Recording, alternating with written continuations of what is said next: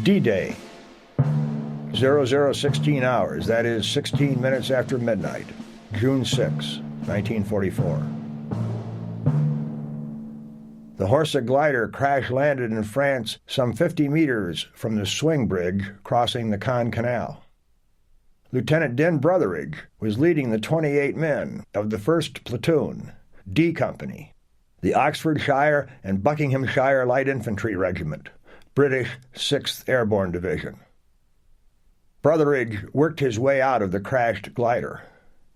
He grabbed Sergeant Bailey, a section leader, and whispered in his ear, "Get your chaps moving." Bailey set off with his group to pitch grenades into the machine gun pillbox known to be beside the bridge. Lieutenant Brotheridge gathered the remainder of his platoon. "Come on, lads," and they began running for the bridge. The German defenders of the bridge, about 50 strong, were not aware that the long-awaited invasion had just begun. As Brotheridge led his men at a fast trot up the embankment and onto the bridge, 17-year-old Private Helmut Romer, one of the 2 German sentries on the bridge, saw the 21 British paratroopers coming at him, their weapons carried at their hips, prepared to fire. Romer turned and ran across the bridge, shouting, "Paratroopers!" at the other sentry as he passed him. That sentry pulled out his Lucht pistol and fired a flare. Brotheridge fired a full clip of 32 rounds from his Sten gun. Those were the first shots fired by the 175,000 British, American, Canadian, Free French, Polish, Norwegian, and other nationalities in the Allied Expeditionary Force set to invade Normandy in the next 24 hours. The shots killed the sentry, who thus became the first German soldier to die in defense of Hitler's Fortress Europe. Brotheridge, 26 years old, had been training for this moment for 2 years.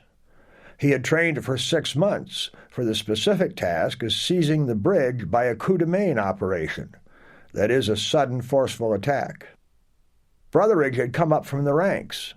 His fellow platoon officers were university graduates, upper class, and a bit uneasy at first because Brotheridge wasn't one of us, you know.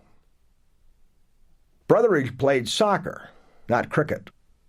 He got on easily with the men and had no sense at all of that vast gulf that so often separates British junior officers from the enlisted men. He would go into the barracks at night, sit on the bed of his batman, Billy Gray, and talk soccer with the lads. He would bring his boots along and shine them as he talked. Private Wally Parr never got over the sight of a British lieutenant polishing his boots while his batman lay back on his bed, gassing on about Manchester United and West Ham and the other soccer teams. Everyone admired Din Brotheridge. He was fair, conscientious, hard-driving, quick to learn, a master at all the weapons in the company, an able teacher and an apt pupil, a natural leader. When Brotheridge was selected as leader of 1st Platoon, the other lieutenants in the company agreed that Din was the right man to lead the first troops to go into action on D-Day. He was among the best the country had produced to fight for its freedom in the life and death struggle. Brotheridge had more at stake in the struggle than most, for he was one of the few married men in D Company, and his wife, Margaret, was 8 months pregnant. So he had an unborn child's future on his mind during the flight over the English Channel. When Brotheridge began to dash across the bridge, the German garrison was sleeping at its post. But Private Helmut Romer's shout, the Lucht pistol flare, and the firing by Brotheridge from his Sten gun all combined to wake the German troops. They manned their machine guns and got into the slit trenches on both sides of the bridge and began firing from their machine guns, their rifles, and their carbines. Brotheridge, almost across the bridge, his platoon following, the men firing from their hips, pulled a grenade out of his pouch and threw it at the machine gun pit to his right. As he threw the grenade, he was knocked over by the impact of a bullet in his neck. He fell forward. His platoon ran past him, with 2 other platoons from 2 other gliders close behind. The men of D Company cleared out the machine gun pits and the slit trenches in short order. By 0021 hours, 5 minutes after the assault began, the enemy in the immediate vicinity of the bridge had either been killed or had run off. Private Wally Parr went looking for Brotheridge, who was supposed to set up his command post at a cafe beside the bridge. He found Brotheridge lying on the ground in the road opposite the cafe. His eyes were open and his lips were moving, but Parr could not make out what he was saying. Parr thought, what a waste. All the years of training we put in to do this job, it lasted only seconds, and there he lies. Stretcher bearers carried Brotheridge back across the bridge to an aid station. The company doctor, John Vaughan, found the wounded lieutenant. Vaughan said he was laying on his back, looking up at the stars and looking terribly surprised, just surprised. Vaughan gave Brotheridge a shot of morphine and began to dress the bullet hole in the middle of his neck. Before he could complete the first aid, Brotheridge died. He was the first Allied soldier to be killed by enemy fire on D-Day. Midnight, the start of D-Day. Lieutenant Robert Mason Mathias was riding in a C-47 Dakota over the English Channel, headed toward the Cotentin Peninsula of Normandy. Mathias was the leader of the 2nd Platoon, E Company, 508th Parachute Infantry Regiment, U.S. 82nd Airborne Division. 2 hours later, the plane was over France and starting to take some flak from German guns. At 2:27, Mathias saw the red light go on over the open door of the plane, the signal to get ready. He hooked a clip from his parachute to the static line running down the middle of the roof of the aircraft. Mathias called out to the 16 men behind him, "Stand up and hook up!" He stepped to the open door, ready to jump the instant the pilot decided the plane was over the drop zone and turned on the green light. From below, the Germans were firing furiously at the air armada of 822 C-47s carrying the 82nd and 101st Airborne Divisions into battle. 20mm four-barreled anti-aircraft guns filled the sky with explosions. Machine gun tracers, green, yellow, red, blue, white, arched through the sky. The sight was awesome. Nearly every paratrooper thought this was the grandest 4th of July fireworks display he had ever seen. And the sight was terrifying. For every visible tracer, there were 5 unseen bullets. Unseen but not unheard, the bullets rattled against the wings of the C-47s, sounding like rocks being shaken in a tin can. Flying at less than 1,000 feet and slower than 120 miles per hour, the planes made easy targets. Looking out the door, Lieutenant Mathias could see an intense fire raging. A hay barn on the edge of the village of St. Mère-Église had caught fire, probably from a spent tracer, and was burning fiercely, illuminating the horizon. The pilot was attempting to escape the flak by turning first this way and then that, spilling them in. Those behind Mathias were calling out, "Let's go! For Christ's sake, let's go! Jump, damn it, jump!" As machine gun bullets came up through the fuselage, the men instinctively put their hands over their crotches. They had made a dozen or more practice jumps. Never had it occurred to them that they would be so eager to get out of an airplane in flight. Mathias had his hands on the outside of the doorway, ready to propel himself into the night the instant the green light went on. A shell burst just beside him. Red-hot flak ripped through his reserve chute, into his chest, knocking him off his feet. But with a mighty effort, he began to pull himself back. The green light went on. He regained his feet and got back to his post at the door. That was the kind of action his men had learned to expect from Bob Mathias. Long and lanky, 6'1", 175 pounds, he was in superb condition, all raw bone and muscle, strong enough to survive a blow that would have felled an ox, and to recover almost instantly. At 28 years of age, Mathias was 5 or so years older than the other lieutenants in the 508th, and he was immensely popular with his platoon and fellow officers. For 2 years he had been preparing himself and his platoon for this moment. He was known to be absolutely fair and totally dedicated. He was the best boxer in the regiment and the best marcher. On one 25-mile march, when everyone was pushing to the limit, one of his men gave out. Matthias picked him up and carried him the last 3/4 of a mile home. Matthias was a devout Catholic. He went to Mass as often as possible and did all he could to make church attendance convenient for his men. He never swore. His company commander said of him, "He can more than hold his own with the toughest man alive, yet you won't ever hear him use hell or damn." When a man in the 2nd platoon had a problem, Matthias could sense it. He would discreetly offer his counsel, but he never intruded. One of his privates said of him, he made allowances, but he never compromised his standards. He seemed deeply hurt on the few occasions we failed to meet his expectations, but he never lost his temper. Matthias had prepared himself in every way possible for the upcoming struggle. He was a student of military history. He had mastered every weapon and skill necessary to a rifle company. He had studied German weapons, organization, and tactics. He had learned the German language well enough to speak it fluently, and he had learned enough French to ask directions.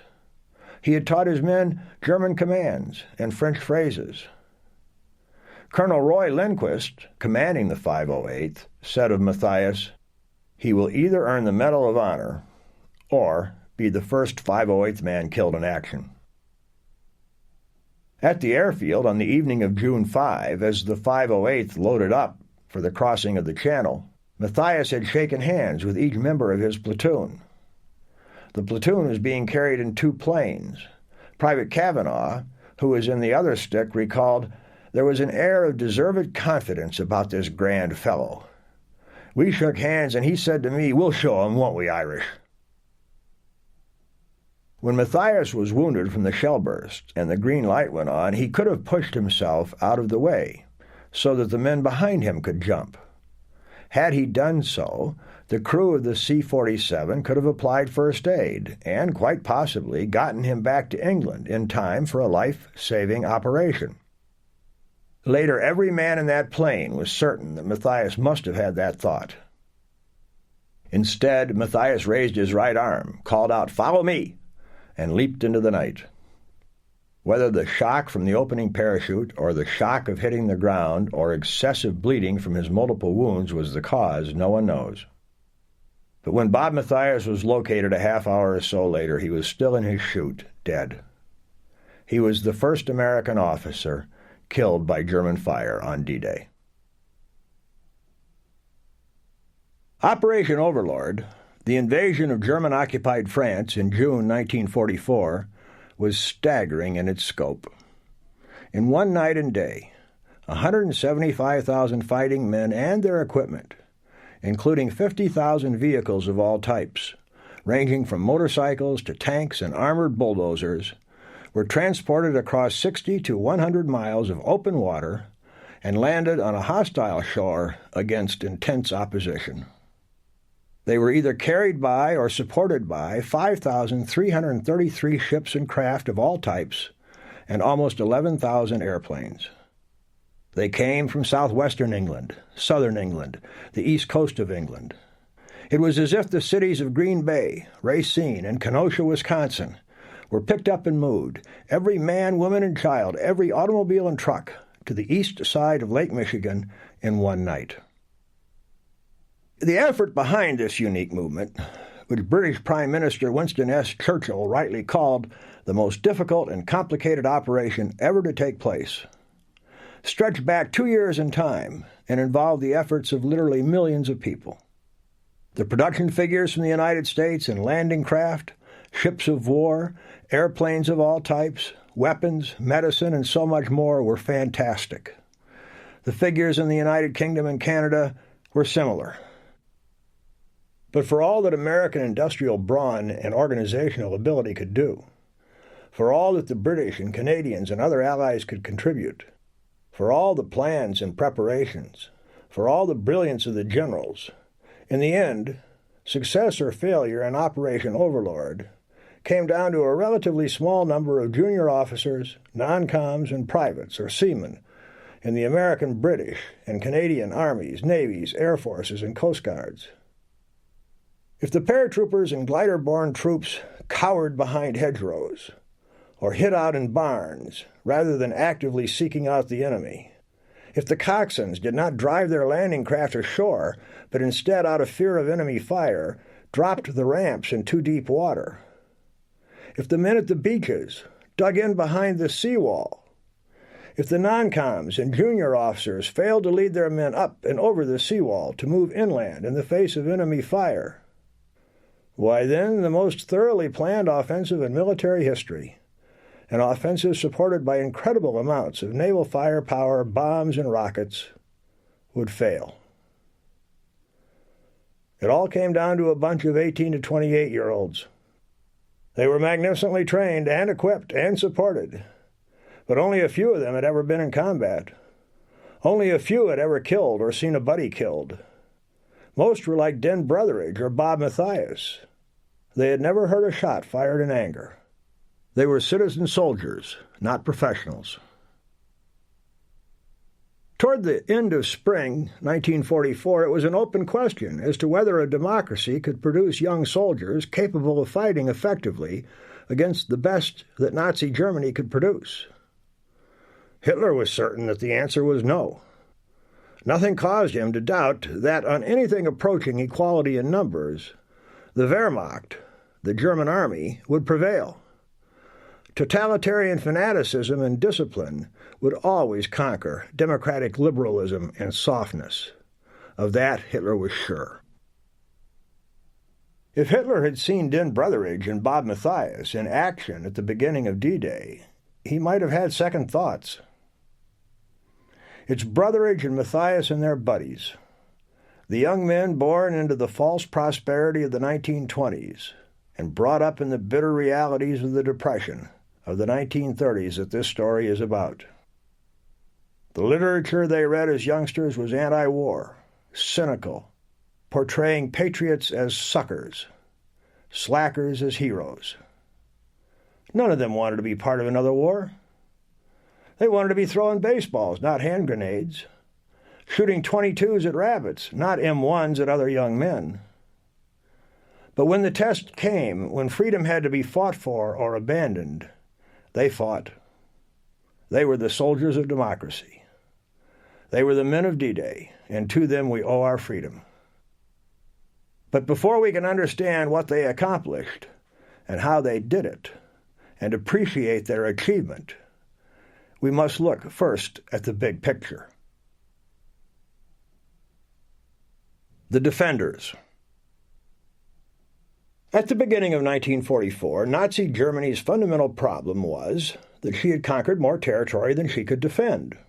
But Hitler had a conqueror's mentality, and he insisted on defending every inch of occupied soil. To carry out such orders, the Wehrmacht relied on improvisations, of which the most important were conscripted foreign troops, school-age German youths, and old men, along with fixed defensive positions. The Wehrmacht also changed its tactical doctrine and weapons design. It transformed itself from the highly mobile Blitzkrieg Army of 1940 and 1941 into the ponderous, all but immobile Army of 1944 that featured heavy, slow tanks and dug-in infantry. Like everything else that happened in Nazi Germany, this was Hitler's doing. In July 1943, the Wehrmacht launched its last offensive on the Eastern Front, at Kursk. The Red Army stopped it cold, inflicting horrendous casualties. From Kursk on, Hitler had no hope of winning a military victory against the Soviet Union. But that did not mean his cause was hopeless. Between August 1939 and June 1941, the Nazi and Soviet empires had been partners, joined together in an alliance based on the division of Eastern Europe between them. To return to that situation, Hitler had to persuade Stalin that the Wehrmacht was still capable of inflicting unacceptable casualties on the Red Army. To do that, Hitler needed more fighting men and machines. To get them, he had to strip his Western Front. To do that, he had to hurl the forthcoming invasion back into the sea. That's why D-Day was critical. In a November 3, 1943 Führer directive, Hitler explained it all with crystal clarity. For the last 2.5 years, the bitter and costly struggle against Bolshevism has made the utmost demands upon the bulk of our military resources and energies, he said. The situation has since changed. The threat from the east remains, but an even greater danger looms in the west, the Anglo-American landing. In the east, the vastness of the space will, as a last resort, permit a loss of territory even on a major scale, without suffering a mortal blow to Germany's chance for survival. Not so in the west. If the enemy here succeeds in penetrating our defense on a wide front, consequences of staggering proportions will follow within a short time. What he meant was that a successful Anglo-American offensive in 1944 would pose a direct threat to Germany's industrial heartland, the Rhine-Ruhr region. Thus Hitler declared it was on the French coast that the decisive battle would be fought. On March 20, he told his principal commanders in the West, "The destruction of the enemy's landing attempt means more than a purely local decision on the Western Front. It is the sole decisive factor in the whole conduct of the war, and hence in its final result.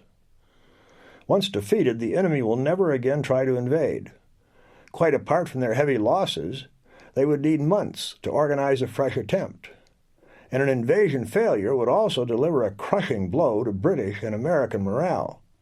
For one thing, it would prevent Roosevelt from being re-elected. With any luck, he'd finish up in jail somewhere. For another, war weariness would grip Britain even faster. And Churchill, already a sick old man with his influence waning, wouldn't be able to carry through a new invasion operation.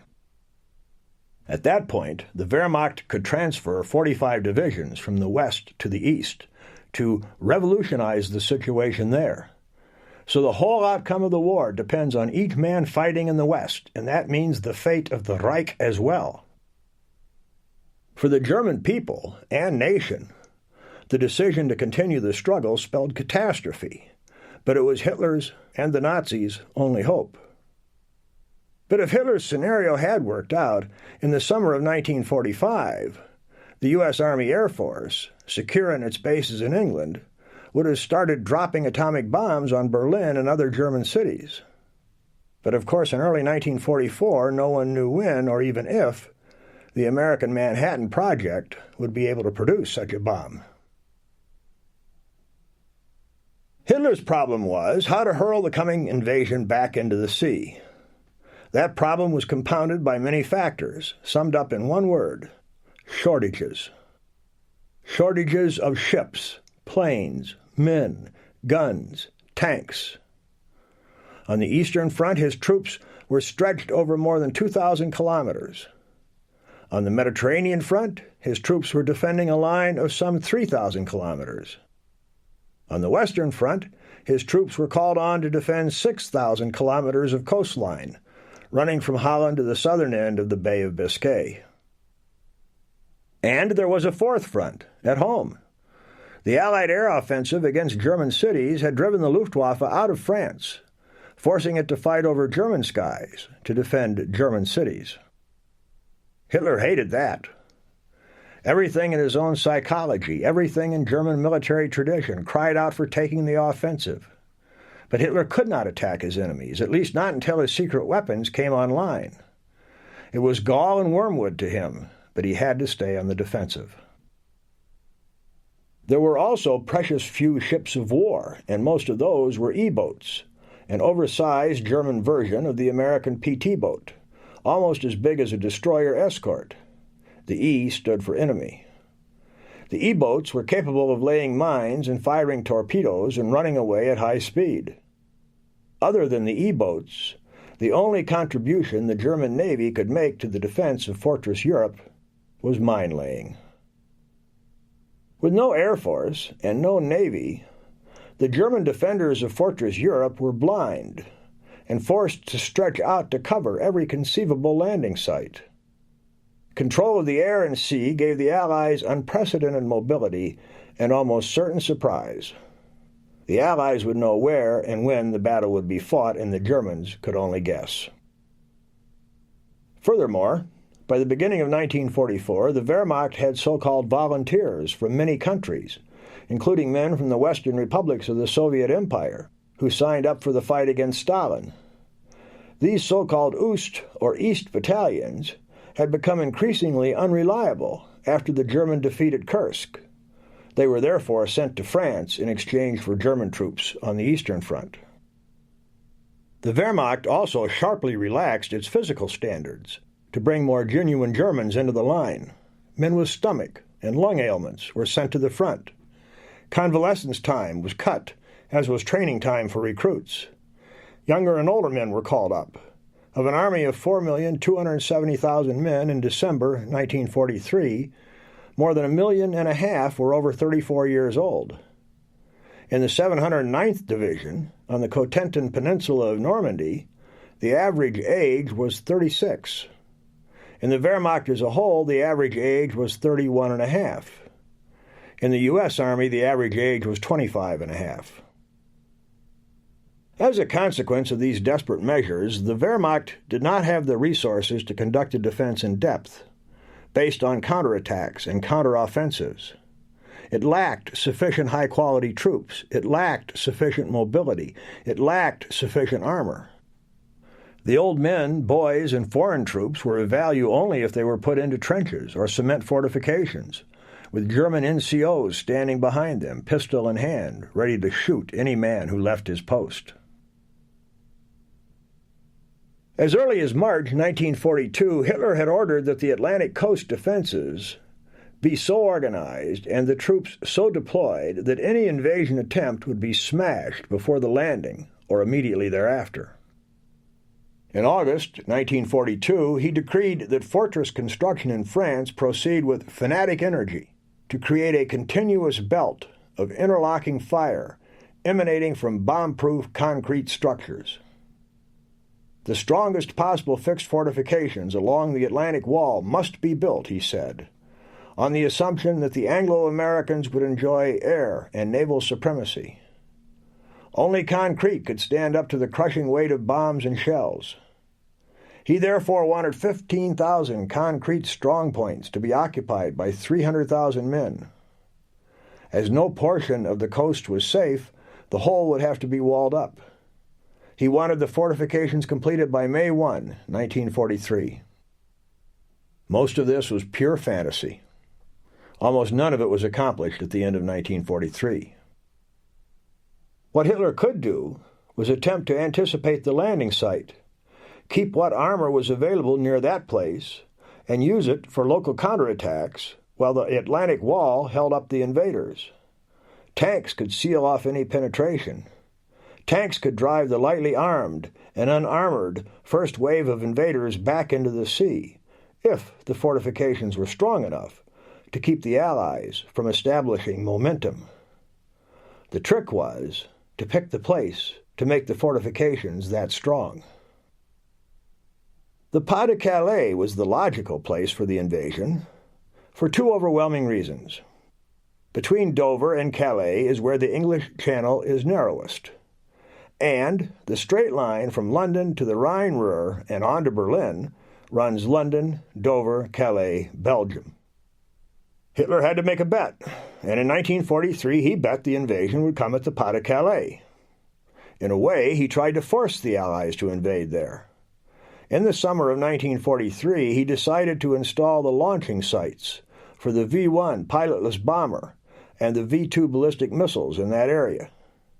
He believed that whatever the Allies' previous plans might have been, the V-weapons would be so dangerous as to force them to attack directly in the Pas de Calais in order to overrun the launching sites.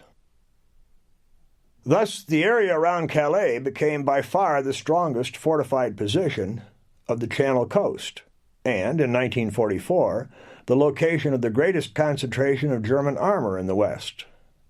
It was there that the Atlantic Wall came closest to what German propaganda claimed it was, an impregnable fortress.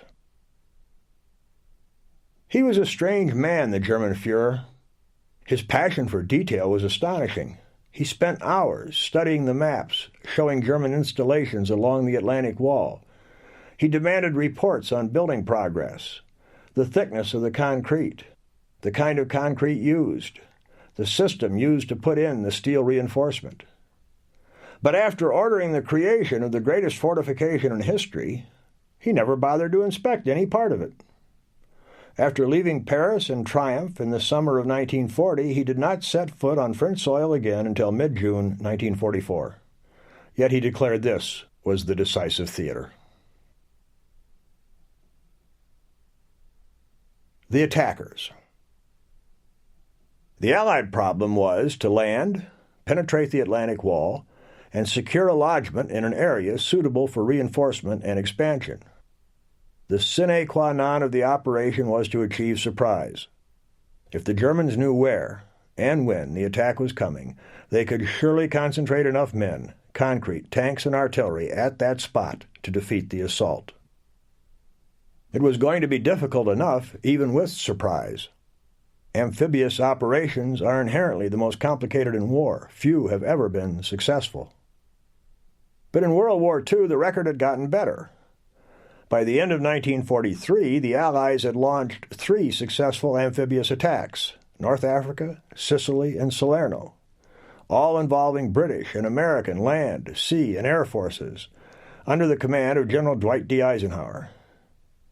None of the coastlines, however, had been fortified.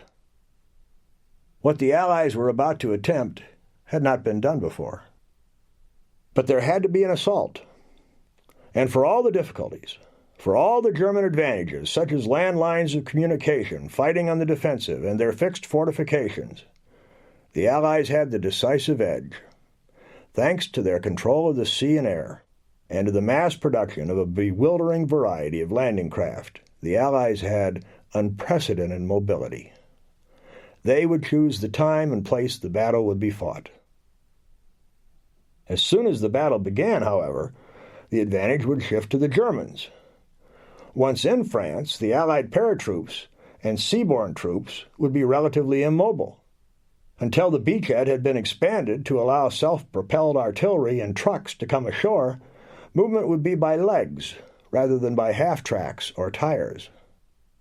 The Germans, meanwhile, could move to the sound of the guns by road and rail, and by spring 1944, they would have 50 infantry and 11 armored divisions in France.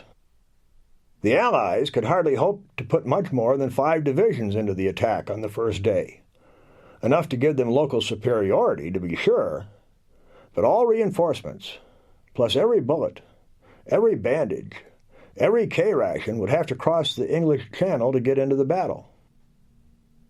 So the Allies really had 2 problems: getting ashore and winning the battle of the build-up. Once they had established a secure beachhead and developed enough room to deploy inland, the weapons being produced in massive quantity in the United States could be brought into France, sealing the German fate. To win the battle of the build-up, the Allies could count on their vast air fleets to hamper German movement. But interdiction would be effective only in daylight and good weather. Far more effective would be to immobilize the panzer divisions through trickery, fooling the Germans, not only in advance of the attack, but making them believe that the real thing was a feint. That requirement would be the key factor in selecting the invasion site. Whatever site was selected, the assault would be a direct frontal attack against prepared positions. How to do that successfully at an acceptable cost was a problem. The Allied planners decided that surprise was more important than a lengthy bombardment, so they limited the pre-assault bombardment to a half hour or so, in order to ensure a surprise. In an amphibious assault, the attacking infantry would have to struggle up out of the water and across wet sand, which would hamper their equipment and agility. And how would they get from transport ships suitable for bringing them across the channel to the shore itself? At the beginning of World War II, no one knew. The British got started on a solution in 1941 with the landing ships and craft for tanks. The LST, or landing ship tank, was as big as a light cruiser, 327 feet long, displacing 4,000 tons. But it was flat-bottomed and thus hard to control in any kind of sea. It was capable of grounding and discharging tanks or trucks on beaches. It could carry dozens of tanks and trucks in its cavernous hold, along with small landing craft on its deck.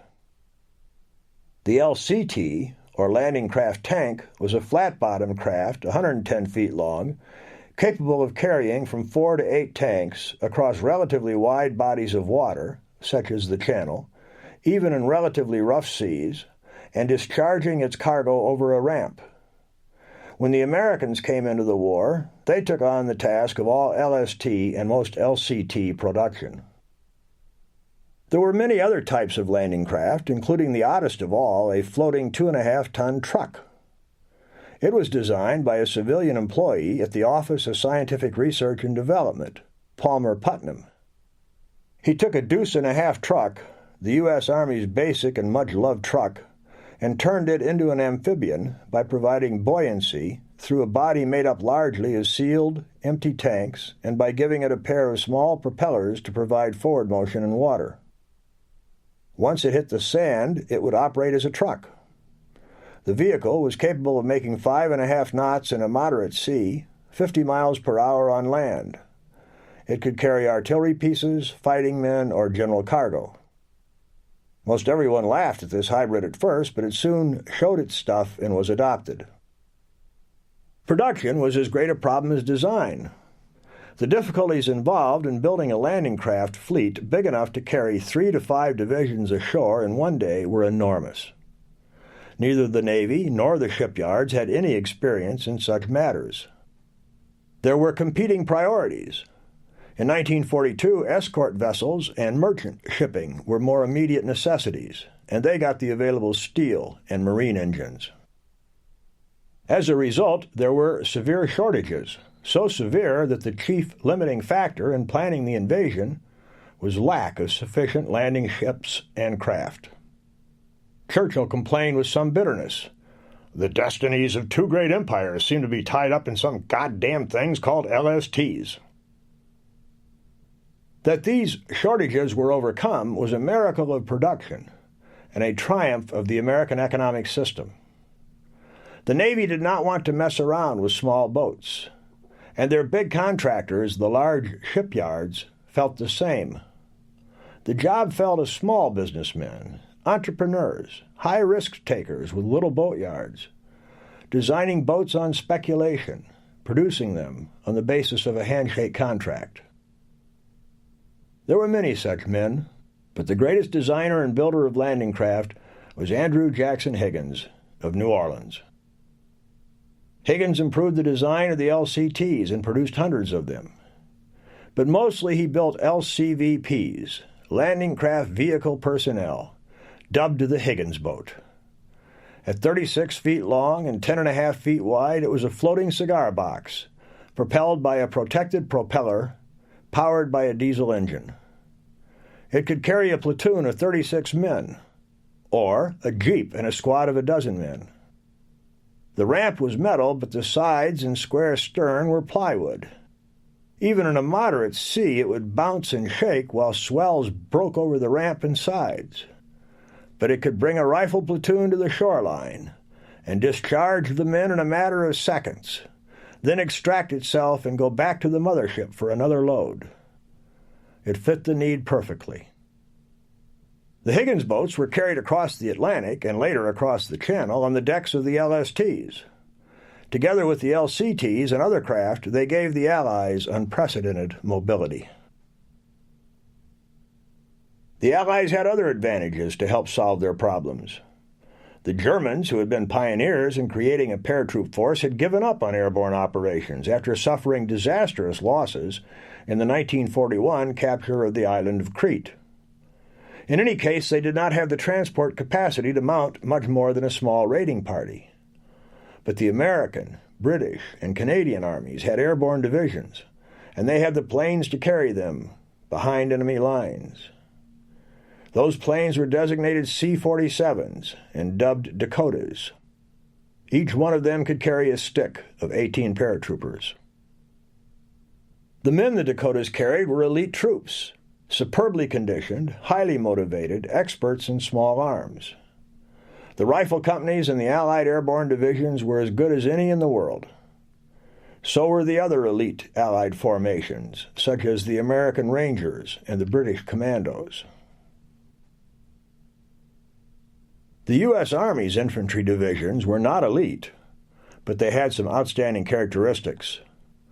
Although they were made up primarily of conscripted troops, there was a vast difference between American draftees and their German counterparts.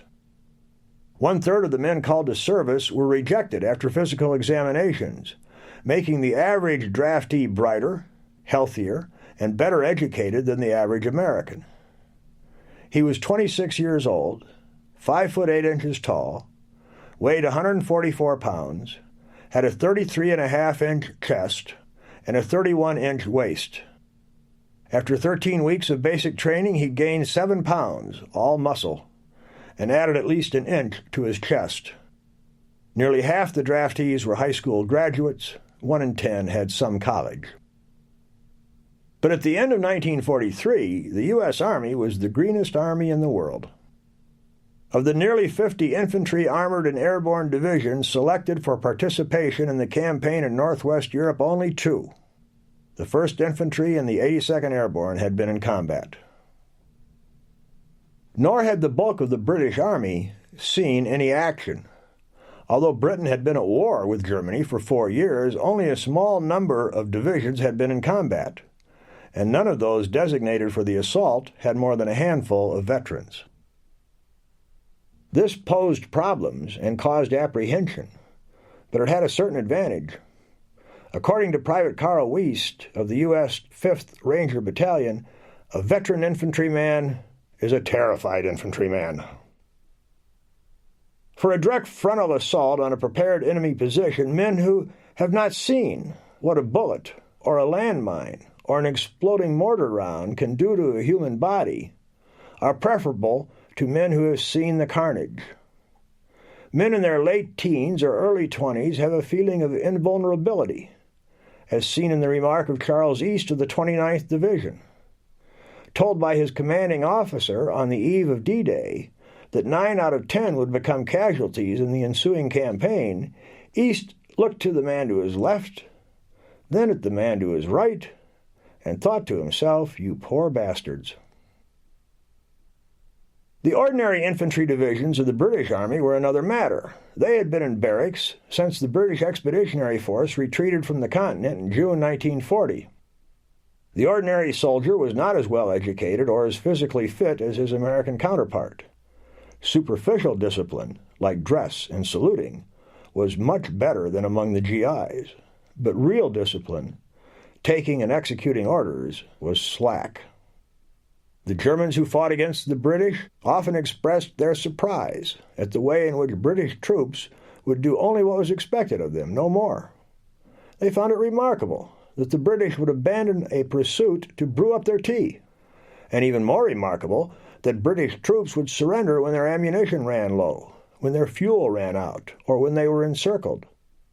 General Bernard Law Montgomery, commander of the 8th Army, wrote, "The trouble with our British lads is they are not killers by nature." One reason for the shortcomings of the World War II British Army was inferior weaponry. British tanks, trucks, artillery, and small arms were not as good as those of their enemies, or of their American partners. Another reason was the way in which the poison of pacifism had eaten into the souls of British youth after the catastrophes of the Somme, Flanders, and elsewhere in World War I. And, of course, the senior officers of the British Army of World War II were survivors of the trenches of World War I. They had nightmares from the experience. They mistrusted offensive action in general, direct frontal assaults even more.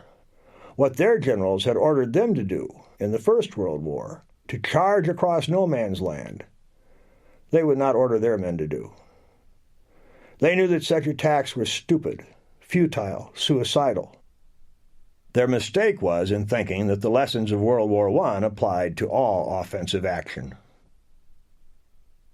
On the eve of the invasion, Britain had reached her manpower limits. The British Army could not afford heavy losses. There was no way to make them up. But it was precisely this point that infuriated Americans. In their view, The way to minimize casualties was to take risks, to win the war as soon as possible, not to exercise caution in an offensive action. Something else irritated the Americans, the supercilious contempt for all things American that some British officers could not help displaying. Most British officers regarded the Americans as neophytes in war, who were blessed with great equipment in massive quantities and superbly conditioned but inexperienced enlisted men.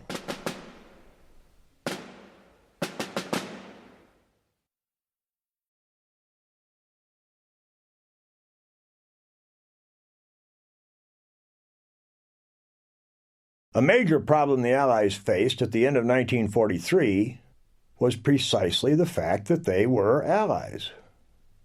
"Give me allies to fight against," said Napoleon, pointing to an obvious truth. The Yanks got on British nerves. The Limeys got on American nerves. As the American army in Britain began to grow in anticipation of the invasion, this friction increased. According to the British, the trouble with the Yanks was that they were overpaid, oversexed, and over here. The GIs responded that the trouble with the Limeys was that they were underpaid, which was true, and undersexed, which tended to be true, as British girls naturally went to the GIs, who had money to throw around and were billeted in villages rather than segregated in isolated barracks. Against the untested, cocky, damn the torpedoes full steam ahead American army and the war-weary, too cautious British army, the Germans could put into the battle troops who had assumed a mythical quality as the best fighting man not only in that war, but in almost any war ever fought. That judgment is wrong. The Wehrmacht had many fine units and many outstanding soldiers, but they were not supermen. Not even the Waffen-SS elite troops of 1944 and 45 were much, if any, better than ordinary Allied troops.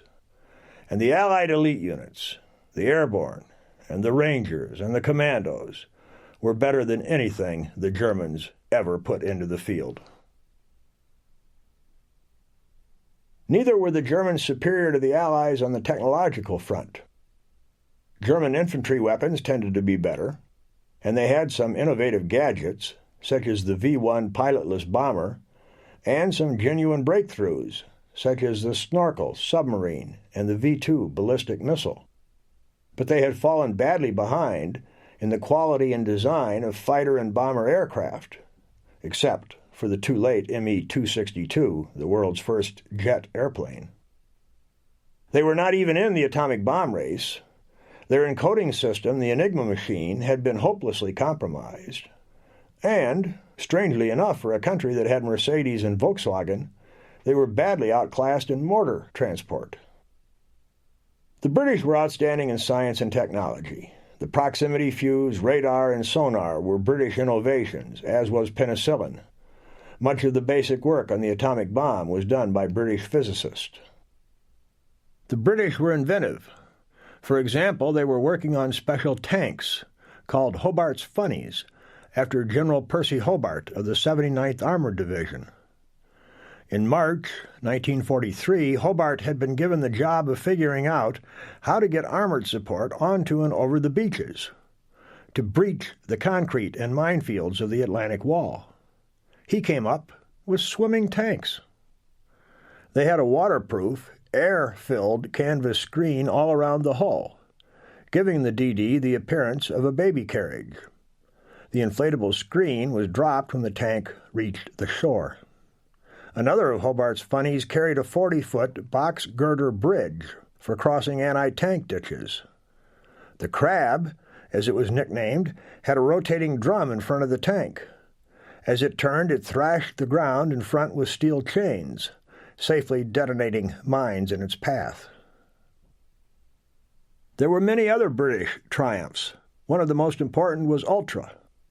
Ultra was the code name for the system of breaking the German Enigma encoding machine. From 1941 onward, the British were reading significant portions of German radio traffic, giving the Allies a generally accurate and occasionally exact and total picture of the enemy order of battle.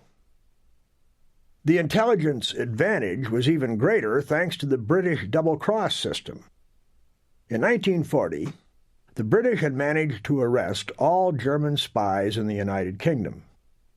These spies were turned, that is, persuaded at the point of a gun to operate as double agents.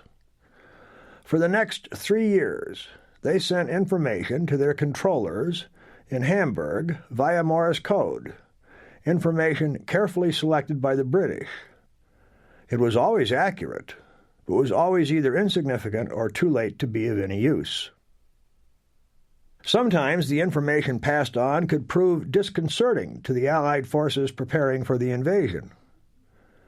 American troops liked to listen to Axis Sally on the radio.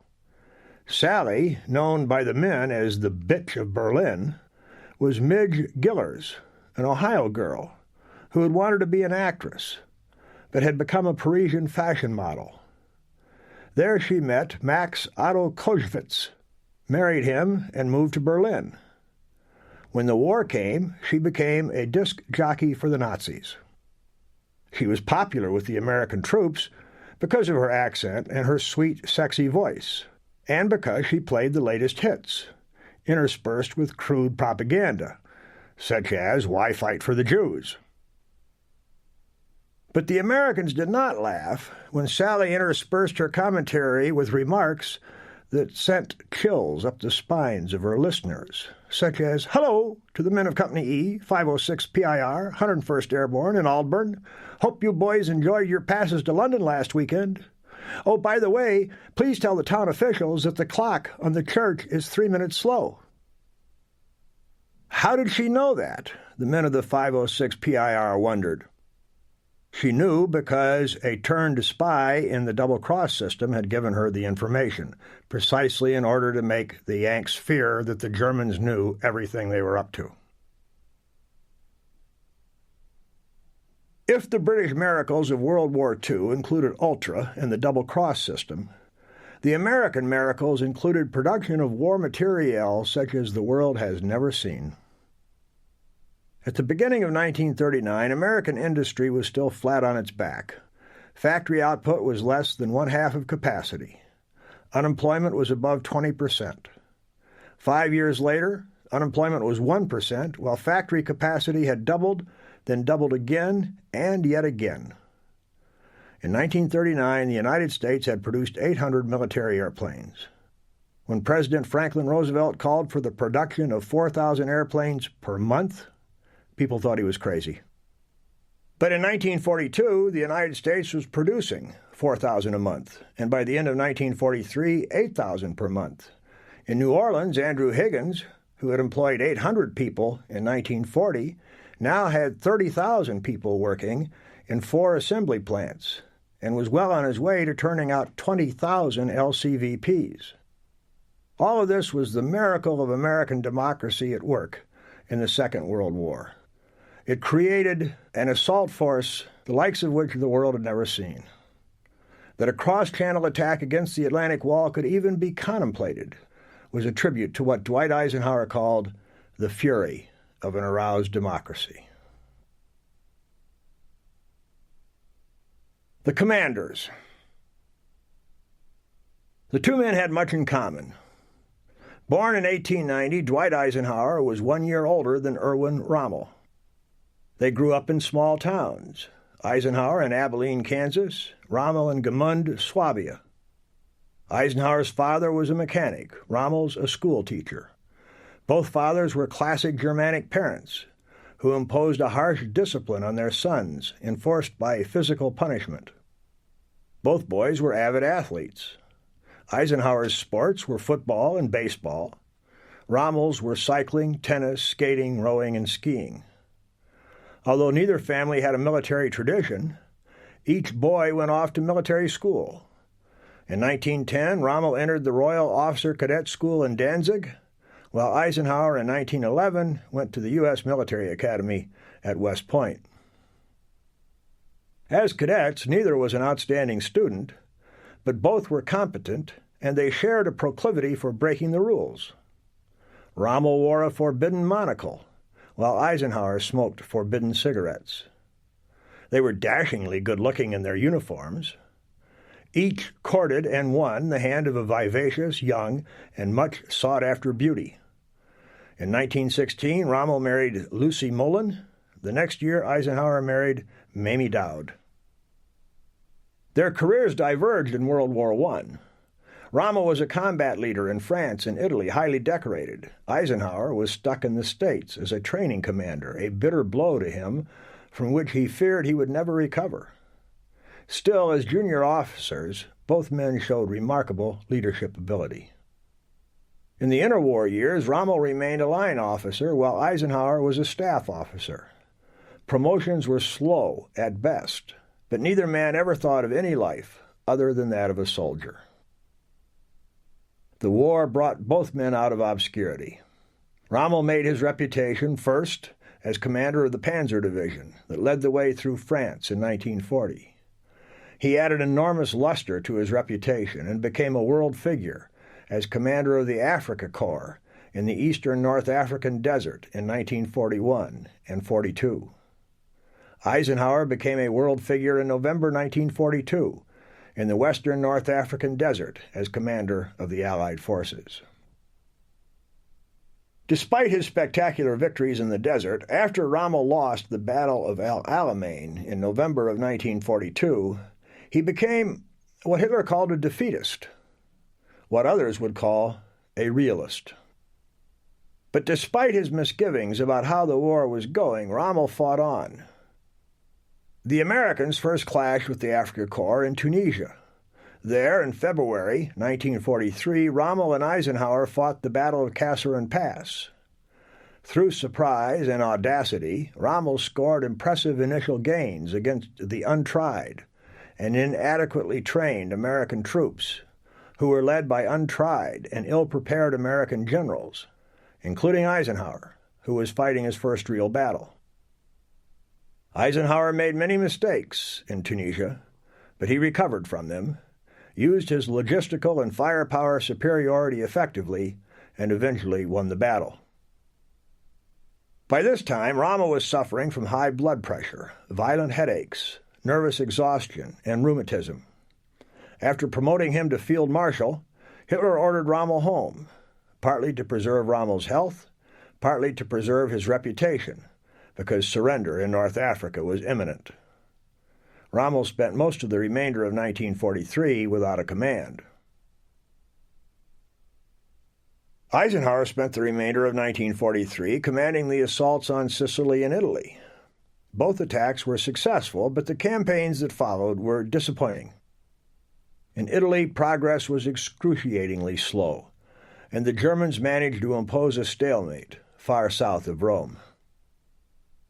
Despite the disappointments and personal exhaustion, Eisenhower was consistently optimistic. He wrote his wife, "When pressure mounts and strain increases, everyone begins to show the weakness in his makeup. It's up to the commander to conceal his, above all to conceal doubt, fear, and distrust." How well Eisenhower was able to do so was indicated by a member of his staff who wrote, "He was a living dynamo of energy, good humor, amazing memory for details, and amazing courage for the future." Eisenhower had made a study of leadership, which, in his view, was not an art but a skill to be learned. He declared, "The one quality that can be developed by studious reflection and practice is the leadership of men." He wrote that it was at his first command post in Gibraltar in early November 1942 that he first realized how inexorably and inescapably strain and tension wear away at the leader's endurance, his judgment, and his confidence. No matter how bad things got, no matter how anxious the staff became, the commander had to preserve optimism in himself and in his command. With this clear realization, I firmly determined that my mannerisms and speech in public would always reflect the cheerful certainty of victory, that any pessimism and discouragement I might ever feel would be reserved for my pillow. There were striking differences between Rommel and Eisenhower. Rommel was impatient with the difficulties of logistics and administration, while Eisenhower, for almost 2 decades a staff officer, was a master at both. Rommel tended toward arrogance, while Eisenhower carefully cultivated an image of himself as a simple Kansas farm boy trying to do his best. Rommel did not like his Italian allies, indeed hardly tried to hide his contempt for them, while Eisenhower had a genuine liking for his British allies and did all he could to ensure smooth cooperation with them. Rommel often allowed his temper to flare with his staff, as did Eisenhower, and found it hard to delegate authority, an area in which Eisenhower was his exact opposite. Rommel was a loner, a solitary genius, a general who led by inspiration and intuition. Eisenhower was a team player, a manager of vast enterprises, a general who led by deciding what was the best plan after careful consultation with his staff and field commanders, and then getting everyone behind the plan. On the battlefield, Rommel was an aggressive risk-taker, Eisenhower a cautious calculator. Rommel won battles through brilliant maneuvering, Eisenhower by overwhelming the enemy. As Rommel always commanded forces that were inferior in numbers and firepower, his method was appropriate to his situation. As Eisenhower always commanded forces that were superior, so was his. Perhaps they would have acted differently had their situations been reversed, but that can be doubted. The way they exercised command fit their personalities. For all these differences, they had some remarkable similarities. Each general had a strong, happy marriage and used letter writing to his wife as an opportunity to find some peace and quiet in the midst of the war raging all around them. Each general had one son, and each general hated what the war made him do. Rommel and Eisenhower wanted to build, not destroy, to nurture life, not snuff it out. In late October 1943, General Alfred Jodl, chief of operations at the German High Command, suggested to Hitler that Rommel be given tactical command in the West, under Field Marshal Gerd von Rundstedt, who was commander-in-chief in the West. Rundstedt was Germany's senior serving field marshal, at 69, much too old to command in battle. He was short of energy and short of supplies. So although he had been charged with building an impregnable Atlantic wall, outside of the Pas de Calais and other port areas, little had been done. Jodl's idea was that Rommel would provide the badly needed drive to get on with the work. Typically, Hitler temporized. He did not give Rommel tactical command for the invasion battle, but he did order him to make an inspection of the Atlantic wall and report back to him. Rommel spent the middle 2 weeks of December on his inspection tour, traveling from the North Sea to the Pyrenees Mountains. He was shocked by what he saw. He denounced the Atlantic Wall as a farce, calling it a figment of Hitler's Wolkenkuckucksheim, cloud cuckoo land, an enormous bluff, more for the German people than for the enemy, and the enemy, through his agents, knows more about it than we do. Drawing on his experience in North Africa, Rommel told his chief engineering officer, General Wilhelm Mies, that Allied control of the air would prevent the movement of German reinforcements to the battle area. "Our only possible chance will be at the beaches," Rommel said. "That's where the enemy is always weakest." As a start on building a genuine Atlantic wall, Rommel said, "I want anti-personnel mines, anti-tank mines, anti-paratroop mines. I want mines to sink ships and mines to sink landing craft. I want some minefields designed so that our infantry could cross them but no enemy tanks. I want mines that detonate when a wire is tripped, mines that explode when a wire is cut, mines that can be remote controlled, and mines that will blow up when a beam of light is interrupted." Rommel predicted that the Allies would launch their invasion with aerial bombings, naval bombardments, and airborne assaults, followed by seaborne landings. No matter how many millions of mines were laid, he felt that the fixed defenses could only hold up the assault, not turn it back. It would take a rapid counterattack on D-Day itself by mobile infantry and panzer divisions to do that. So those units had to be moved close to the coast, to be in position to deliver the decisive counterattack. On this critical issue, Commander-in-Chief Rundstedt disagreed. Rundstedt wanted to let the Allies move inland, then fight the decisive battle in the interior of France, well out of range of the heavy guns of the British and American battleships and cruisers. Rommel's riposte that Allied air power would make movement inland difficult, if not impossible, ignored Rundstedt's point that by fighting on the beach, the Germans would be putting themselves under the guns of the Allied fleet. Despite their disagreement, Rommel and Rundstedt got on well together, and in any case, they were agreed that the attack would most likely come at the Pas de Calais. Rundstedt recommended that Rommel's Army Group B headquarters be given command of the 15th and 7th Armies, stretching from Holland to the Loire River in southern Brittany. Hitler agreed. On January 15, 1944, Rommel took up his new command. At the end of November 1943, Roosevelt and Churchill and their staffs went to Tehran, Iran, for a meeting with Stalin. The Soviet leader wanted to know about the Second Front, promised to him in 1942 and then again in 1943, but still not there. Roosevelt assured him that this time the invasion was definitely on for the spring of 1944. It even had a code name, selected by Churchill from a list kept by the British Chiefs of Staff. That code name was Overlord. Stalin, delighted, demanded to know who's in command. Roosevelt replied, "The appointment has not yet been made." Stalin said, "In that case, I don't believe you're serious about this operation." Roosevelt promised to make the selection in 3 or 4 days. Roosevelt was reluctant to make his decision. He wanted to pick General Marshall, but then who would serve as Chief of Staff? Finally, he made up his mind. As the last meeting was breaking up, Roosevelt asked Marshall himself to write a message to Stalin. As Roosevelt dictated, Marshall wrote, "The immediate appointment of General Eisenhower to the command of Operation Overlord has been decided upon." It would thus appear that Eisenhower was selected for negative reasons, that is, that no one could replace Marshall in Washington. But there were manifold positive reasons for Eisenhower's selection. He had commanded 3 successful invasions, all of them joint operations involving the British and American air, sea, and land forces. And he got on well with the British, and they with him, which was critical. General Montgomery said of Eisenhower, "His real strength lies in his human qualities. He has the power of drawing the hearts of men towards him as a magnet attracts the bit of metal. He merely has to smile at you, and you trust him at once."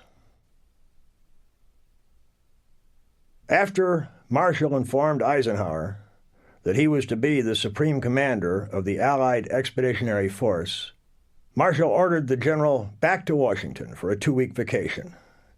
Eisenhower reluctantly agreed, and then in January 1944 he flew over to London to take up his command at precisely the same time that Rommel was taking on his responsibilities in France. Eisenhower immediately complained that having his headquarters in the city of London was distracting. Within 2 weeks he had moved that headquarters to Bushy Park outside the city, with much grumbling from his staff because now they were living in tents instead of hotels. When Rommel went to Paris at the beginning of January 1944 to meet with Rundstedt, who was living in considerable splendor in the Hotel George V, the city of Paris seemed to Rommel like a Babel. He moved his headquarters to the sleepy village of La Roche-Guyon, located on the Seine River, some 60 kilometers downstream from Paris, over the strenuous objections of his staff. The 2 generals set a pace that left other men in their early 50s panting and exhausted.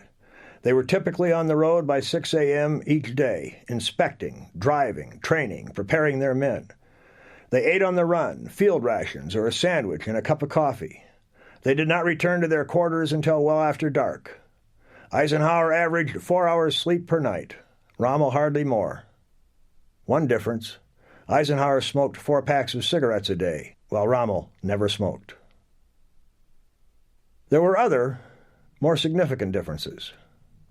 Although both men were full of resolve, the defender could not keep his doubts out of his mind. while the attacker refused to entertain any doubts at all. On January 17, Rommel wrote to his wife Lucy, "I think we're going to win this battle for the defense of the West, for certain, provided we get enough time to set things up." For Eisenhower, there were no provideds, only challenges. On January 23rd, he told his superiors on the combined chiefs of staff, "Every obstacle must be overcome, every inconvenience suffered, and every risk run to ensure that our blow is decisive. We cannot afford to fail." One factor in Rommel's pessimism was the confused command structure. It was never clear whether he or Rundstedt would control the battle. Worst of all, Hitler wanted to command himself. Hitler kept control of the panzer divisions in his hands. They could be committed to the battle only on his orders, and those were the divisions Rommel was depending on for a first-day counterattack. It was madness. Eisenhower had no such problems. His command was clear-cut, absolute. Every soldier, every airman, every sailor, every unit in the United Kingdom in the spring of 1944 took orders from Eisenhower. Thus did the democracies put the lie to the Nazi claim that democracies are inherently inefficient, dictatorships inherently efficient. A profound difference between Rommel and Eisenhower was that Eisenhower believed with all his heart in the cause he was fighting for.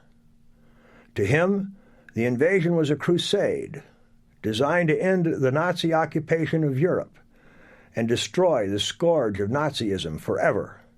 He hated the Nazis and all they represented. Although a German patriot, Rommel was no Nazi, even though at times he had been a toady to Hitler. To Rommel, the coming battle would be fought against an enemy he had never hated and indeed always respected. Rommel approached the battle with professional competence rather than the zeal of a crusader. Where and when? From the beginning, the British had intended to go back onto the continent. 41 was, of course, impossible, so was 42. But by mid-March of 1943, the British were at least ready to begin the planning for such an attack. British Lieutenant General Frederick Morgan was charged by the CCS with working up plans for a cross-channel operation, either in 43 or 1944. By April, it was clear that a 43 attack would be impossible. So in late April, the CCS ordered Morgan to begin planning for a full-scale assault against the continent in 1944 as early as possible. It would be hard to imagine a broader directive. Where could be anywhere between Holland and Brest. As early as possible could be any time between March and September 1944. Morgan put together a staff of British and American officers and went to work. They operated under a number of constraints, the most important which was a shortage of landing craft. Morgan had been allotted only enough landing craft to carry 3 divisions ashore on the first day. Coupled with the assumption that the Germans were certain to improve the fortifications in the Atlantic Wall, that limitation removed all temptation to plan for widely dispersed attacks. From the first, Morgan and his staff committed the Allies to the principle of concentration of force. There would be one invasion site, the American and British and Canadian divisions landing side by side. Where? There were many requirements. The site had to be within range of Allied fighter planes based in the United Kingdom. There had to be at least one major port close at hand that could be taken from the landward side and put into operation as soon as possible. There was no thought of landing where the Atlantic Wall was complete, that is, around the French ports. Therefore, the beaches selected had to be suitable for prolonged unloading operations directly from the landing craft, and have exits for the vehicles, and adequate road nets behind them for rapid, massive deployment inland. Those were tactical requirements. Most of them could be met easily on the French Mediterranean coast or in Brittany. But the strategic requirement was to land as close to the ultimate objective, the Rhine-Ruhr region, as possible. A process of elimination brought the choice down to the Calvados coast of Normandy. The port of Caen, although small, could be captured quickly, probably in the initial assault. There was an airfield just outside Caen, called Carpiquet, that could be captured by airborne assault on the first day. The capture of Caen would cut the railroad and the highway from Paris to Cherbourg, thus simultaneously isolating the Cotentin Peninsula and putting the invaders in a position to threaten Paris. With the site selected, the need now became to know more about the Calvados coast. Already the British had collected an enormous amount of intelligence.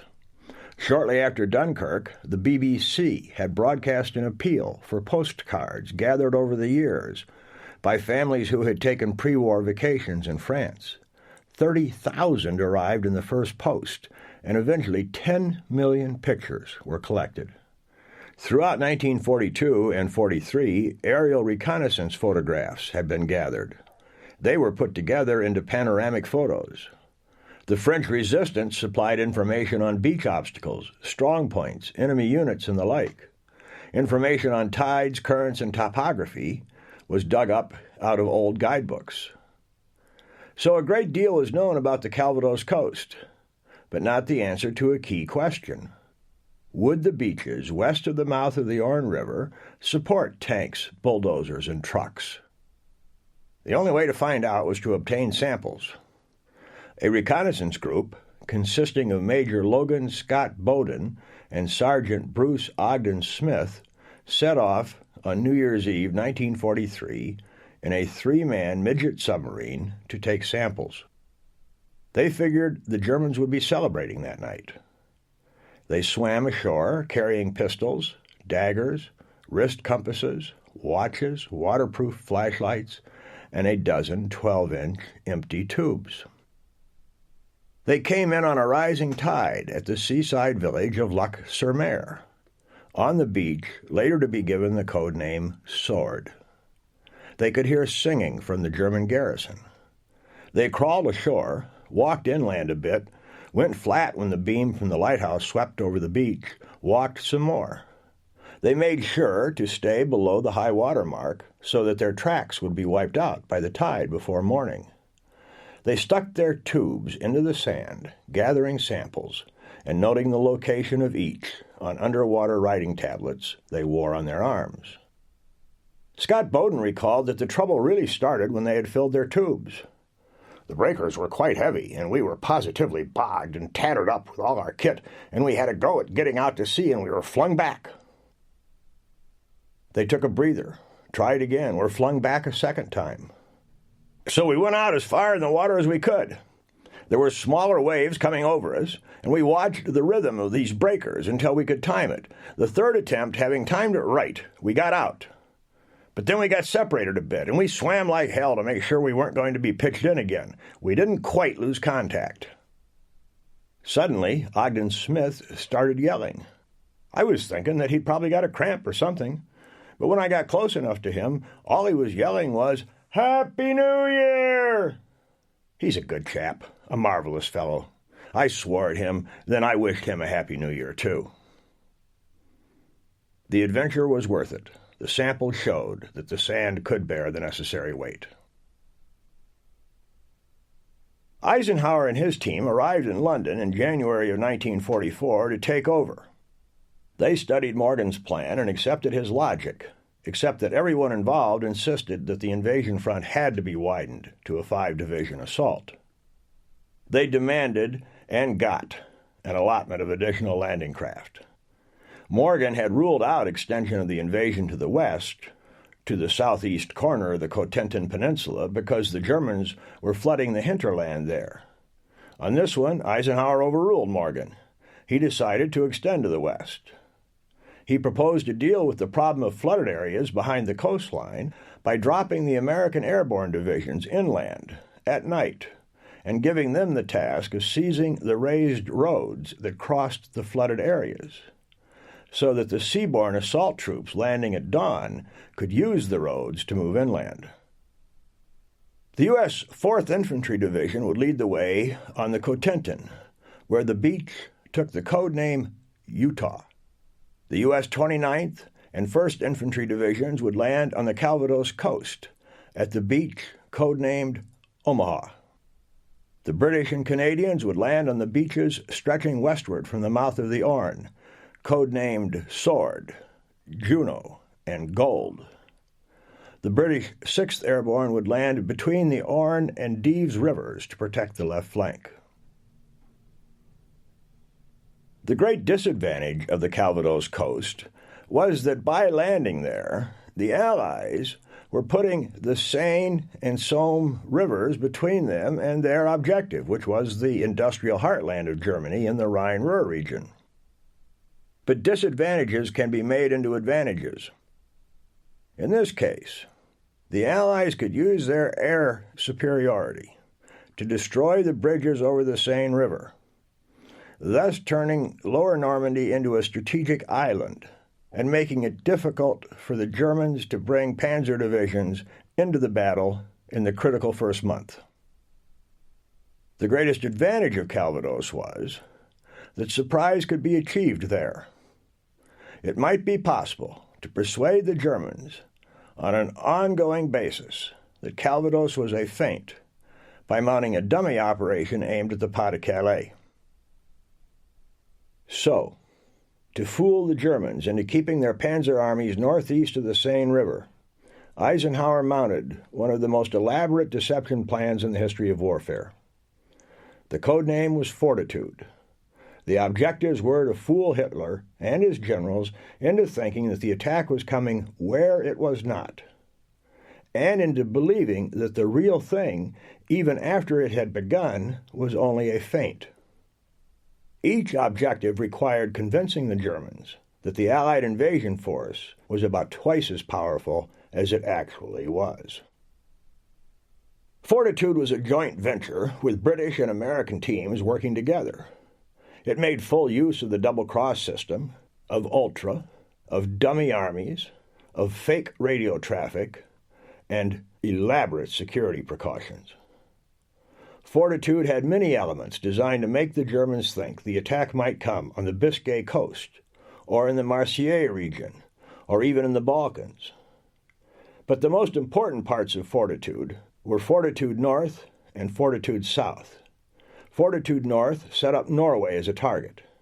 Norway was the site of Hitler's U-boat bases, essential to his only remaining offensive operations, and thus an area he was extremely sensitive about. Fortitude South set up the Pas-de-Calais as the target. Surprise was critical to success. As Eisenhower declared in a February 23, 1944 memorandum, "The success or failure of coming operations depends upon whether the enemy can obtain advance information of an accurate nature." To check on how well Fortitude and security were working, the Supreme Headquarters Allied Expeditionary Force, or SHAEF, known by its acronym SHAEF. SHAEF relied on ultra-intercepts. Week after week, the summaries from these intercepts gave the SHAEF High Command exactly the news it hoped to receive: that the Germans were anticipating an attack on Norway, that they expected diversions in the south of France. Normandy and the Bay of Biscay were possible targets, but they still believed that the main assault, with 20 or more divisions, would come against the Pas-de-Calais. The Germans poured more concrete to make more fortifications in the Pas-de-Calais than anywhere else. They stationed more troops there, backed up by the panzer divisions.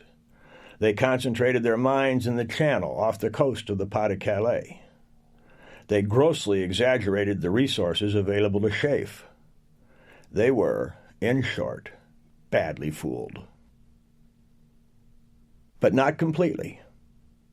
On April 27, German E-boats penetrated an Allied shipping concentration for a practice exercise, codenamed Tiger, and sank 2 LSTs.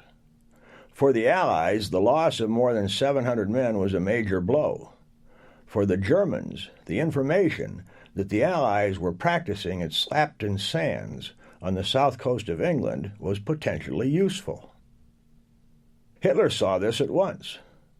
Although he had never been to England, or to the Cotentin or Calvados, he had the most amazing ability to store topographical information in his mind.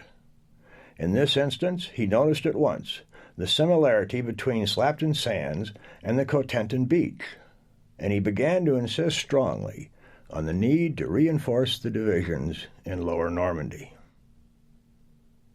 As well as it was able, the Wehrmacht began shuffling men into Normandy. On May 29, the weekly Allied intelligence summary included a chilling sentence, quote, "The recent trend of movement of German land forces toward the Cherbourg area tends to support the view that the Le Havre-Cherbourg area is now regarded as a likely and perhaps even the main point of assault." Had the Germans penetrated the secret of Overlord? Only the event would tell. Meanwhile, the good news was that the main panzer forces remained northeast of the Seine River. When? General Morgan had picked May 1. When Eisenhower took command, he moved that target date back to June 1 in order to have the use of an extra month's production of landing craft. The target date meant the Allied Expeditionary Force would go on the first suitable day after June 1. A number of complex requirements went into the selection of D-Day, the chief of which concerned tides and moon conditions. The admirals wanted to cross the channel in daylight to avoid confusion, to control the thousands of ships involved, and to maximize the effectiveness of their fire support. But the Air Force generals wanted daylight before the first waves went ashore in order to maximize the effectiveness of their bombing runs. But both the flyers and the sailors had to give way to the Army. The generals insisted on crossing at night in order to preserve surprise right up to the last possible moment, then landing at first light in order to have a full day to get established. Rommel anticipated that the attack would come at high tide, because that would give the first waves of skirmishers the shortest open beach to cross. But that only showed how little Rommel knew about amphibious operations. From the beginning, the Allied Expeditionary Force was determined to land on a rising tide, so that the landing craft could run right onto the beach, then float free on the rise to go out and get the next load from the mother ship. The Allied Expeditionary Force needed at least a half moon the night of the crossing, enough to provide some illumination for the fleet and for the paratroopers, who would be dropping into France shortly after midnight. A rising tide, at first light, following a night with a suitable moon, occurred during only 2 periods in June, the 5th, 6th, and 7th, and then again on the 19th and 20th. Eisenhower picked June 5 for D-Day. Sunrise would be H hour. Utilizing assets. When Eisenhower took command, the Luftwaffe had been driven back into Germany to fight a defensive war, giving the Allies command of the air over France. Britain and America had put a tremendous effort into building their air fleets, including fighters, but most of all medium and heavy bombers. These air armadas gave the Allies command of the air and thousands of planes to exploit it. It left an outstanding question: how to use it. There was no dispute about how to use it on D-Day. Everyone agreed that just before H hour and through D-Day, every Allied bomber that could fly would participate in the attack on the Normandy coastal defenses. But there was intense dispute over the role of the bombers in the 2 months preceding the invasion. Air Chief Marshal Sir Arthur Harris felt RAF Bomber Command could bring about a German capitulation through terror bombing of German cities. General Karl Spaatz felt the U.S. 8th Air Force could bring about a German surrender through the selective destruction of certain key industries, especially oil and synthetic fuel production facilities. The Army commanders, however, and most of all Eisenhower, believed that the only way to bring about a German surrender was to overrun Germany on the ground, and that to do so required, first of all, a successful Operation Overlord. Eisenhower further believed that only air superiority made Overlord feasible.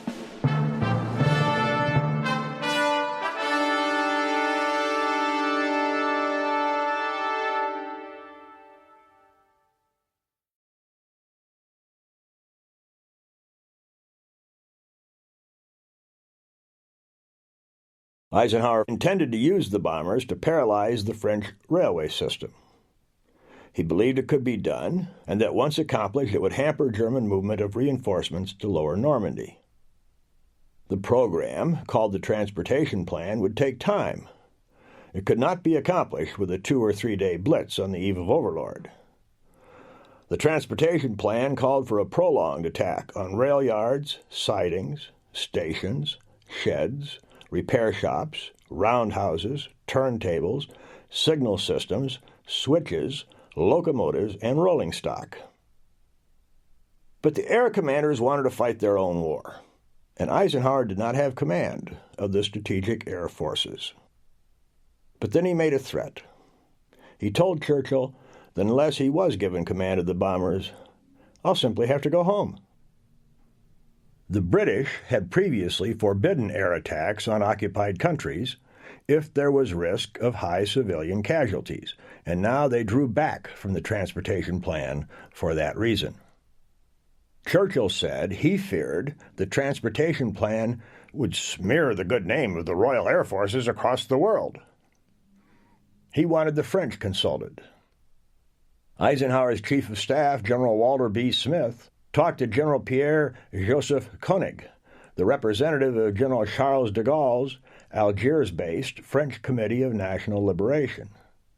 Smith reported, "To my surprise, Koenig takes a much more cold-blooded view of this than we do. His remark was, 'This is war, and it must be expected that people will be killed. We would take the anticipated loss to be rid of the Germans.'" With that French reaction, Churchill was almost, but not quite, beaten down. He decided to take the issue to Roosevelt. He told Roosevelt of the War Cabinet's anxiety about these French slaughters, and of the British doubts as to whether almost as good military results could not be produced by other methods. Roosevelt replied that the military considerations must dominate. The Transportation Plan won. Eisenhower then put the bombers to work on the French railway system. By D-Day, the Allies had dropped 76,000 tons of bombs on railway targets, about 7 times the explosive power of the atomic bomb used against Hiroshima. The Seine River bridges west of Paris were virtually destroyed. Based on an index of 100 for January-February 1944, French railway traffic dropped by D-Day to 38. But by no means was this accomplished exclusively by the bombers. The French resistance played a part that was perhaps as important, and that certainly was more efficient per pound of explosive. The resistance had grown from practically nothing in the dark days of 1940 to a considerable force by early 1944. Like all successful clandestine operations, its organization was complex and fragmented, divided regionally and politically. The resistance had many significant weaknesses. It was always subject to German penetration. It was inadequately armed, in many cases totally unarmed. Lines of authority tended to be unclear. Communication within units was poor, between units almost non-existent. It was mistrusted by the bulk of the population, as most French people wanted no trouble with the Germans and feared the consequences of stirring them up. The resistance had assets, including bravery, a willingness to make personal sacrifices for the goal of liberation, and fierce patriotism. Most of all, it was behind enemy lines. It could provide intelligence of the most accurate and trustworthy kind. The Germans had built a 4-gun battery on the cliff just west of Port-en-Bessin. Big fortifications, big guns, 155 millimeter, beautifully camouflaged with nets and dirt embankments. They could not be seen from the air. The farmer on whose land they were built was furious because he could not graze his cattle or grow crops on the field. And he had a blind son, 8 or 9 years old. Like many blind people, this boy had a fabulous memory. And because he was blind, the Germans paid little attention to him. So the farmer got his revenge. He paced off the distances between the bunkers, from the bunkers to the observation post on the very edge of the cliff, and so on. And then he gave all of these figures to his blind son. One day, in May 1944, the boy hitched a ride to Bayeux. There he managed to get in touch with Andre Heinz, an 18-year-old in the Resistance. The boy gave Heinz his information. Heinz sent it on to England via his little homemade radio transmitter hidden in a Campbell's soup can. Thus the British Navy, on D-Day, had the exact coordinates of the bunker. At the little village of Benouville, on the bank of the Caen Canal, where a bridge crossed the waterway, Madame Teresa Gondry had a cafe. The Germans who bought wine and snacks there did not know that she spoke German. She passed on what she picked up from their conversations to Madame Vian, the head of the local maternity hospital, and the head of the local resistance. Madame Vian passed it on to her superiors in the resistance in Caen, who passed it on to resistance agents in the area, who got it back to England via radio or small airplane.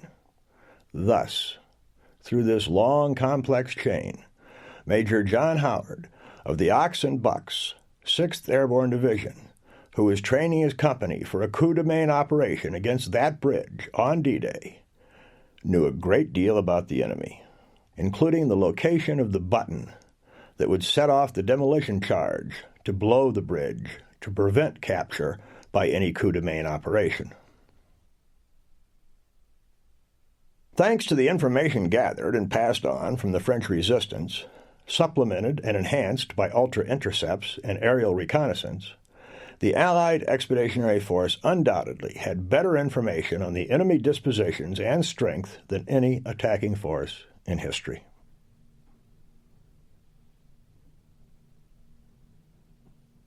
Planning and preparing. According to General Eisenhower, before the battle is joined, plans are everything. When Eisenhower visited the headquarters of his principal American ground commander, General Omar N. Bradley, he told the officers, "This operation is not being planned with any alternatives. This operation is planned as a victory, and that's the way it's going to be. We're going down there, and we're throwing everything we have into it, and we're going to make it a success." By late January, Eisenhower's basic decisions were in place. On February 25, Bradley's headquarters had an outline plan drawn up. British Second Army had one completed a month later. The process then moved down to corps, division, regiment, and battalion, and finally company levels. The temptation to reach down from high above to solve lower echelons' problems was very great, but it was overcome. This was because each corps, each division, each regiment, each battalion, even each company had a different problem, depending on the shape of the beach it would assault, and depending even more on Rommel's defensive works. Every member of a first wave was going to have a different problem. For the GI hitting the beach in the first wave at Omaha, he would have to get through the minefields in the channel without his landing ship tank blowing up. Then he'd have to get from ship to shore in a Higgins boat that would be taking fire from inland batteries and dodging mined beach obstacles.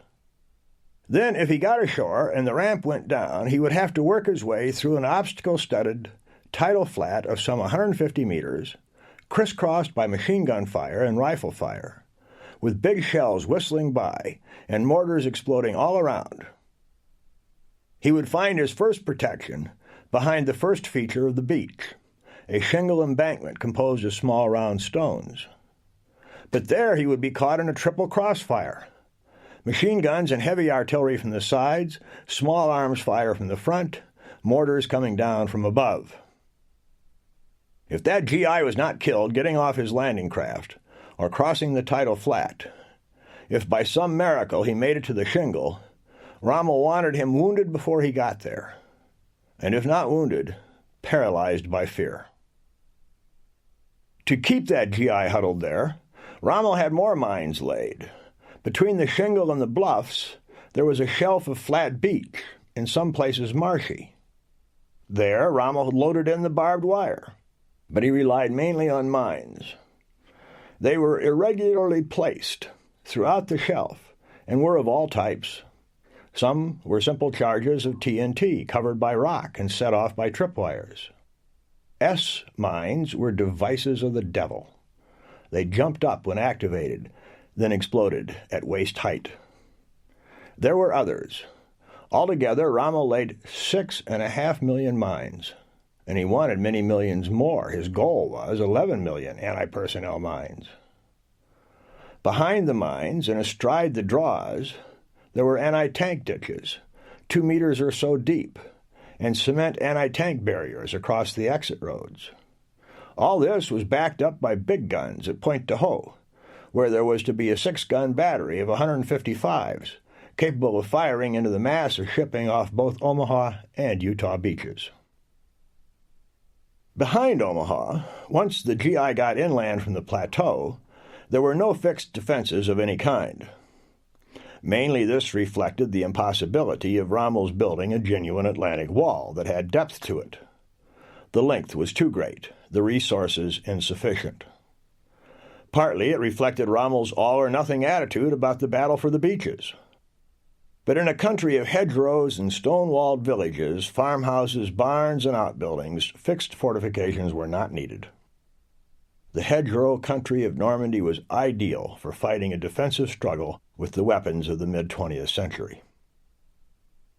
At all the other beaches, Gold, Juneau, Sword, Utah, the obstacles were not as extensive as at Omaha. There were casements, large and small, scattered along the coast. As at Omaha, there was no depth to the defense.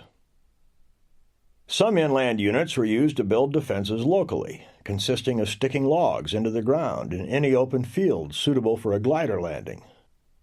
The Allies had used gliders extensively, if not very successfully, in Sicily in July 1943, and Rommel assumed that they would try again. To prevent it, he devised what was called Rommel's asparagus, 10-foot logs driven into the ground, topped with shells attached by interconnecting wires. The shells didn't arrive from Paris until after D-Day, but the logs by themselves were enough to bust up a wooden glider going better than 100 kilometers per hour. For deception purposes, Rommel built casements that held no guns. He kept pouring more concrete and planting more asparagus. When Rommel began moving the 2nd Panzer Division closer to the coast, north of Amiens, General von Schweppenberg, commander of the Panzer Group West, protested. Rommel insisted. He put the leading battle group right on the coast, dug in. He said, "The Panzer divisions are going to be moved forward whether they like it or not." Shortly thereafter, an angry General Schweppenberg, accompanied by Hitler's panzer expert, General Heinz Guderian, confronted Rommel. Rommel blandly told them he intended to dig in every tank on the coastline. Guderian was shocked. The purpose of a tank was to provide mobility. He advised Rommel to pull those tanks back and get them out of the range of Allied naval gunfire while he was doing so. He urged Rommel to think in terms of a counteroffensive launched on the Wehrmacht's terms, at some choke point well inland, after the enemy was overstretched. Rommel wouldn't budge. "If you leave the panzer divisions in the rear," he said, "they'll never get forward. Once the invasion begins, enemy air power will stop everything from moving." Hitler had to decide. He tried a weak-kneed, half-hearted compromise. On May 7, he turned over 3 panzer divisions to Rommel, the 2nd, 21st, and 116th. The other 4 panzer divisions were to be held inland. Thus did Hitler split his resources and invite defeat in detail. Aside from the three panzer divisions, Rommel's forces had little mobility. Field Marshal Rundstedt, true to his analysis that fighting a mobile battle inland was preferable to fighting a pitched battle from fixed fortifications, had put most of his effort in the first 5 months of 1944 into improving transport facilities for the coastal divisions. But Rundstedt's efforts to put wheels under his army were offset by Rommel's insistence on digging in every available soldier and gun right on the coast. So great was Rommel's obsession with pouring concrete and sticking logs into the tidal flats that he put his fighting men to work building beach obstacles. Challenged by a subordinate who wished to emphasize training, Rommel ordered, "I hereby forbid all training and demand that every minute be used for work on the beach obstacles. It is on the beaches that the fate of this invasion will be decided, and what is more, during the first 24 hours. He even put 21st Panzer units around Caen to work putting in asparagus.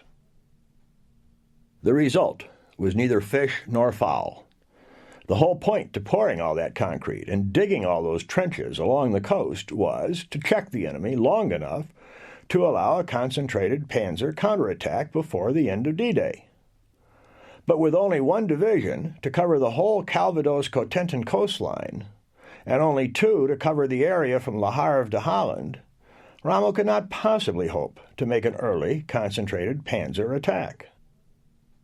But Rommel's most basic idea, to stop the invaders cold on the beach, was flawed. Bringing the panzers down in range of the Allied navies was madness. Rundstedt was right. The Germans' best hope was to fall back from the coast and fight the battle out of range of an overwhelming naval barrage. Rommel's decision to put as much of his strength on the beaches as possible, behind the strongest fortifications possible, was based on his military judgment. Hitler's decision to partly approve Rommel's concept of the Atlantic Wall was based on his political megalomania. His conqueror's mentality forbade him giving up any territory without a fight. Rommel and Hitler were land fighters. They were more afraid of airplanes than they were of ships. They looked overhead instead of out to sea for danger. They made a mistake. The Allies, meanwhile, went ahead with plans that they were sure would work. To them, the Atlantic Wall was formidable, but by no means impregnable. On April 7, Good Friday, 21st Army Group had completed the overall outline plan. With their objectives set, the generals and colonels went to work at division, regimental, and battalion levels to develop specific plans for getting ashore at their target site. Each movement required an exact timing schedule that would begin 3 and 4 days before H-hour at ports in southwest England that were up to 160 kilometers from Omaha. Men and equipment would load up on landing ship tanks, landing craft infantry, and landing craft tanks. Off the mouths of the harbors, the convoys would form up.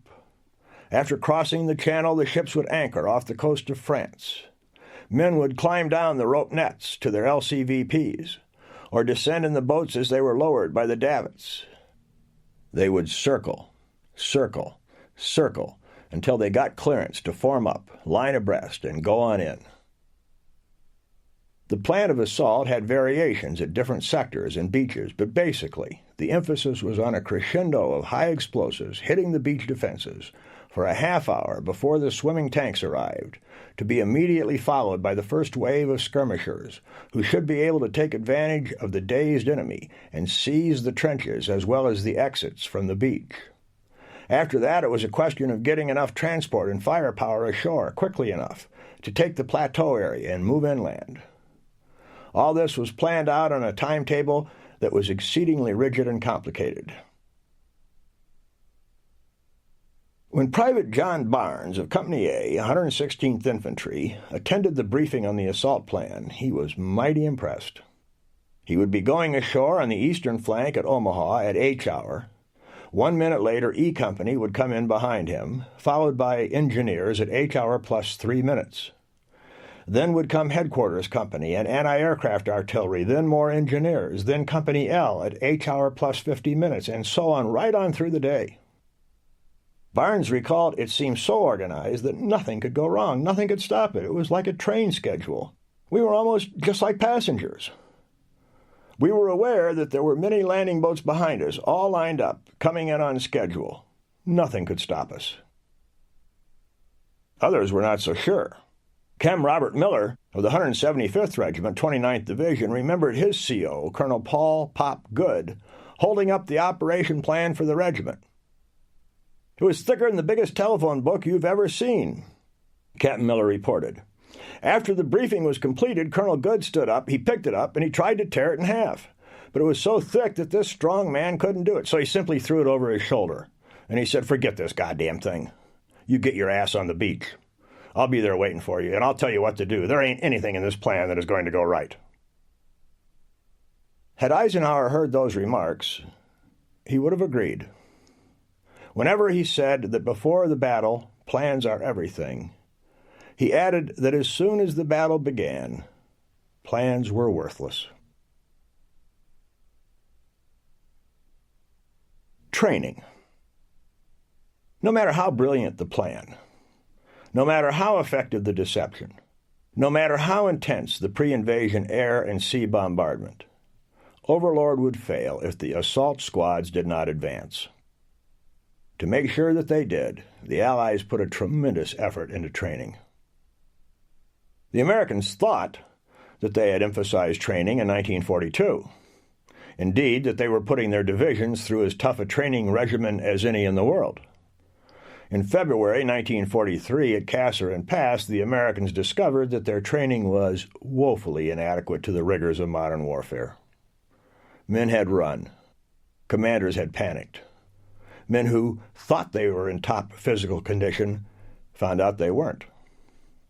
Eisenhower wrote, "Our people from the very highest to the very lowest have learned that this is not a child's game, and are now ready and eager to get down to the fundamentals. From now on, I am going to make it a fixed rule that no unit from the time it reaches this theater until this war is won will ever stop training."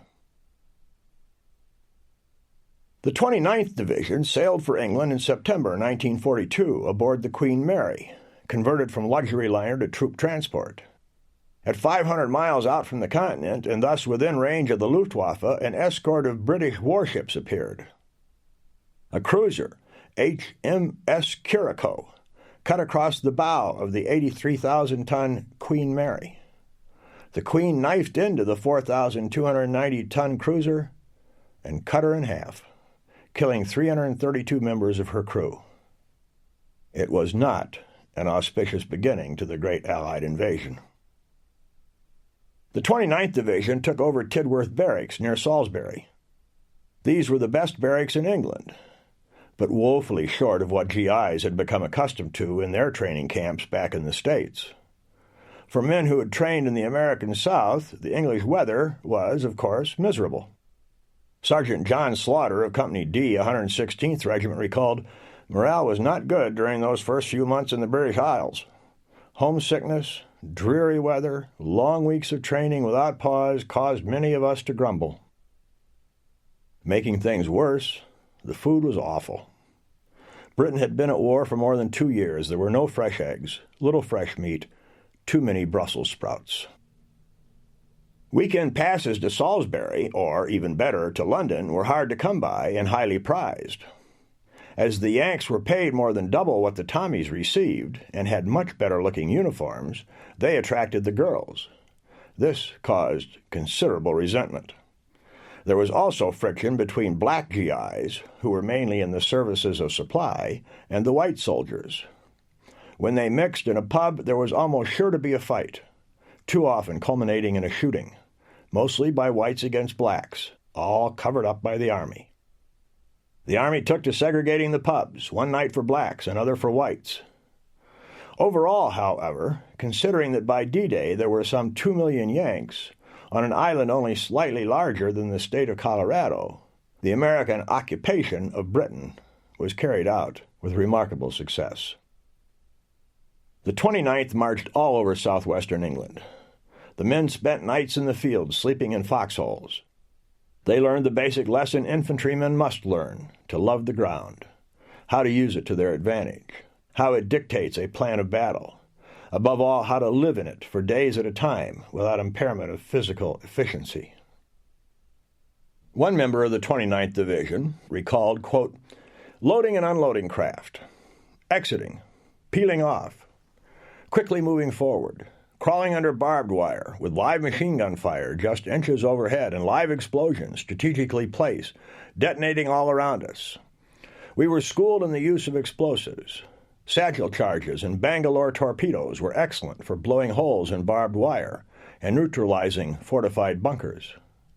We used bayonets to probe for hidden mines. We had poison gas drills, first aid training, airplane and tank identification, the use and detection of booby traps. All this gave us the confidence that we were ready. I believe our division was as competent to fight as any green outfit in history. Some units had highly specialized training. Major Howard of D Company of the Ox and Bucks asked the topographical people to search the map of Britain and find him some place where a river and a canal ran closely together and were crossed by bridges on the same road, just as was the case with his target on the Orne Canal. The topographical people found such a spot outside Exeter. Howard moved his company down there, and for 6 days, by day and night, attacked those Exeter bridges, practicing every conceivable condition. If only one of his 6 gliders, each carrying a platoon, made it to the objective, that platoon would know what to do to complete the mission, all by itself. The U.S. 2nd and 5th Ranger Battalions were composed of volunteers. Others referred to them as suicide squads. But Lieutenant James Eichner of the 2nd Rangers disagreed. We were simply spirited young people who took the view that if you're going to be a combat soldier, you may as well be one of the very best. Also, we were anxious to get on with the war so as to bring things to a close and get home to our loved ones as soon as possible. Naturally, such fine troops had a special mission, to capture the battery at Point de Houx. As this would require scaling the cliff, the Rangers got into superb physical condition. They went to the Highlands of Scotland. They climbed mountains, scaled cliffs, practiced unarmed combat. Next, they practiced amphibious landing operations on the Scottish coast, hitting beaches specially prepared with barbed wire, beach obstacles, and every type of anti-assault landing device that Rommel had waiting for them. Lieutenant Eichner said, I can assure you that when we went into battle after all this training, there was no shaking of the knees or weeping or praying. We knew what we were getting into. We knew every one of us had volunteered for extra hazardous duty. We went into battle confident. Of course, we were tense when under fire, but we were intent on getting the job done. We were actually looking forward to accomplishing our mission. The combat engineers had the most complex job. Almost 1/4 of the American troops going in on the morning of D-Day would be engineers. Their tasks, more or less in this order, were to demolish beach obstacles, blow up mines on the beach, erect signs to guide incoming landing craft through cleared channels, set up panels to bring in the troops and equipment. The color of the panel would tell the ships offshore which supplies to send in, clear access roads from the beach, blow gaps in the anti-tank wall, establish supply dumps, and act as beach masters, that is, traffic cops. There were all sorts of units attached to the engineers. There were medical battalions, ordnance battalions, grave registration companies. And there were many other special units, including underwater demolition teams, midget submarine crews to guide the incoming landing craft, tiny one-man airplanes with folded wings that could be brought in on a rhino ferry. A rhino ferry was a flat-bottomed pontoon barge with a capacity of 40 vehicles, towed across the channel by landing ship tanks, powered for the run into the beach by large outboard motors. The one-man airplanes would be put into operation on the beach and used for naval gunfire spotting.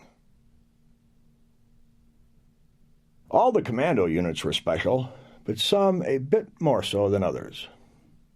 The number 1 and number 8 troops of number 10 commandos were French. Private Robert Piaget was a member of 1st Troop.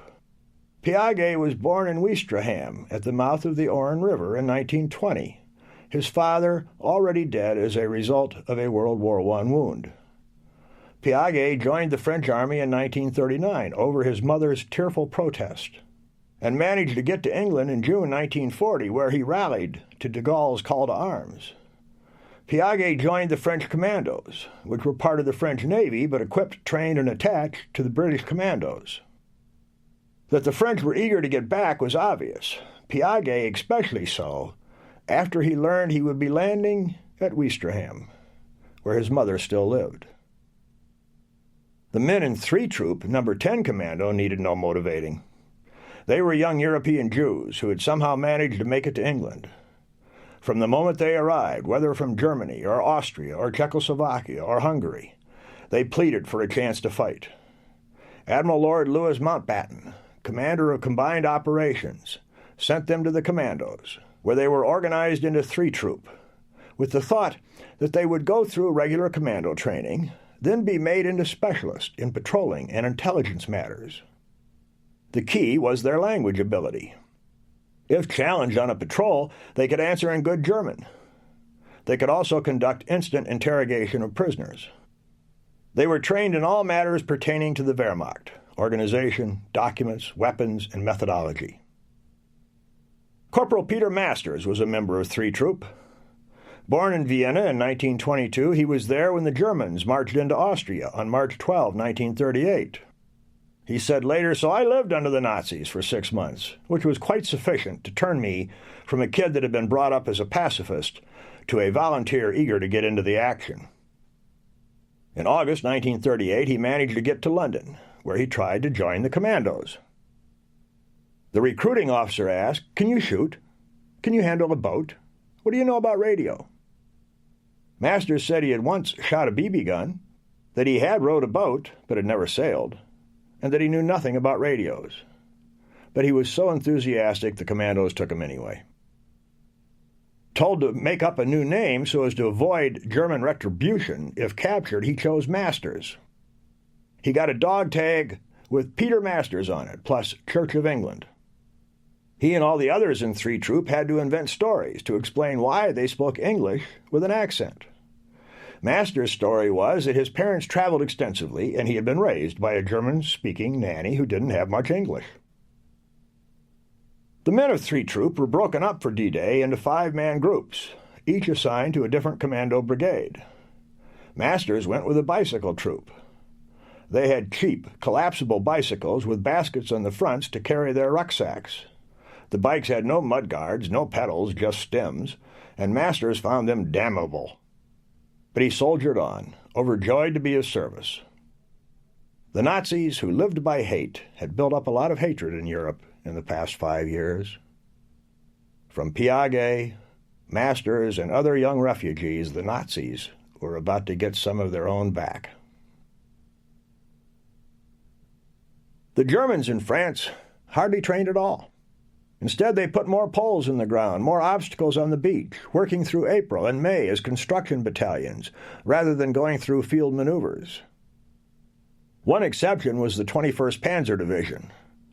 Colonel Hans von Luck, commanding the 125th Regiment, put his tankers through regular night exercises. He emphasized assembly points, various routes to the coast or to the bridges over the Orne River and Canal, fire and movement, speed and dash. Staying vigilant was not easy. As Luck said, for a Panzer Division, which in the campaign so far had been accustomed to a war of movement, this inactivity was wearisome and dangerous. Vigilance was easily relaxed, especially after the enjoyment of Calvados and cider, both typical drinks of the region. In other words, even the elite of the Wehrmacht in Normandy had grown soft, enjoying the cushy life of occupiers in the land of fat cattle and fine apples. For the ordinary Wehrmacht soldier, whether a teenager from Berlin or a 45-year-old Pole or Russian in an Ost battalion, life consisted of boring work during the day, enjoyment at night, waiting and praying that the invasion would come elsewhere, anything but getting ready for the fight of their lives. The long occupation of France made for special problems. There was an increasing incidence of German soldiers divorcing their German wives in order to marry French women. Further, there was a danger that individuals and even units might surrender wholesale at the first opportunity. Dr. Goebbels put his propaganda machine to work to convince the German soldiers in the West that they faced a life-and-death struggle, an all-out conflict. To counter any defeatism, the commanders lied to their troops. Peter Masters discovered in his interrogations of POWs on D-Day and afterwards that the German soldiers had been told, "We'll easily push them back into the sea. Stukas will dive-bomb them. U-boats will surface behind their fleet and shell and torpedo them. Bombers will sink their landing craft. Panzers will rout them on the beaches." How many, if any, believe such fantasies is open to question. The truth is that on the eve of D-Day, the Wehrmacht was full of doubts, which were best expressed by Rommel's insistence that more concrete be poured, more poles stuck in the ground, rather than training for quick movement and lightning strikes. On the other side of the channel, meanwhile, the men of the Allied Expeditionary Force were putting in nearly all their time getting ready. Marshalling and briefing. Starting in the first week of May, the soldiers and sailors of the Allied Expeditionary Force began descending on southern England. They came by sea in a never-ending stream of transports and LSTs. They came by land, by train, bus, truck, or on foot, men and equipment from Northern Ireland, Scotland, the Midlands, and Wales. They formed up by the hundreds in companies and battalions, by the thousands in regiments, to march down narrow English roads headed south. When they arrived in their marshalling areas, they formed up by divisions, corps, and armies in the hundreds of thousands. Altogether, almost 2 million men, nearly 500,000 vehicles. It took 54,000 men to provide necessary services for this force, including more than 4,500 newly trained Army cooks.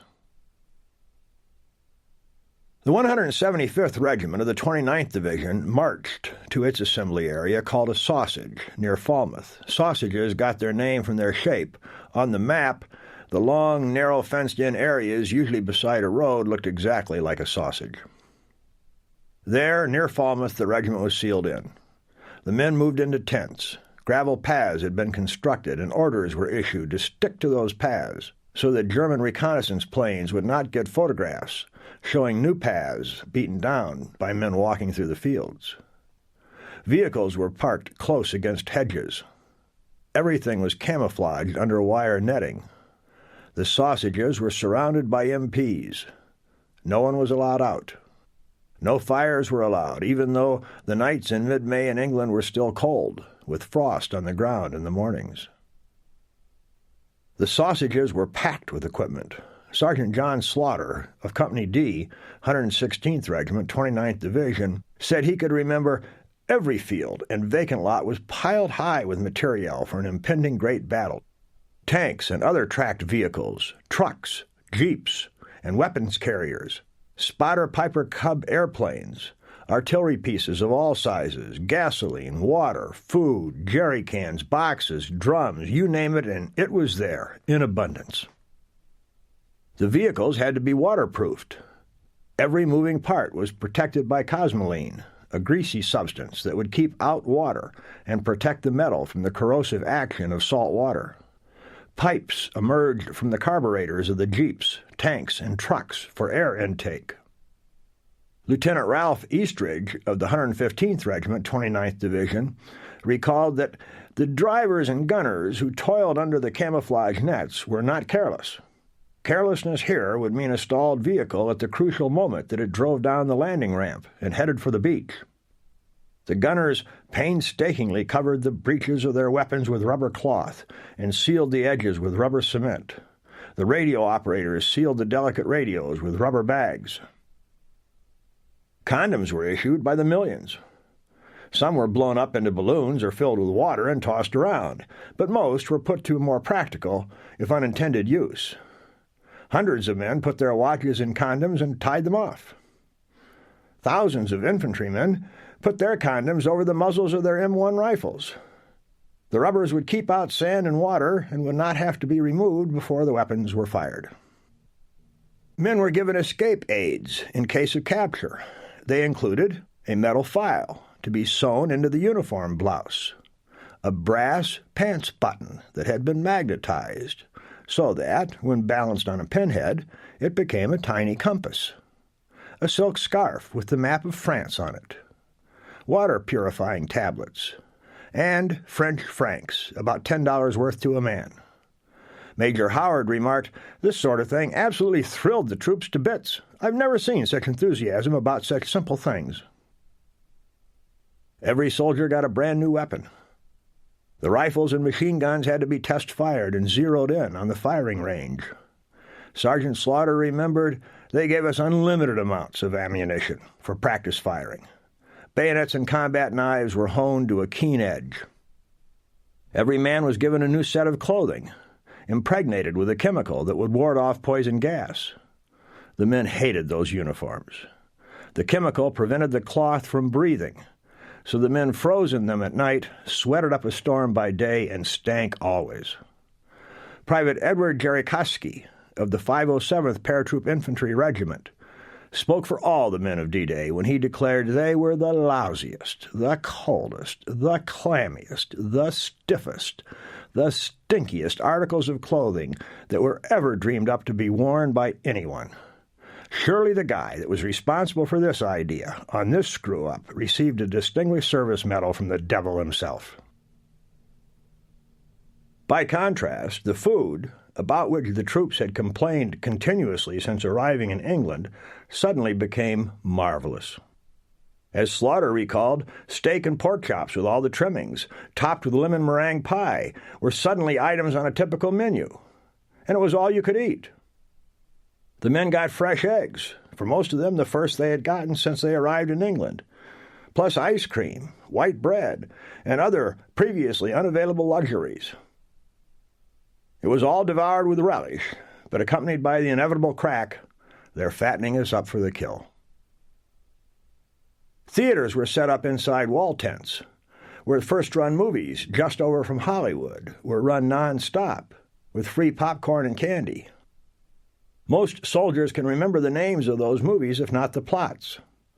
Favorites included Mr. Lucky, with Cary Grant and Lorraine Day, Going My Way with Barry Fitzgerald and Bing Crosby, and The Song of Bernadette. Training was over. Until the briefings began, aside from firing weapons and sharpening knives or watching movies, there was little to do. Corporal Peter Masters remembered that this was a time without end. He said, "The total war begins in the concentration area because when people are fully charged with ammunition, somebody will get their finger on the trigger by mistake. Occasionally, we had casualties.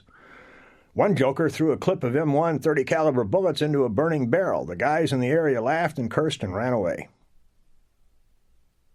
As the days went by, tension mounted, tempers grew shorter. Fistfights were common. Sports was one way to burn off some of the pent-up energy. At first, footballs were handed out, but most company commanders put a stop to that when the games got too rough and some bones were broken. The sausages included libraries composed of paperback books.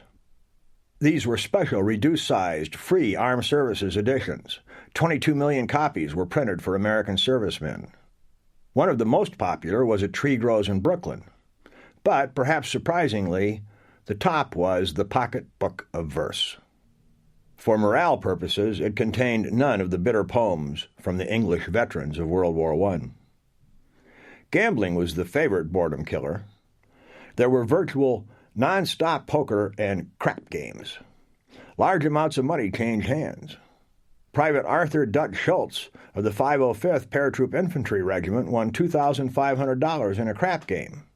As he said, "I know because I stopped and took the time to count it.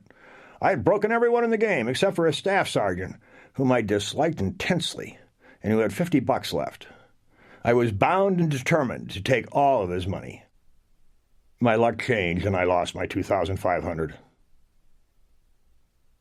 Company commanders marched their men on the roads. This gave them some exercise and helped relieve the boredom or ease the tension.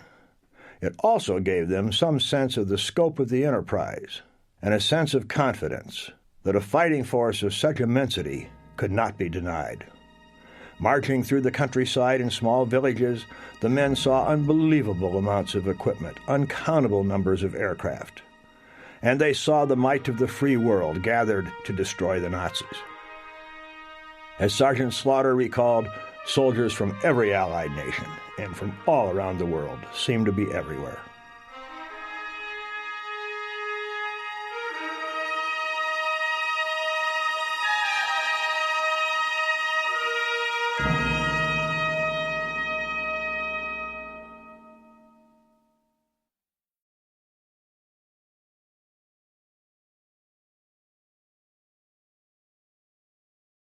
Among the millions of men gathered in southern England to participate in the invasion of France, only a mere handful knew the secrets of Overlord, where the assault would go ashore and when.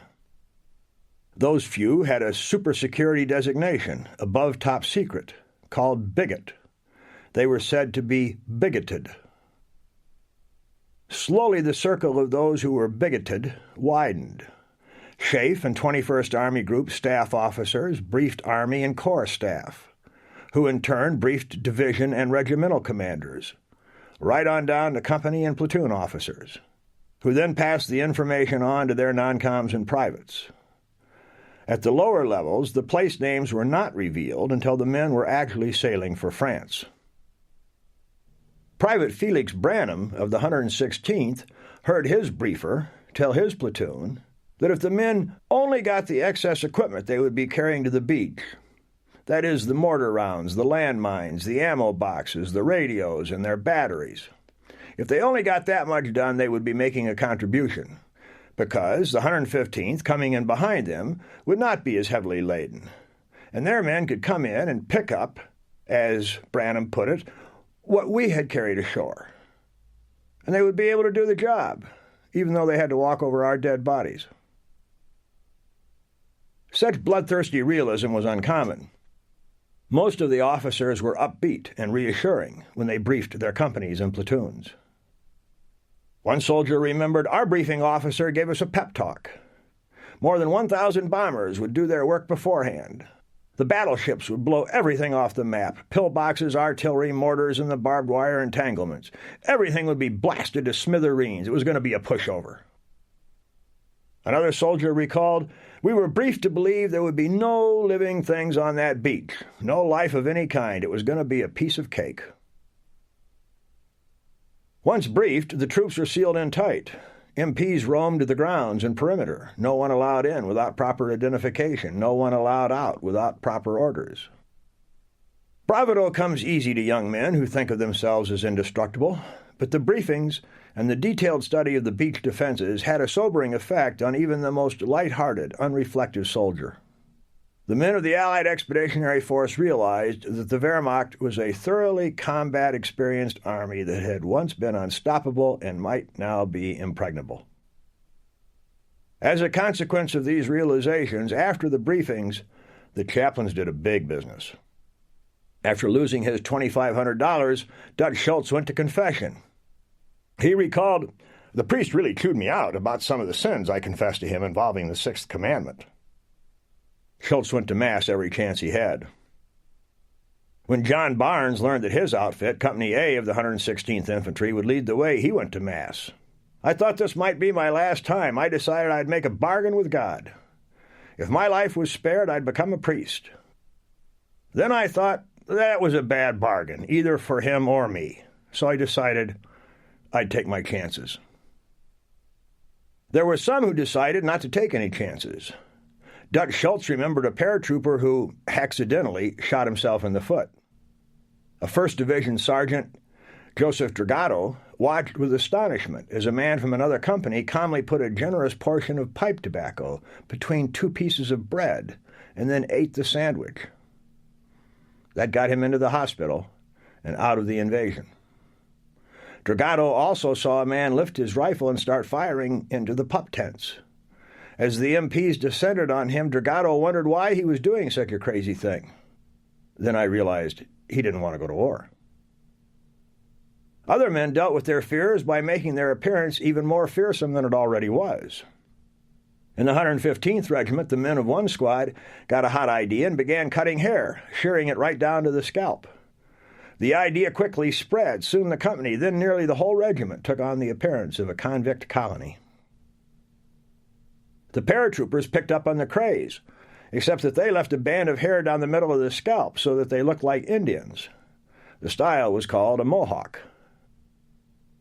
In the first couple of days in June, the Allied Expeditionary Force began to load up and form up and move out for the journey across the Channel. The men left behind their duffel bags, taking with them only what they could carry, mainly weapons and ammunition, gas masks, photos of their loved ones, and a change of clothing. They were issued their cartons of cigarettes and C&K rations when they boarded. It's one of the great mysteries of World War II that although the Germans saw the buildup in southern England, they could hardly have missed it. They completely failed to draw the right conclusions from the concentration. Another mystery.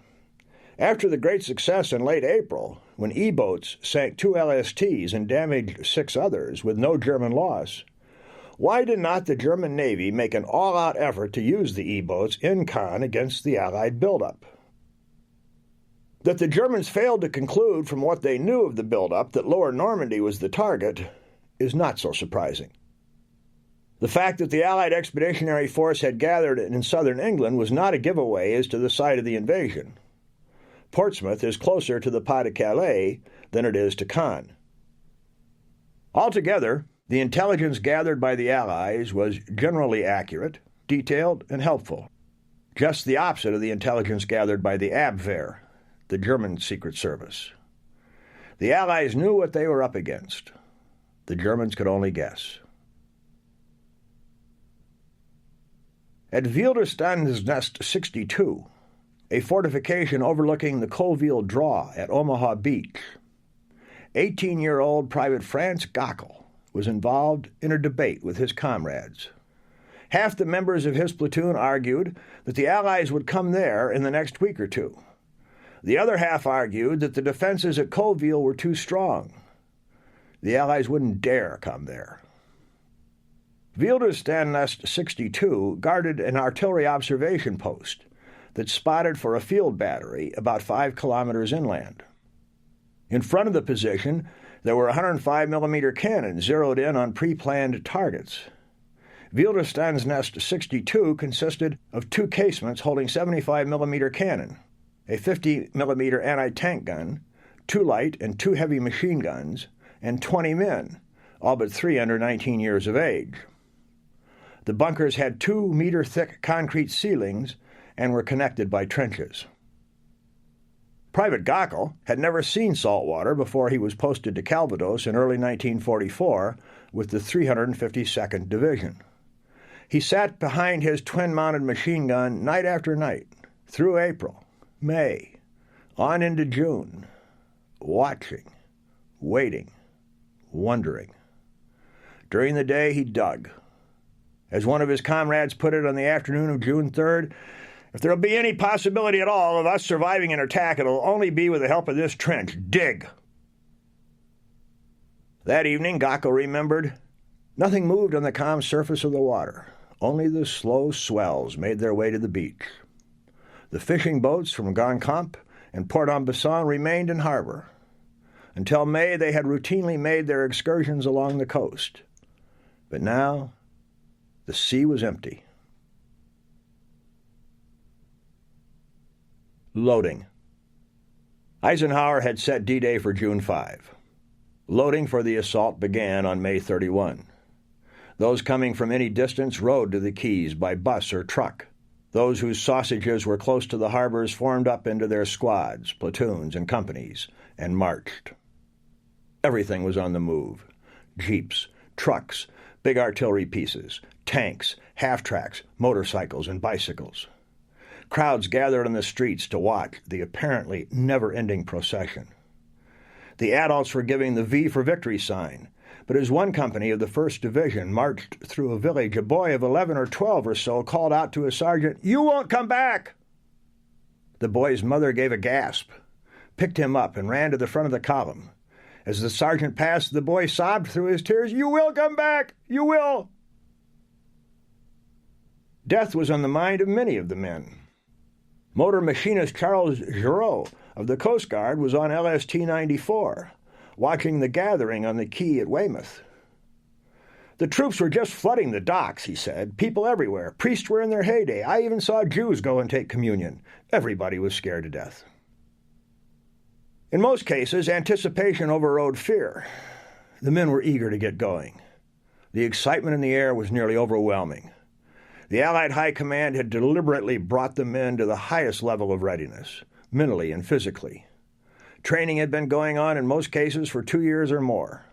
The men had shared the drudgery and the physical and mental demands of training, hated or loved their COs together, eaten their meals together, slept in the same foxhole on maneuvers together, and gotten drunk together. They had formed a bond, become a family. They knew each other intimately, knew what to expect from the guy on their left or their right, what he liked to eat, what he smelled like. Not many of them were there by choice. Only a few of them had a patriotic passion that they would speak about, but nearly all of them would rather have died than let down their buddies or look the coward in front of their bunkmates. The Coast Guard and Navy crews were waiting for the men. Familiarity with the loading process helped immensely to ease tension. The men had been through the drill so many times. By early June 1944, the continuous stream of mounting, marshaling, embarking, and landing had become monotonous and routine. The troops indulged themselves in the age-old tendency of fighting men going into battle to carry too much stuff with them. The Assault Training Center exercises had led planners to recommend that the men in the assault waves should not carry more than 44 pounds of equipment. But most of them were taking on more than double that extra weight, some even more. Partly this was the fault of the regimental commanders, who wanted the first waves to carry in landmines, satchel charges, extra ammunition, spare radios, mortars, and the like. Partly this was the men's own fault, as there was always something extra to carry. A French phrase book, or a Bible, an unauthorized knife or pistol, and, most of all, cigarettes. Vehicles were also grossly overloaded with ammunition, jerry cans, picks and shovels, canteens, field rations, weapons, and more. Nevertheless, the loading proceeded smoothly and according to the elaborate schedule. Lieutenant Eastridge recalled how men moved on to their LSTs and LCIs and other transports in an astonishingly short time. Almost at once, both decks of LST 459 were loaded, with vehicles and guns chained to the deck. The ship was overcrowded, with only one bunk for every 3 men, so they would rotate sleeping hours, 8 to a man. There was insufficient space at the docks and yards for all the transports and LSTs, so many of the infantry companies were ferried out to vessels anchored in the bays on Higgins boats. LST 459 moved away from the quay, sailed slowly to the center of the river in Plymouth Harbor, and tied up to another LST. Lieutenant Eastridge said, "We were side by side, with so many crafts that a man could have jumped from one deck to another for a half-mile or more. Toward the sea, we could see destroyers and larger ships at anchor. That harbor was just jammed with boats." Altogether, there were 2,727 ships, ranging from battleships to transports and landing craft that would cross on their own bottoms. On the decks of the LSTs were the Higgins boats and other craft too small to cross the channel on their own. There were 2,606 of them. Thus, the total armada amounted to 5,333 ships. More vessels, as Admiral Morrison pointed out, than there were in all the world when Elizabeth I was Queen of England.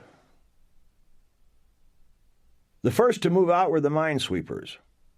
Their job was to sweep up along the English coast in case the Luftwaffe and E-boats had dropped mines into the area. Then proceed to clear 5 channels for the separate assault forces. The minesweepers were to mark the channels with lighted Dan buoys, spaced at 1-mile intervals along the 400-meter-wide channel, and finally clear the area in which the transports would anchor off the beaches. There were 245 vessels involved in this mammoth minesweeping job. They began their work on the night of May 31, June 1. On June 3, The gunfire support and bombardment ships of the Western Naval Task Force set sail from Belfast, headed south through the Irish Sea.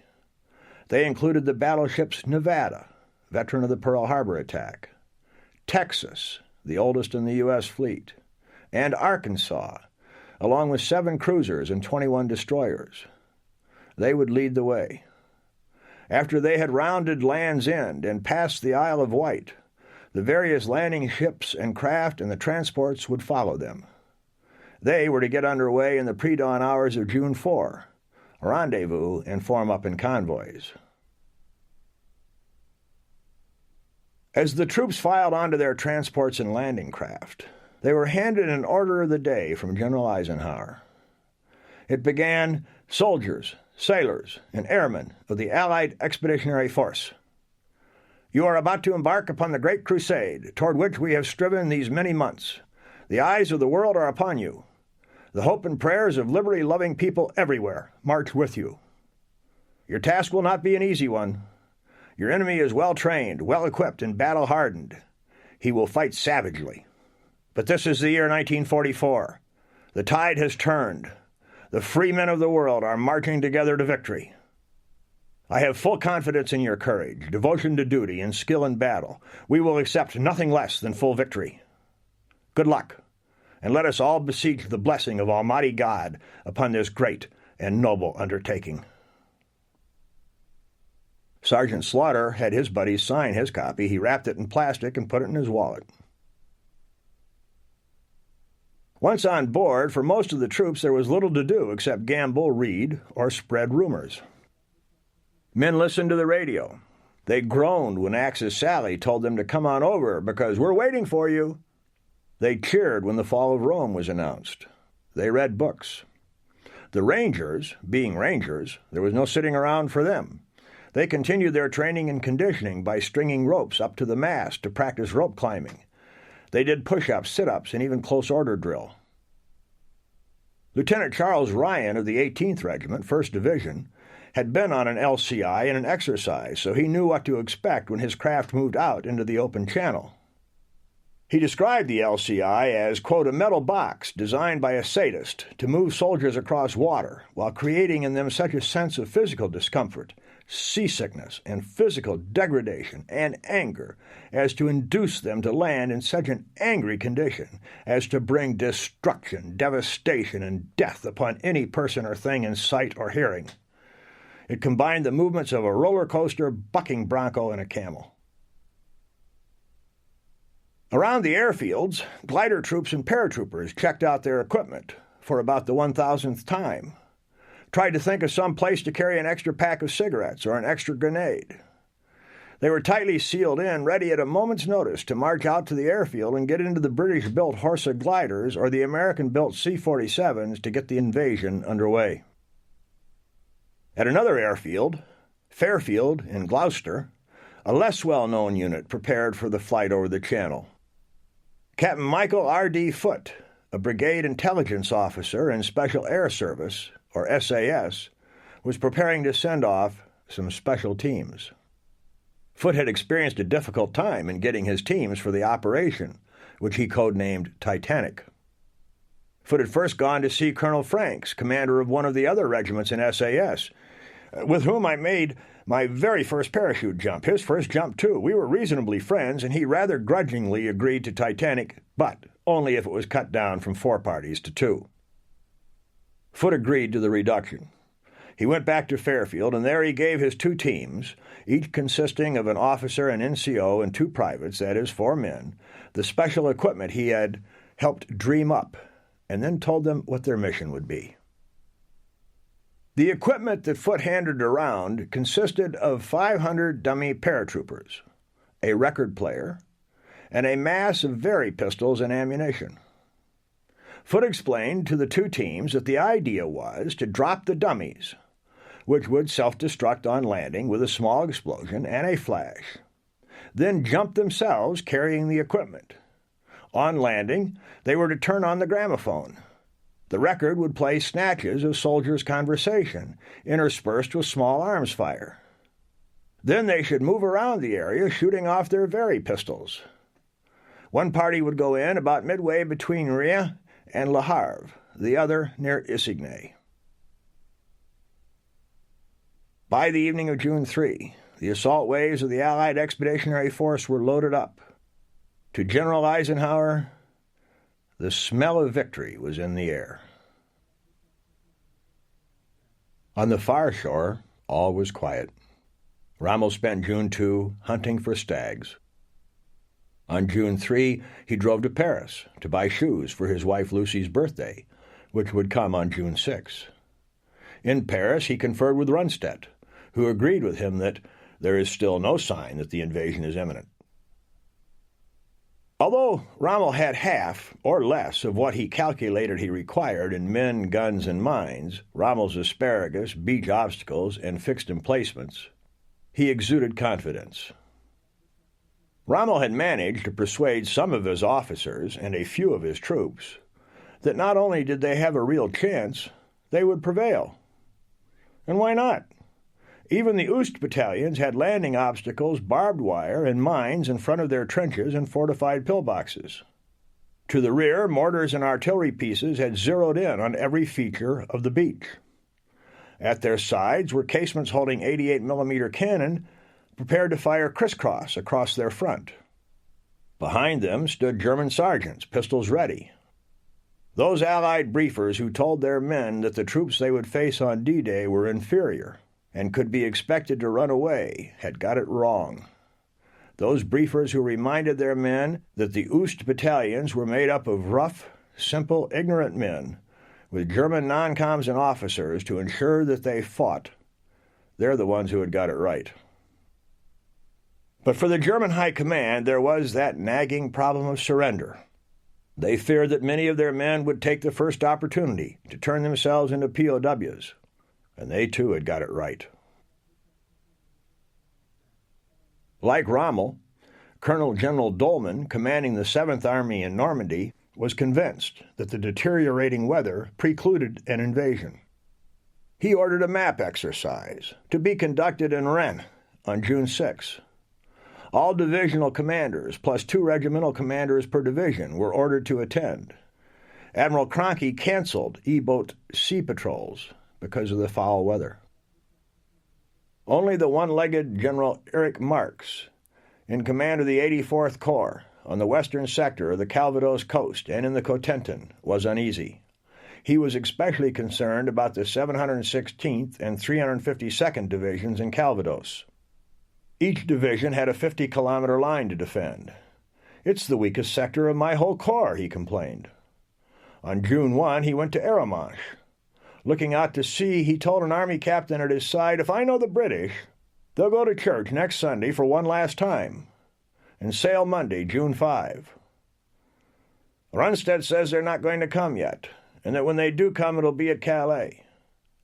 I think we'll be welcoming them on Monday right here." Decision to go. At the end of May, as the loading began, Air Vice Marshal Trafford Leigh-Mallory, who had doubted from the first the wisdom of dropping the 2 American airborne divisions into the Cotentin, came to Eisenhower to protest once again. Intelligence had discovered that the Germans had put their 91st Division into the central Cotentin, exactly where the 82nd Airborne was scheduled to drop. Leigh-Mallory told Eisenhower, "We must not carry out this airborne operation." He predicted 70% losses in glider strength and at least 50% in paratroop strength, even before the paratroopers hit the ground. He warned of a futile slaughter of 2 fine divisions. Futile because the divisions would not be able to make any contribution to the battle. To send them into the Cotentin, Leigh-Mallory said, was just plain sacrifice. Eisenhower went to his trailer and, in his words, thought it all over again. He later described this as his most worrisome moment in the war, and wrote in his memoirs, "It would be difficult to conceive of a more soul-racking problem." He knew that if he disregarded Leigh-Mallory's warning, and it proved accurate, then I would carry to my grave the unbearable burden of a conscience justly accusing me of the stupid blind sacrifice of thousands of the flower of our youth. But he felt that if he canceled the airborne mission, he would have to cancel the landing at Utah Beach. If the paratroopers were not there to seize the causeway exits, the entire 4th Division would be endangered. So I felt we had to put these 2 airborne divisions in, and they had to take St. Mary-Glise and capture the causeway exits and protect our flank. He called Lee Mallory to tell him of his decision, and followed the call up with a letter. He wrote, "There is nothing for it but to go." He ordered Lee Mallory to see to it that his own doubts and pessimism not be spread among the troops. While Rommel was going to see Hitler to beg for more tanks and a tighter command structure, Eisenhower was visited by Churchill, who was coming to the Supreme Commander to beg a favor. The Prime Minister wanted to go along on the invasion, on HMS Belfast. As Eisenhower related the story, I told him he couldn't do it. I was in command of this operation, and I wasn't going to risk losing him. He was worth too much to the Allied cause. Churchill thought a moment and said, "You have the operational command of all forces, but you are not responsible administratively for the makeup of the crews." And I had to say, "Yes, that's right." Churchill said, "Well, then I can sign on as a member of the crew of one of His Majesty's ships, and there's nothing you can do about it." I said, "Well, that's correct, but Prime Minister, you will make my burden a lot heavier if you do it." Churchill said he was going to do it anyway. Eisenhower turned in desperation to his Chief of Staff, General Smith. Smith called King George VI to explain the problem. The King told Smith, "You boys leave Winston to me." He then called Churchill to say, "Well, as long as you feel that it is desirable to go along, I think it's my duty to go along with you." At that point, Churchill gave up. With de Gaulle, it was Eisenhower asking the favor. On June 3, Churchill brought de Gaulle to Suffolk House, outside Portsmouth, where Admiral Ramsay had his headquarters, and where Eisenhower had set up SHAEF headquarters for the invasion. Eisenhower gave de Gaulle a briefing on Overlord. This was the first de Gaulle knew of the plan, and he subjected Eisenhower to an hour-long lecture on all the things he was doing wrong. Eisenhower replied that he wished he had benefited from de Gaulle's generalship earlier, but now it was too late to change the plan. Then Eisenhower showed de Gaulle a copy of a speech he would be making to the French people on D-Day, urging Frenchmen to carry out my orders. He asked de Gaulle to make a follow-up broadcast urging his countrymen to accept SHAEF-printed francs. De Gaulle said no. The French people should obey him, not SHAEF. Only the French government, of which he was president, had the right to issue currency. Eisenhower pleaded with him to no avail. The whole thing was, in Eisenhower's words, a rather sorry mess. That same morning of June 3rd, the warships began their circle around the landing ships and the craft that were beginning to form up into their own convoys. The 2nd Battalion of the 116th Regiment was on the transport Thomas Jefferson. The men knew the ship well, having made 2 practice landings from her. Private Harry Parley noted that this time, however, humor was infrequent and forced. My thoughts were of home and family, and, of course, what we were getting into.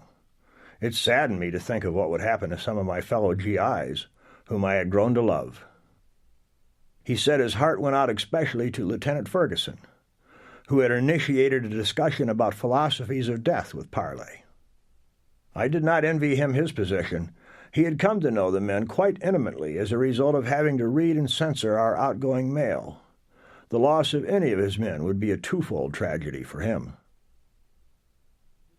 Private Parley carried an 84-pound flamethrower, plus a pistol, shovel, lifebelt, raincoat, canteen, a block of dynamite, rations, and 3 cartons of cigarettes. He was worried about keeping up with his assault team on the dash across the beach. He scared the hell out of his buddies by using a trick he had just learned. He could set off a small flame at the mouth of his flamethrower, which would produce the same hissing sound as when the weapon was actually being fired, without triggering the propelling mechanism. Standing on the deck of the Thomas Jefferson, he calmly used the flamethrower to light a cigarette, sending a score or more of men scurrying in every direction. The weather had been beautiful for the first 3 days of June, clear skies, little wind. But on the third, it began to deteriorate. In the channel, drizzle began to turn into a cold, penetrating rain. Most of the men on the LCIs and LCTs had no shelter. The decks were slippery, the craft rocking in the choppy water. Everyone was wet and miserable. Eisenhower smelled victory in the air, but to the men whose transports and landing craft had left harbor, the smell in the air was vomit. The final weather conference was scheduled for 0400 hours, June 4, even as more ships sailed out of their harbors, and those already at sea began to form up into convoys. There was bad news. The weather on June 5 would be overcast and stormy, with a cloud base of 500 feet to zero and force 5 winds. Worse, the situation was deteriorating so rapidly that forecasting more than 24 hours in advance was highly undependable. Eisenhower decided to postpone for at least 1 day, hoping for better conditions on June 6. At 0600 hours, he gave his order to put everything on hold. At just about that moment, Rommel began his long journey east, away from the coast, to see his wife and his Führer. As he departed in a light drizzle, he remarked, "There's not going to be an invasion, and if there is, then they won't even get off the beaches." For the troops, June 4 was a terrible day. The men of the 4th Infantry Division spent it at sea. There was not time to go all the way back to Devonshire if Eisenhower decided on a June 6 landing. So their transports and landing craft circled off the Isle of Wight. Waves broke over the sides. Rain came down. The men were combat-dressed with nowhere to go. No one wanted to play craps or poker or read a book or listen to another briefing. It was just misery. In the harbors or up the rivers where the ships and craft could drop anchor or tie up to one another, the men were not allowed off their vessels. They sat, cursed, waited.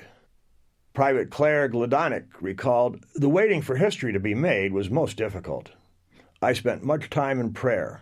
Being cooped up made it worse. Like everyone else, I was seasick, and the stench of vomit permeated our craft." The airborne troops had their feet on solid ground and were under cover from the rain, but they too were unhappy.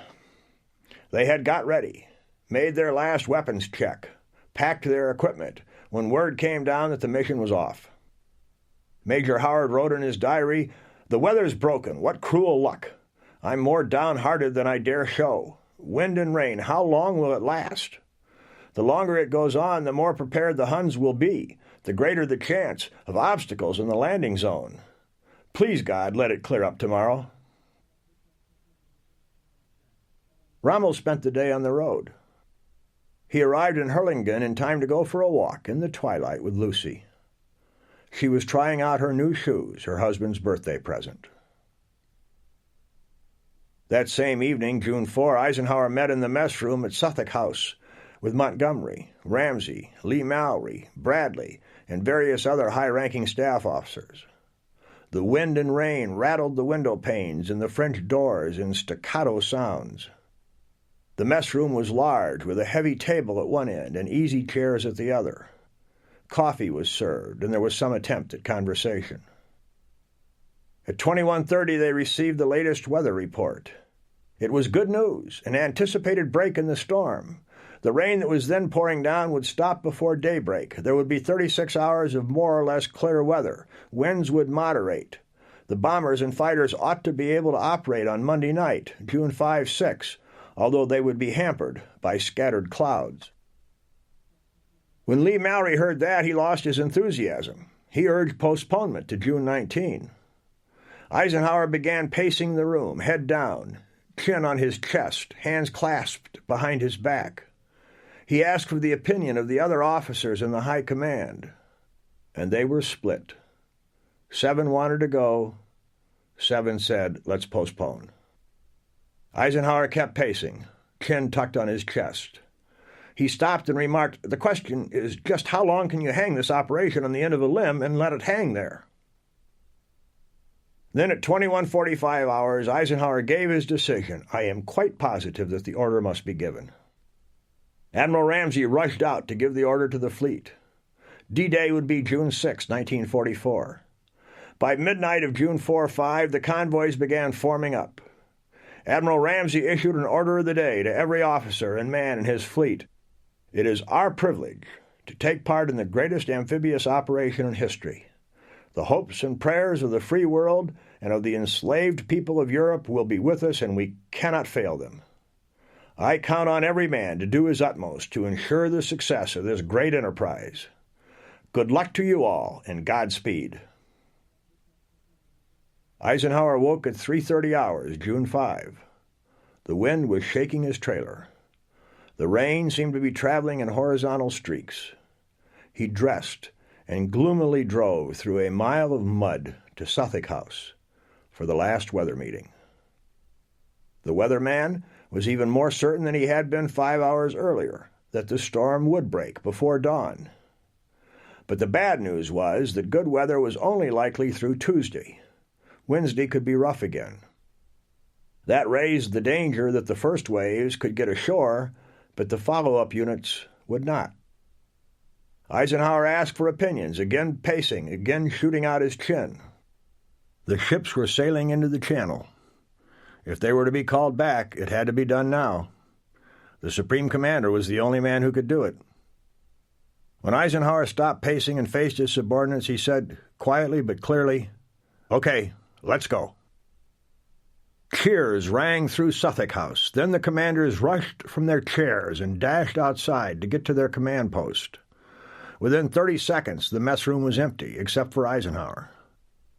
His sudden isolation was symbolic. For having given the order, he was now powerless. As he put it, that's the most terrible time for a senior commander. He has done all he can do, all the planning and so on. There's nothing more that he can do. Eisenhower fortified himself with coffee and breakfast, then went down to Portsmouth to watch the ships starting out and the loading process for the follow-up units. After lunch, he sat at his portable table and scrawled by hand a press release on a pad of paper, to be used if necessary. He wrote, "Our landings have failed, and I have withdrawn the troops. My decision to attack at this time and place was based upon the best information available. The troops, the air, and the Navy did all that bravery and devotion to duty could do. If any blame or fault attaches to the attempt, it is mine alone." Rommel spent a quiet June 5 with Lucy. He gathered wildflowers for a birthday bouquet. Just outside Caen, Colonel Luck of the 21st Panzer Division gave out orders for a night exercise for one of his companies, in accordance with the plan of training every company in turn for night action. In Berchtesgaden, Hitler had a routine day. As General Wehrlemont put it, on June 5, 1944, German Supreme Headquarters had not the slightest idea that the decisive event of the war was upon them. On the afternoon of June 5, the Allied airborne troopers began dressing for battle. Each rifleman carried his M1, either broken down in a padded case called a Griswold container or already assembled. 160 rounds of ammunition, 2 fragmentation hand grenades, a white phosphorus and an orange-colored smoke grenade, and a gammon grenade, 2 pounds of plastic explosive powerful enough to damage a tank. Most of the men carried a pistol. The paratroopers' greatest fear was getting shot out of the sky. The next greatest fear was being caught in the ground at the moment of landing before they could put their rifles into operation. They also carried a knife and a bayonet. One sergeant carried along a baseball. He wrote on it, "To hell with you, Hitler," and said he intended to drop it when his plane got over France. And he did. The men had first aid kits with bandages, sulfa tablets, 2 morphine syrettes, as they like to put it, 1 for pain and 2 for eternity. They were also handed toy crickets with the instructions that they could be used in lieu of the normal challenge and password. One click click was to be answered with 2 click clicks. Around 2000 hours, Axis Sally, the bitch of Berlin, came on the radio. "Good evening, 82nd Airborne Division. Tomorrow morning the blood from your guts will grease the boogie wheels on our tanks." That bothered some of the men, but others reassured them. She had been saying something similar for the previous 10 days. Private Tom Porcella of the 508th Paratroop Infantry Regiment was torturing himself with thoughts of killing other human beings. Porcella said to himself, "Kill or be killed. Here I am brought up as a good Christian. Obey this and do that. The 10 Commandments say, 'Thou shalt not kill.' There is something wrong with the 10 Commandments, or there is something wrong with the rules of the world today. They teach us the 10 Commandments and then they send us out to war. It just doesn't make sense." When every man was ready, the regiments gathered around their commanders for a last word. Most COs stuck to basics, but 1 or 2 added a pep talk. The most famous was delivered by Colonel Howard "Jumpy" Johnson, in command of the 501st Paratroop Infantry Regiment. As Lieutenant Carl Cartledge described Johnson's talk, he gave a great battle speech, saying victory and liberation and death to the enemy, and some of us would die, and peace cost a price, and so on. And then he said, "I want to shake the hand of each one of you tonight, so line up." And with that he reached down, pulled his knife from his boot, and raised it high above his head, promising us in a battle cry, "Before the dawn of another day, I'll sink this knife into the heart of the foulest bastard in Nazi land." A resounding yell burst forth from all 2,000 of us as we raised our knives in response. After the regimental meetings, the companies grouped around their COs and platoon leaders for a final word. The officers gave out the challenge, password, and response. Flash, thunder, and welcome. Welcome was chosen because the Germans would pronounce it Velkom. When Captain Charles Shettle of the 506th Paratroop Infantry Regiment gave out the signals, Dr. Samuel Feeler, the regimental dental officer who had volunteered to accompany the assault echelon, approached him. Feeler was a German Jew who had escaped Berlin in 1938. "Captain Shettle, what do I do?" Shettle replied, "Doc, when you land, don't open your mouth. Take along some extra crickets, and if challenged, snap twice." Later, as Shettle was inspecting each plane load prior to takeoff, he found Dr. Feeler with crickets strapped to both arms, both legs, and an extra supply in his pockets. At approximately 2200 hours, as the daylight began to fade, the order rang out, "Shoot up!" Each man began the tedious task of buckling on his parachutes and trying to find an empty place to hang or tie on the small mountain of equipment he was carrying into combat. Dutch Schultz of the 505th, who had managed to gamble away his $2,500 in winnings, still had Jerry Columbi's watch, which he had taken in collateral for a $25 loan. It was Columbi's high school graduation present, with an inscription on the back from his parents.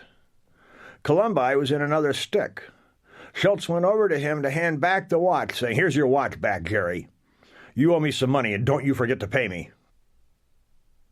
The 505th was at Spanhoe Airfield. As Schultz was lining up to be helped into his C-47, he heard an explosion.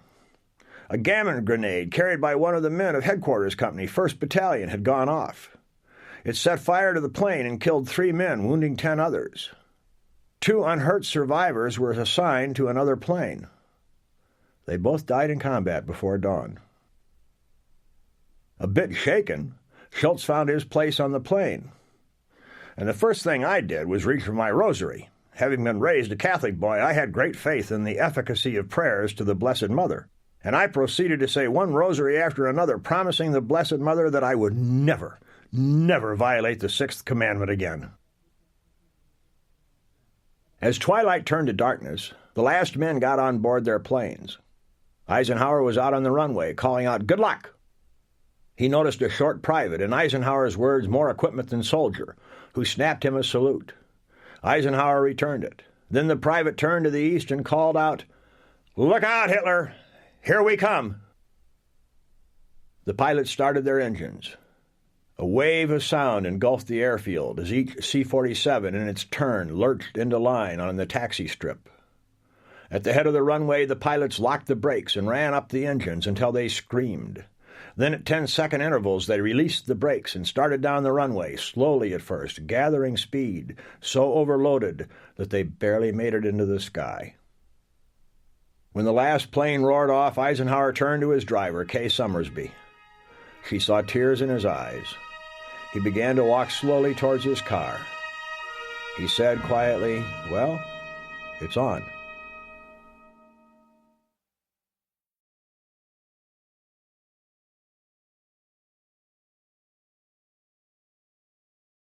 Cracking the Atlantic Wall, the airborne into Normandy. The Pathfinders went in first. They preceded the main body of troops by an hour or so. Their mission was to mark the drop zones with automatic direction finder radios, Eureka sets, and holophane lights formed into T's on the ground. But a cloud bank forced pilots to either climb above it or get below it, so the Pathfinders jumped from too high or too low in altitude. Further anti-aircraft fire coming from the ground caused pilots to take evasive action, throwing them off course. As a consequence of the 18 American Pathfinder teams, only one landed where it was supposed to. One team landed in the Channel. Major John Howard's D Company of the Ox and Bucks was the first to go into action as a unit. Glider pilot Sergeant Jim Walwork put his Horsa glider down exactly where Howard wanted it to land, right beside the Orne Canal Bridge. Lieutenant Brotheridge led 1st Platoon over the bridge. The horses carrying 2nd and 3rd platoons landed right behind Walwork and within minutes secured the area around the bridge, routing about 50 German defenders in the process. 2 other platoons landed near the Orne River Bridge and secured it. By 0021 hours, June 6th, 5 minutes after landing, D Company had taken its objectives. It was a brilliant feat of arms and a great start to D-Day for the Allies. As the Pathfinders were setting up and Howard's men were carrying out their coup de main operation, the 13,400 American and nearly 7,000 British paratroopers were coming on. In the Dakotas, the men prepared themselves for what they called the jump in which your troubles begin after you hit the ground. Private Ken Russell of the 505th had just made it onto his C-47. 2 weeks earlier, he had been running a high fever, a result of his vaccinations, and had been sent to a hospital. On June 4, he still had a high fever. But as he said, like everyone else, I had been looking forward to D-Day since 1940, when I was still in grammar school. Now I was so afraid I would miss it. He begged his way out of the hospital and managed to rejoin his company on June 5. Flying over the Channel, Private Russell was struck by the thought that his high school class back in Tennessee was graduating that night. Like many of the Catholic troopers, Dutch Schultz was, as he put it, totally engrossed in his rosaries. Clayton Storby was sitting next to George Dixon. He was going around that rosary giving a lot of Hail Marys. After about 10 minutes, it seemed like it was helping him, so I said, "George, when you're through with that, would you loan it to a buddy?"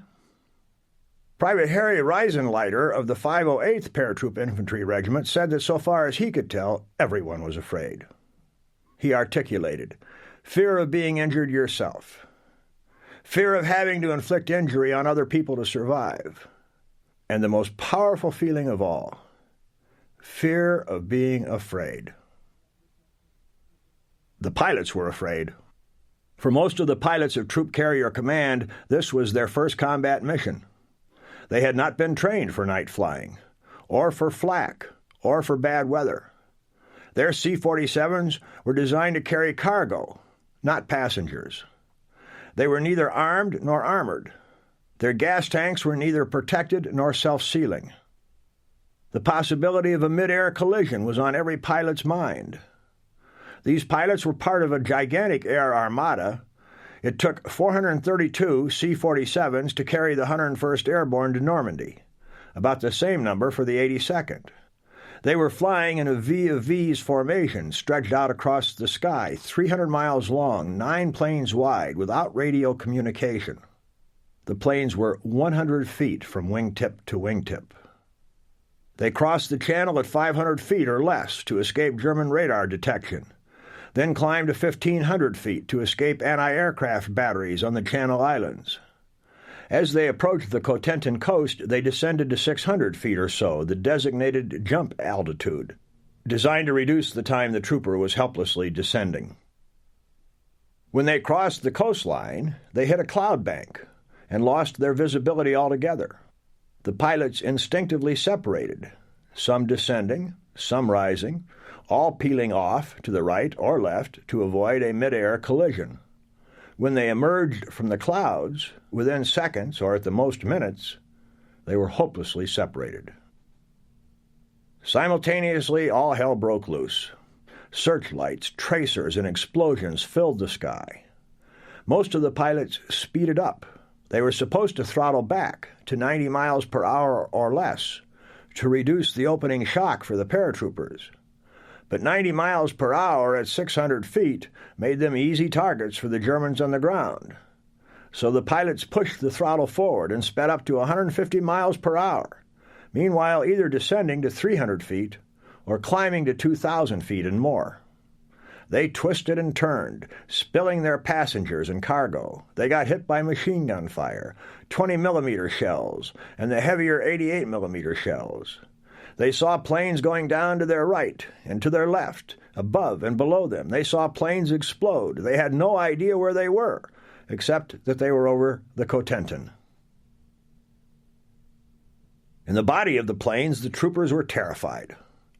Not at what was ahead of them, but because of the hopeless feeling of getting shot at and tumbled around and being unable to do anything at all about it.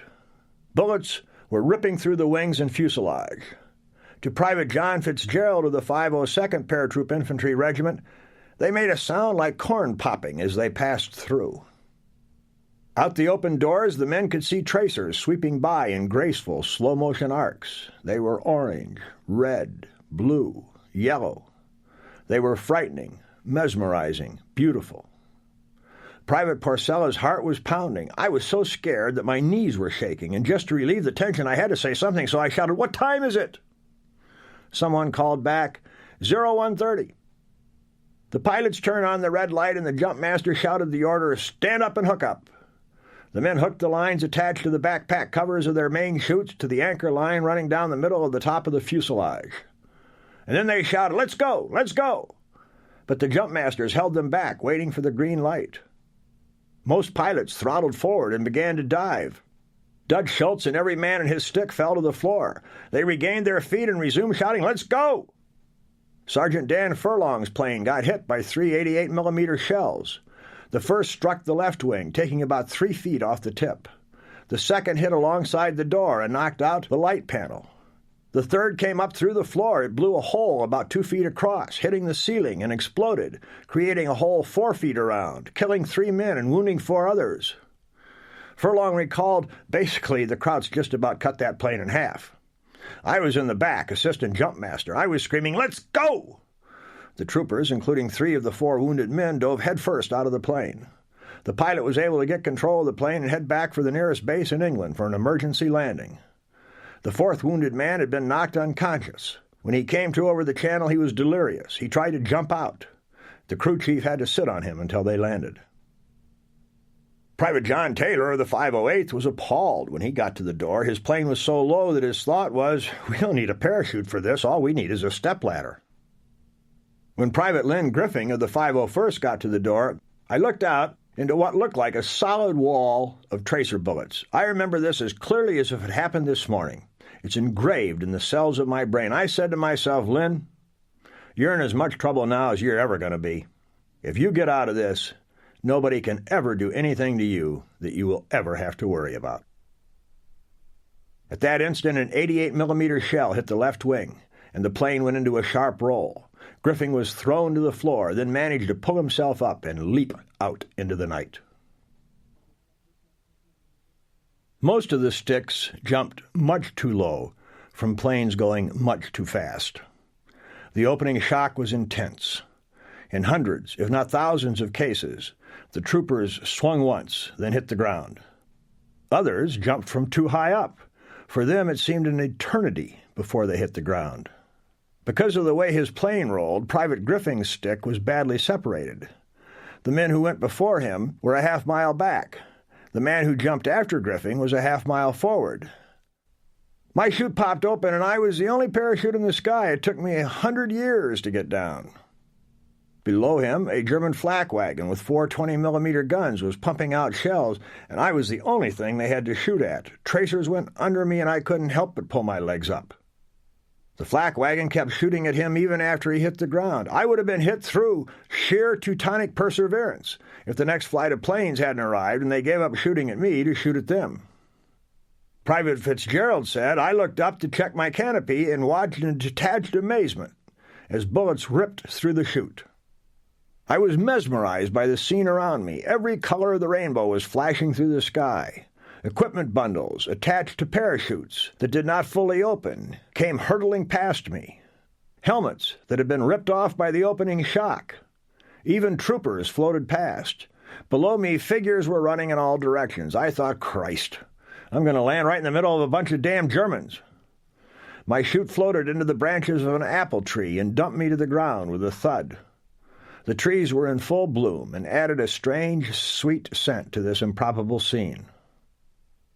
To Fitzgerald's relief, the Germans turned out to be cows running for cover.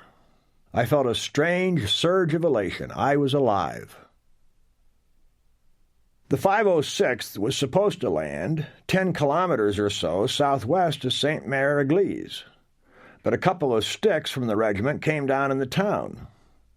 It was 01:15 hours. A small hay barn on the south side of the church square was on fire, evidently caused by a tracer. Mayor Alexandre Reynaud had called out the residents to form a bucket brigade to get water from the town pump to the fire. The German garrison sent out a squad to oversee the infraction of the curfew. Sergeant Ray Eibeicher was the first to hit. He landed in the church square behind the fire brigade line and unnoticed by the German guards. The great brass bell in the church tower was ringing to rouse the citizens, and it drowned out the noise of his landing. He cut himself loose, then began moving slowly toward the church door, hoping to find sanctuary. But the door was locked. He crawled around the church to the rear, then along a high cement wall. The Germans began firing, not at him, but at his buddies coming down from the sky. He saw one man whose chute had caught in a tree get riddled by a machine pistol. Altogether, 4 men were killed by German fire.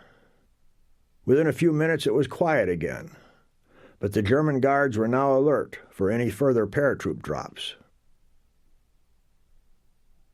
There was confusion and mixing of units going on all over the Cotentin. Some men were alone all night. Dutch Schultz was one of them. When Schultz used his cricket in desperation, hoping to find someone, I got a machine gun burst. I brought my M1 up and pointed it toward the Germans, only to discover that I had failed to load my rifle. He crept off, thinking to himself, I'm totally unprepared for this.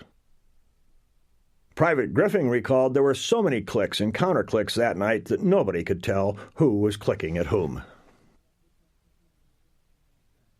At La Madeleine, in his blockhouse, Lieutenant Arthur Janke of the German army was confused.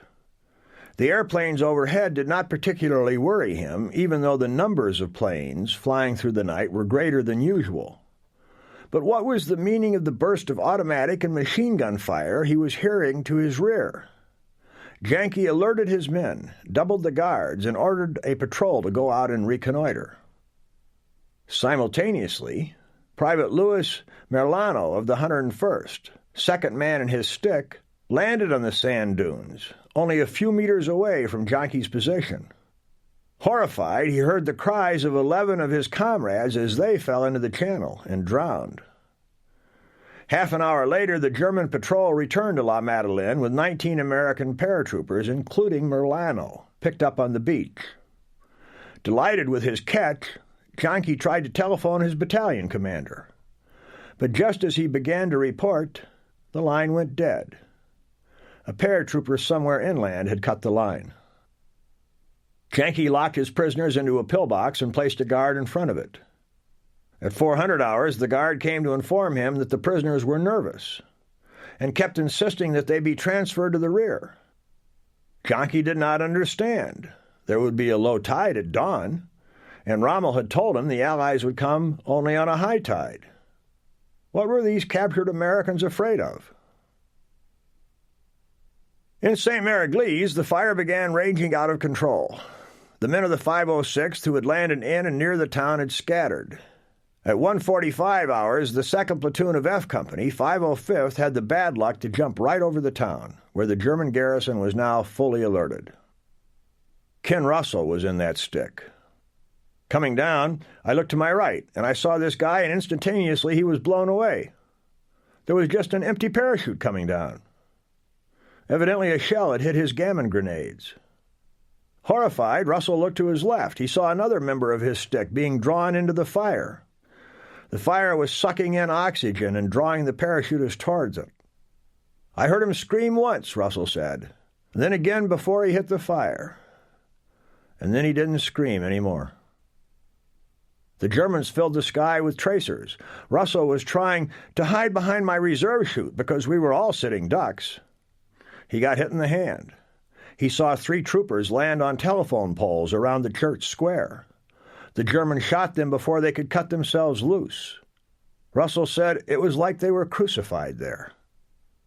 Russell jerked on his risers to avoid the fire and came down on the slate roof of the church. I hit, and a couple of my suspension lines went round the church steeple, and I slid off the roof. I was hanging off the edge. Private John Steele came down, and his chute covered the steeple. Steele was hit in the foot.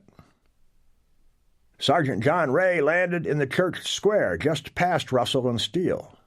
A German soldier came dashing around the corner. Russell related, I'll never forget him. He was red-haired, and as he came around, he shot Sergeant Ray in the stomach. Then he turned toward Russell and Steele and brought his machine pistol up to shoot them, and Sergeant Ray, while he was there dying in agony, he got his .45 out and he shot that German soldier in the back of the head and killed him. Through all this, the church bell was constantly ringing. Russell could not remember hearing the bell. Steele, who was hanging right outside the belfry, was deaf for some weeks thereafter because of it. Steele was hauled in by a German observer in the belfry, made prisoner, but escaped a few days later. Russell, scared to death in his own words, managed to reach his trench knife and cut himself loose. He fell to the ground. I dashed across the street, and the machine gun fire was knocking up pieces of earth all around me. And I ran over into a grove of trees on the edge of town, and I was the loneliest man in the world. Strange country. And just a boy. I should have been graduating from high school rather than fighting in a strange country. There was a flak wagon in the grove, shooting at passing Dakotas. Russell recalled, I got my gammon grenade out, and I threw it on the gun, and the gun stopped. He moved away from town. A German soldier on a bicycle came down the road. Russell shot him. Then he found an American from the 101st. Russell asked, Do you know where you are? The trooper replied, No. They set out to find someone who did know. For many of the men of the 82nd Airborne, whose drop zones were to the west of St. Mary-Glees, astride the Murderette River, there was a special hell. Rommel had ordered the locks near the mouth of the river down by Carentan, opened at high tide, closed at low tide, so as to flood the valley. Because the grass had grown above the flooded area, Allied air reconnaissance photographs failed to reveal the trap. The water generally was not more than a meter deep, but that was deep enough to drown an overloaded paratrooper who couldn't get up or cut himself out of his harness. Private Porcella was especially unlucky. He landed in the river itself in water over his head. He had to jump up to take a breath. My heart was beating so rapidly that I thought it would burst. I pleaded, Oh, God, please don't let me drown in this damn water. He bent over to remove his leg straps, but the buckle wouldn't open. He jumped up for more air, then found that if he stood on his toes, he could get his nose just above the water. Calming down a bit, he decided to cut the straps. He bent below the water and pulled his knife from his right boot. He jumped up, took a deep breath, bent down, and slipped the knife between his leg and the strap, working the knife back and forth in an upward motion. Nothing happened. I was in a panic. I came up for another breath of air and thought my heart was going to burst with fright. I wanted to scream for help, but I knew that would make matters worse. I told myself, think! I must think! Why won't this knife cut the strap? I know it's razor sharp. Porcella jumped up for more air and managed to say a quick Hail Mary. Then he realized that he had the blade backward. He reversed it and cut himself loose. He moved slowly into somewhat shallower water until it was only chest high. Then he became aware of rifle and machine gun fire going over his head. He commented years later, all the training I had received had not prepared me for this. Suddenly there was a huge burst of orange flames in the sky. A C-47 had taken a direct hit and was a ball of flames. "Oh my God, it's coming toward me," Porcella cried out. The plane was making a screaming noise that sounded like a horse about to die. Porcella tried to run away. The plane crashed beside him. Suddenly it was dark again, and it became very quiet. Porcella resumed moving toward the high ground. He heard a voice call out, "Flash!" He couldn't believe it. I thought I was the only fool in the world in this predicament. He recognized the voice. It was his buddy, Dale Cable. Porcella reached out his right hand to touch Cable, who hollered this time, "Flash!" Simultaneously, Cable flipped the safety off his M1.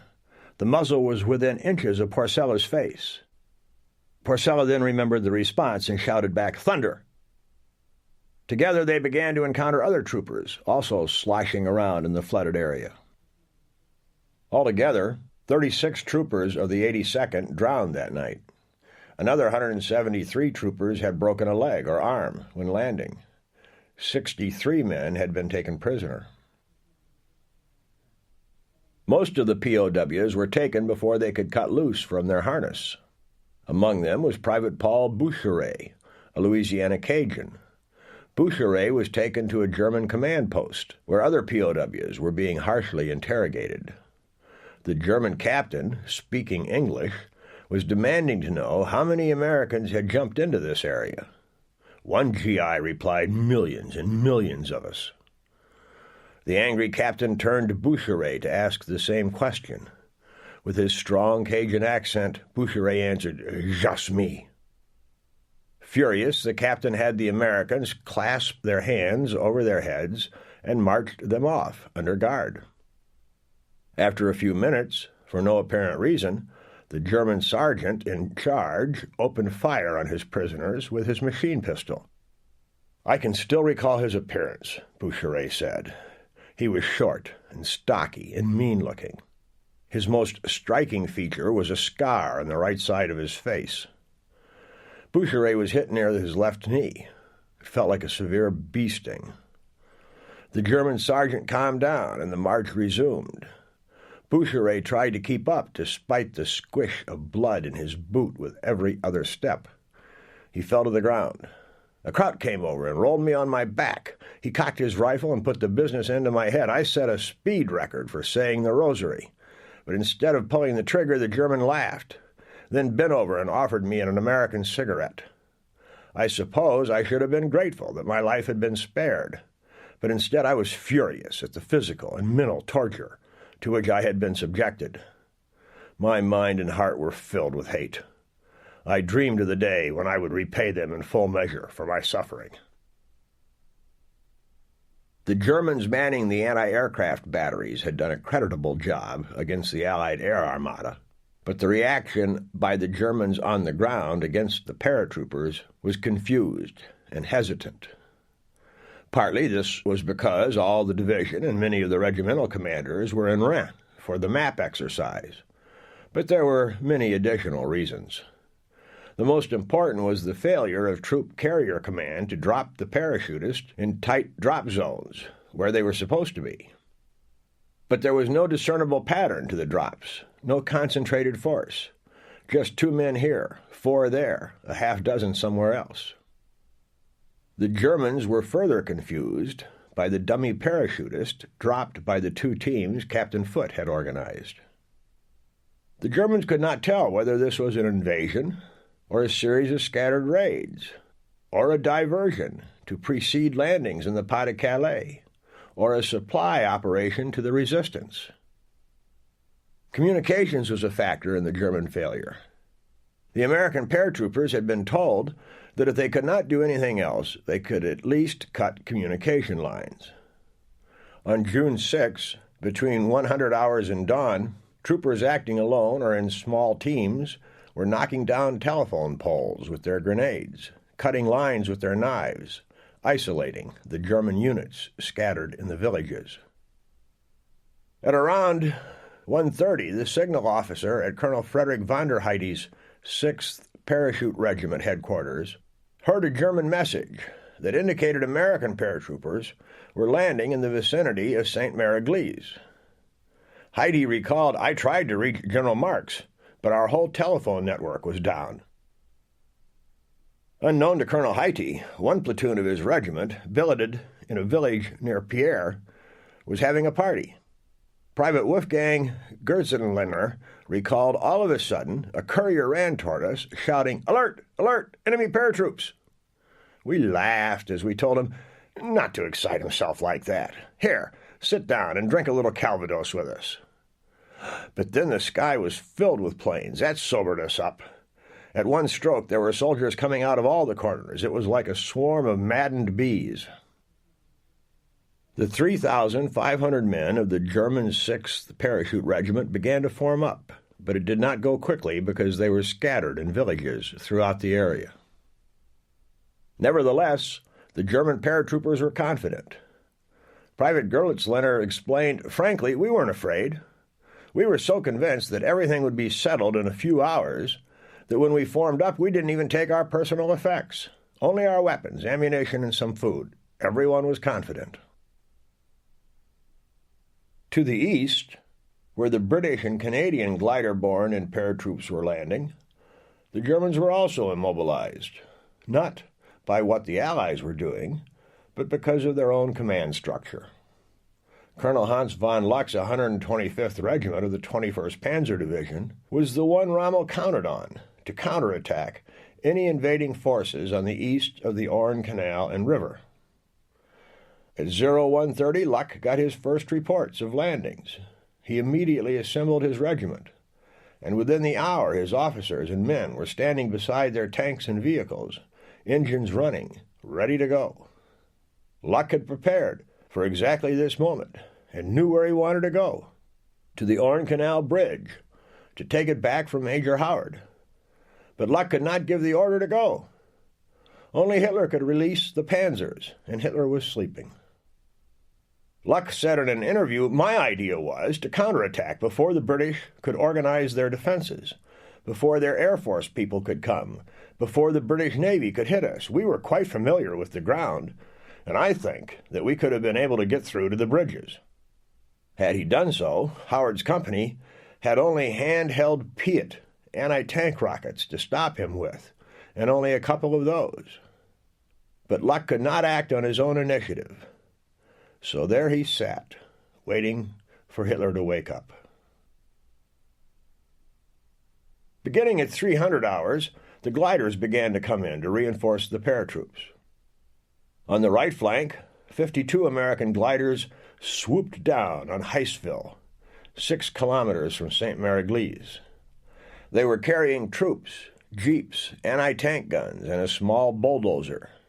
But as the gliders approached the landing zone, they were being shot down. For those who survived the anti-aircraft fire, the problem became the Norman hedgerows. The fields they enclosed were too small for a decent landing zone. Worse, the trees were much higher than expected. As Sergeant Zane Schindler of the 82nd put it, "No one had informed us of the immense size of these French hedgerows. We were, of course, told that we would be in hedgerow country, but we assumed that they would be similar to the English hedgerows, which were like small fences that the fox hunters jumped over." In Normandy, the hedgerows were 6 feet or more high, virtually impenetrable. The roads between the hedgerows were sunken, meaning that the Germans had what amounted to a vast field of ready-made trenches. Why Allied intelligence missed this obvious major feature of the battlefield is a mystery. If the glider pilots came in low, they would see trees looming in front of them, try to pull up to go over, only to stall out and then crash. If they came in high, they couldn't get the gliders down in the small fields in time to avoid running into the hedgerow at the far end. Private John Fitzgerald of the 502nd Paratroop Infantry Regiment watched the glider landing. He related, "We could hear the sound of planes in the distance, then no sounds at all. This was followed by a series of swishing noises.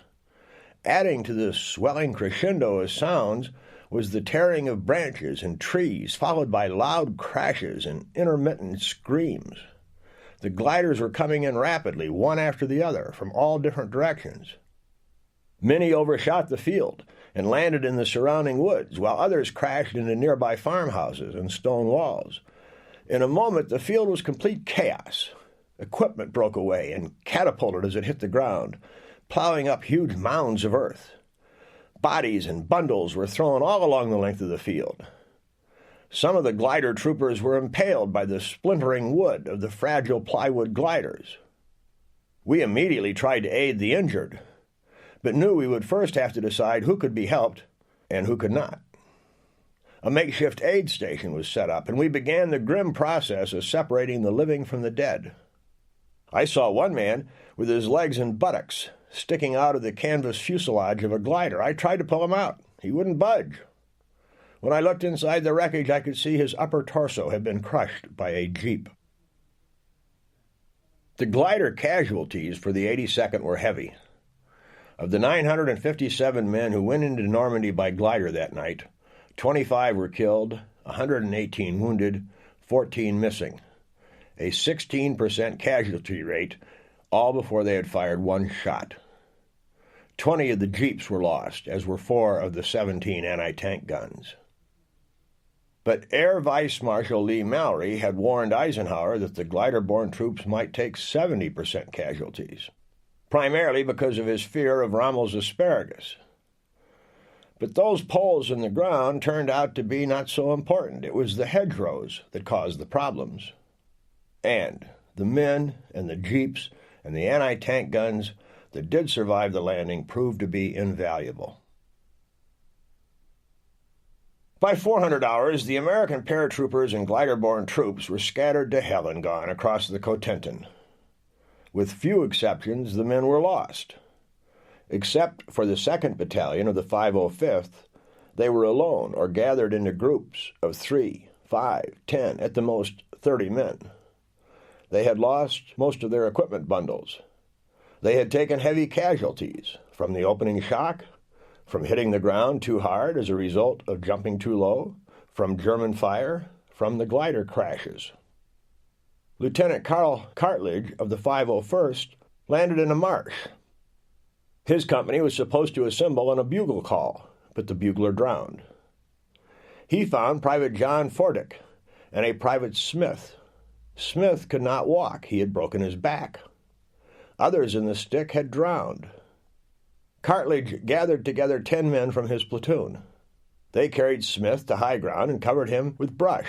He insisted on retaining the 2 homing pigeons he had with him. One had a message on its leg saying the battalion was being wiped out. The other said it was accomplishing its mission. Smith had been told to release one or the other at daylight. As the platoon prepared to move out, Smith's last words to Cartledge were, "I'll send the right message. Don't make me out a liar." As the platoon left, a German machine gun opened up. The men dove back into the marsh. Cartledge had no radio. He was lost, chest deep in water, taking fire without being able to return it. Private Fordick, a tough Pennsylvania coal miner, leaned over to whisper in his ear, "You know, Lieutenant Cartledge, I think the Germans are winning this war." The Germans were not winning the war. Scattered though they were, the American paratroopers and glider-borne troops were about to go into action, while the Germans, for the most part, were still holed up, badly confused. Let's get those bastards. The airborne night attack. The overall missions of the American and British airborne divisions were to disrupt and confuse the Germans so as to prevent a concentrated counterattack against the seaborne troops coming in at dawn, and to protect the flanks at Sword and Utah beaches. For the Canadian Airborne Battalion, the objective was the downstream bridge over the Deves. By 200 hours, Sergeant John Kemp had his squad gathered. His mission was to provide protection for a team of sappers or engineers who were to blow the Robholm Bridge. But Kemp did not know where he was. Then, of all things, in the dark of the night, Kemp heard a bicycle bell ringing. The rider turned out to be a French girl who had been out cutting telephone wires. French-speaking Canadians talked to her. She agreed to lead them to the bridge. Off they set.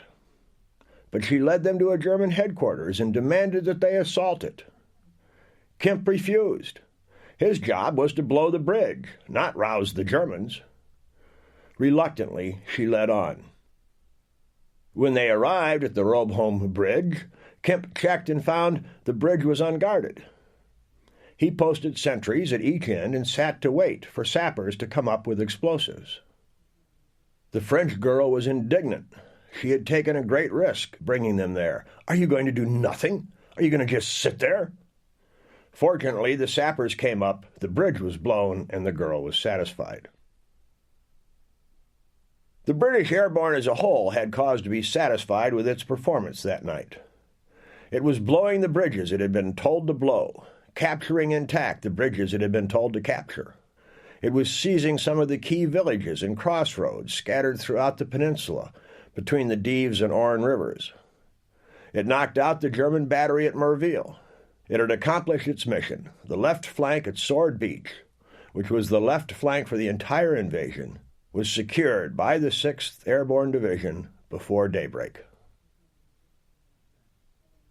On the right flank, the Americans were not accomplishing their specific missions as well as their British counterparts. The execution of the mission got off to an agonizingly slow start because of the way the pilots had scattered when they hit the cloud bank.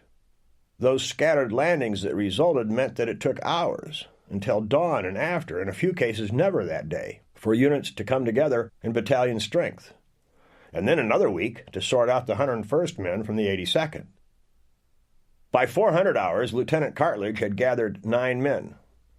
He thought he was on the Douve River when he was actually on the Murderette. His squad was representative of many such units across the Cotentin.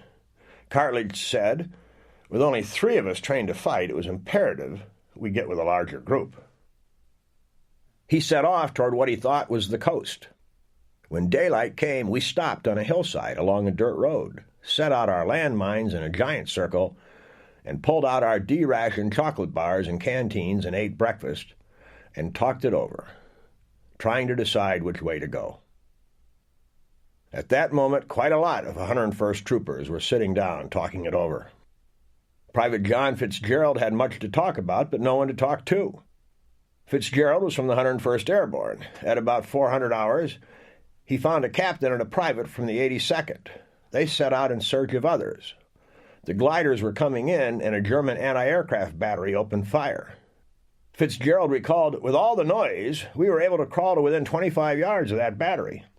It was firing continuously. Our captain whispered a brief plan of attack, and then called out, 'Let's get those bastards!' The private from the 82nd opened up with his Browning automatic rifle, hitting 2 Germans on the right of the platform. The captain threw a grenade that exploded directly under the gun. I emptied my M1 clip at the 2 Germans on the left. In a moment it was over.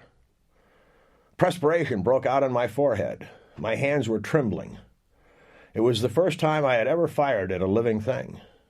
I noticed the torn condom hanging loosely from the end of my rifle. The tiny group came on another, larger battery. The Americans attacked it and were repulsed. In the retreat, they got separated. So as dawn broke, Fitzgerald was alone, wondering where he was. At 400 hours, Lieutenant Colonel Ed Krause, 3rd Battalion, 505th Paratroop Infantry Regiment, had gathered approximately 180 men. He put them on the road for his objective, St. Mary-Église. In that village, the fire was out, the residents had gone back to bed, and so had the German garrison. It was astonishing and inexplicable, but true. When Krause got to the edge of town without being challenged, he sent one company to move as quietly as possible through the town to set up roadblocks and to place landmines out in front of them. After giving the men a 30-minute head start, Krause sent the other company into town to clear it out. A local Frenchman, half drunk, who had guided the battalion into the town, pointed out the billets of the Germans. 30 of them surrendered meekly. 10 were shot trying to resist. Just that quick, a key objective had been taken. Krause cut the communications cable point. His men held the roads leading into St. Mary-Église. Most importantly, the main highway from Caen to Cherbourg. Nowhere else had either American Airborne Division achieved its pre-dawn objectives.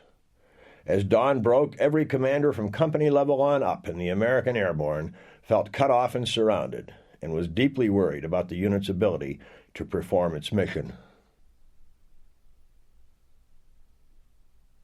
The greatest show ever staged, the air bombardment. The strategic air forces had not been built to provide tactical support for the land armies. But with the climax of the transportation plan coming in early June, that then became their task. All involved agreed that just preceding and on D-Day, every bomber in Britain would participate in pounding the Atlantic Wall. RAF Bomber Command would open D-Day with a midnight bombing of coastal batteries and in Caen.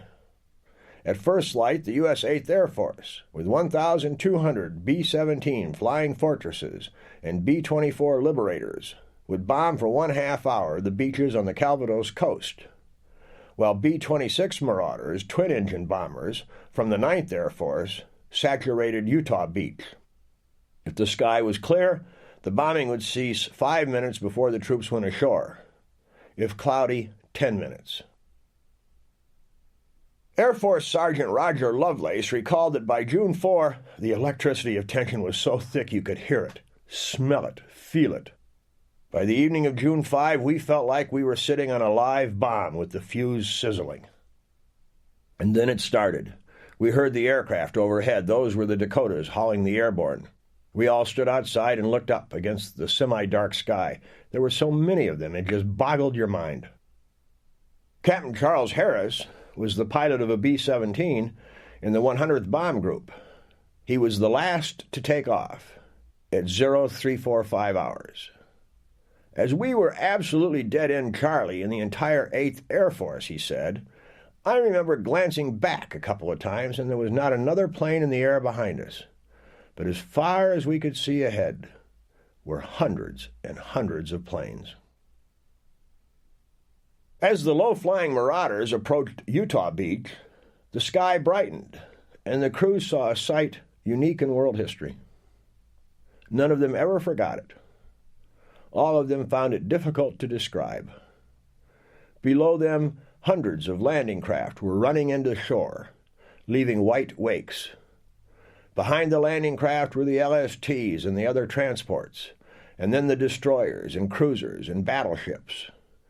Lieutenant Alan Stevens, a co-pilot in a B-26 of the 397th Bomb Group, said, As I looked down at this magnificent operation, I had the surging feeling that I was sitting in on the greatest show ever staged. Lieutenant Corey remembered that the water was just full of boats, like bunches of ants crawling around down there. I imagined all those young men huddled in the landing craft, doubtless scared to death. I could see what they were heading into, and I prayed for all those brave young men. I thought, man, I'm up here looking down at this stuff, and they're out there waiting to get onto that beach. For the B-17 crews, flying mainly at 20,000 feet up above the clouds, there was no such sight. They could see nothing but other B-17s. Lieutenant Carden had a brother down below. I didn't know where he was, but I wanted to be accurate. We were a little bit late because of the weather, which affected the bombing accuracy of almost every group up there with us. So they delayed on the split-second timing, so as to avoid hitting men coming ashore. As a consequence, all the bombs from the B-17s fell harmlessly 2 or even 3 kilometers inland. At Utah Beach, It was no milk run for the two-engine medium bombers, the Marauders. They went in low enough for the Germans to throw rocks at us, one pilot said. Sergeant Lovelace recalled seeing the first wave just a couple of 100 yards offshore, zigzagging toward the beach. We were running right down the shoreline looking for a target. We were drawing a lot of fire, not the usual 88 millimeter, but smaller, rapid-fire stuff. I have this frozen image of a machine gunner set up by a barn, firing at us. For a short, split second, I could look right down the barrel of that gun. Lieutenant Havener saw a plane in his box take a flak hit, do a complete snap roll, recover, and carry on. Unbelievable, he declared. Now we're on our bomb run, and another of our ships takes a direct hit, blows up, and goes down. Damn that briefer and his promise of a milk run. What's with all this flak?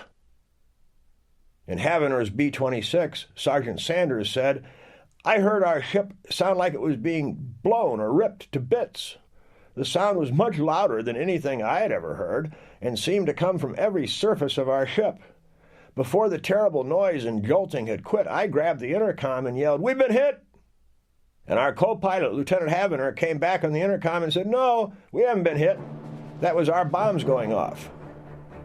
We were flying that low.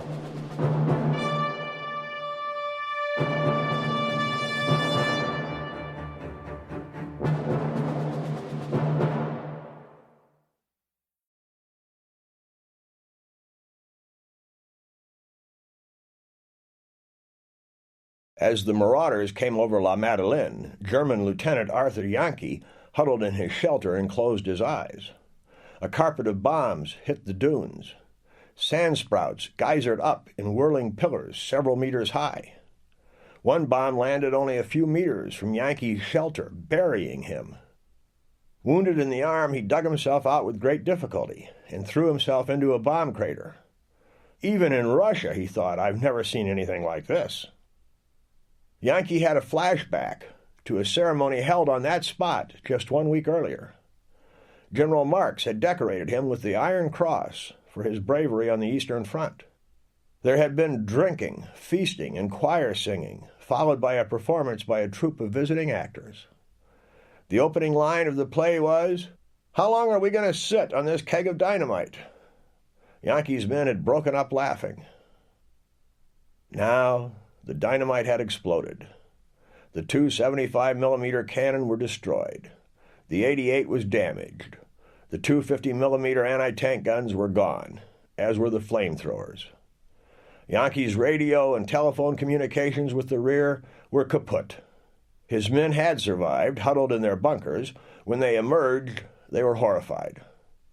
The mess corporal's assistant, an old man, came running up to Yankee, screaming, Everything is wrecked, Herr Leutnant. The stores are on fire. Everything's wrecked. We've got to surrender, Herr Leutnant. The 23-year-old Yankee replied, Have you gone out of your mind, man? If we had surrendered in Russia in this kind of a situation, the Russians would have been in Berlin long ago. Instead of surrendering, Yankee called out a command, All troops, fall in for entrenching. But just as they were starting to dig, there came another wave of marauders. The men huddled in the sand. Yankee sent a man on a bicycle to report to battalion headquarters, but the rider was killed by a bomb. As the bombardment ended and the sky began to brighten, Yankee could see the naval armada slowly emerging out of the dark and headed straight toward La Madeleine. The sight shattered any morale the Germans had left. Yankee's men had believed that La Madeleine, with its mighty cannon, was impregnable. Now, the fortress was destroyed, and the Germans were brought face to face with the reality of the naval forces rising up out of the sea. And all Yankee had to oppose the invaders were 2 machine guns and 2 grenade launchers. The American marauders had done an outstanding job of destroying Rommel's fixed fortifications at Utah before the Germans had an opportunity to fire even one shot. In contrast to the near-total success of the B-26s at Utah, the great bombing raids by B-17s and B-24s of June 6 against Omaha and the British beaches turned out to be a bust. The Allies managed to drop more bombs on Normandy in 2 hours than they had on Hamburg, the most heavily bombed city of 1943. But because of the weather and the airmen not wanting to hit their own troops, most, in fact all, of the blockbusters came down in Norman Meadows or were carried back to England. Not one came down on the Atlantic Wall. The Allies put 3,467 heavy bombers, 1,645 medium bombers, and 5,409 fighters into the air on D-Day. Not one plane was shot down by the Luftwaffe. German flak batteries on the ground did manage to shoot down 113 aircraft. The contribution of the Allied air forces on D-Day could not be characterized as critical, except at Utah Beach. But the air forces had accomplished their critical mission in April and May 1944. They had isolated the battlefield from much of the French railway system.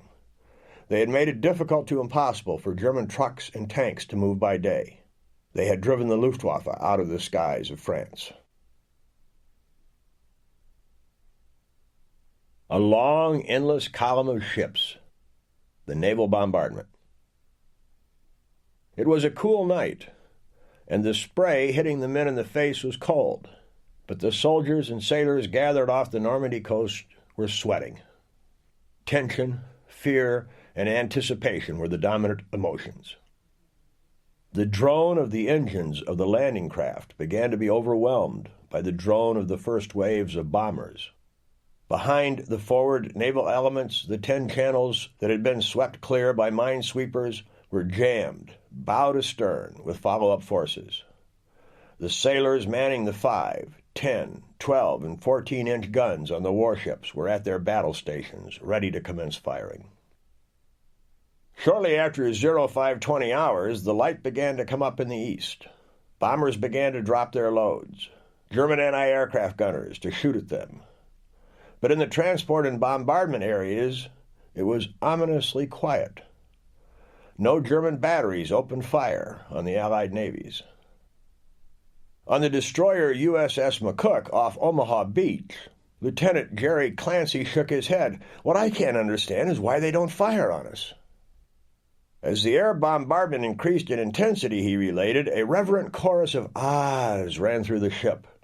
Thunderous explosions rolled along the shore, followed by high bursts of multicolored flak, and then a geyser of flame here, another there. The blasts were coming so fast that they merged into one great roar. The shoreline became a broken necklace of flame. At 0535, the German batteries commenced firing on the fleet. Off Utah, Lieutenant Olson on Nevada saw shells hitting all around. It seemed to him that every German gun in France was concentrated on Nevada. When the battleships began to return the fire, it was as if Zeus were hurling thunderbolts at Normandy. On the deck of the Bayfield, Ship's Stores Officer Lieutenant Cyrus Idlet hurried on deck to observe. It was like the fireworks display of 1,000 Fourth of Julys rolled into one, he said. The heavens seemed to open, spilling 1,000,000 stars on the coastline before us, each one spattering luminous, tentacle-like branches of flame in every direction. Never before has there been any more perfect coordination of firepower than that unloosed by our air and naval forces on this so-called impregnable coastline, which Hitler had so painstakingly fortified with every obstacle man is capable of conceiving. Pillows of smoke and flame shot skyward with great force. The resounding blast, even at our distance, were terrifying. Concussion gremlins gave involuntary, sporadic jerks on your trouser legs. The ship shrugged and quivered as if she knew what was occurring. The Allied airborne troopers who had come in during the night were able to witness the bombardment from the receiving end, some shells falling between them and the beach, others passing overhead. Major John Howard at Pegasus Bridge described it this way. The barrage coming in was quite terrific. You could feel the whole ground shaking toward the coast. Soon they lifted the barrage farther inland.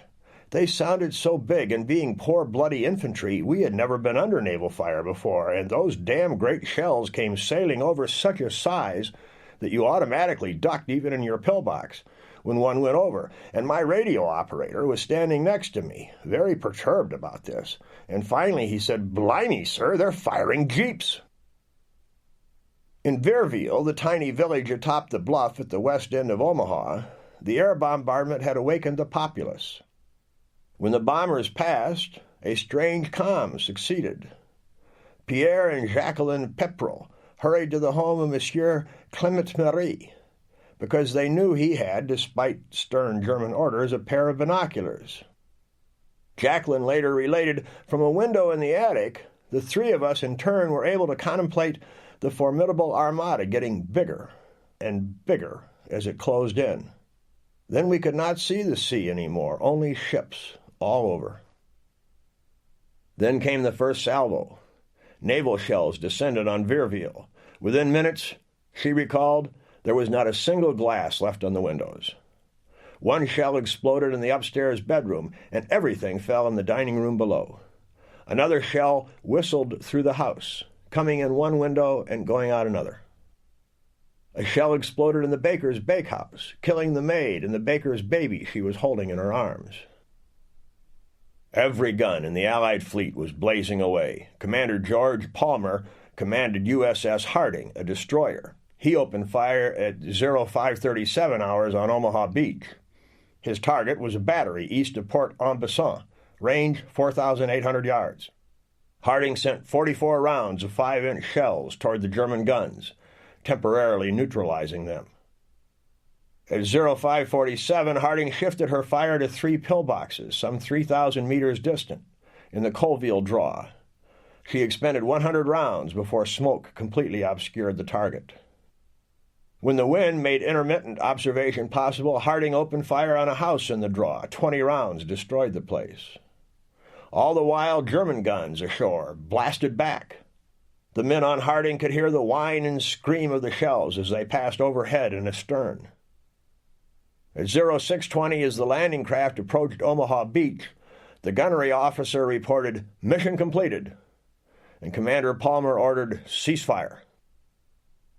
At Omaha, the battleship Texas blasted away at the battery on Point de Houx, where the Rangers were shortly scheduled to land.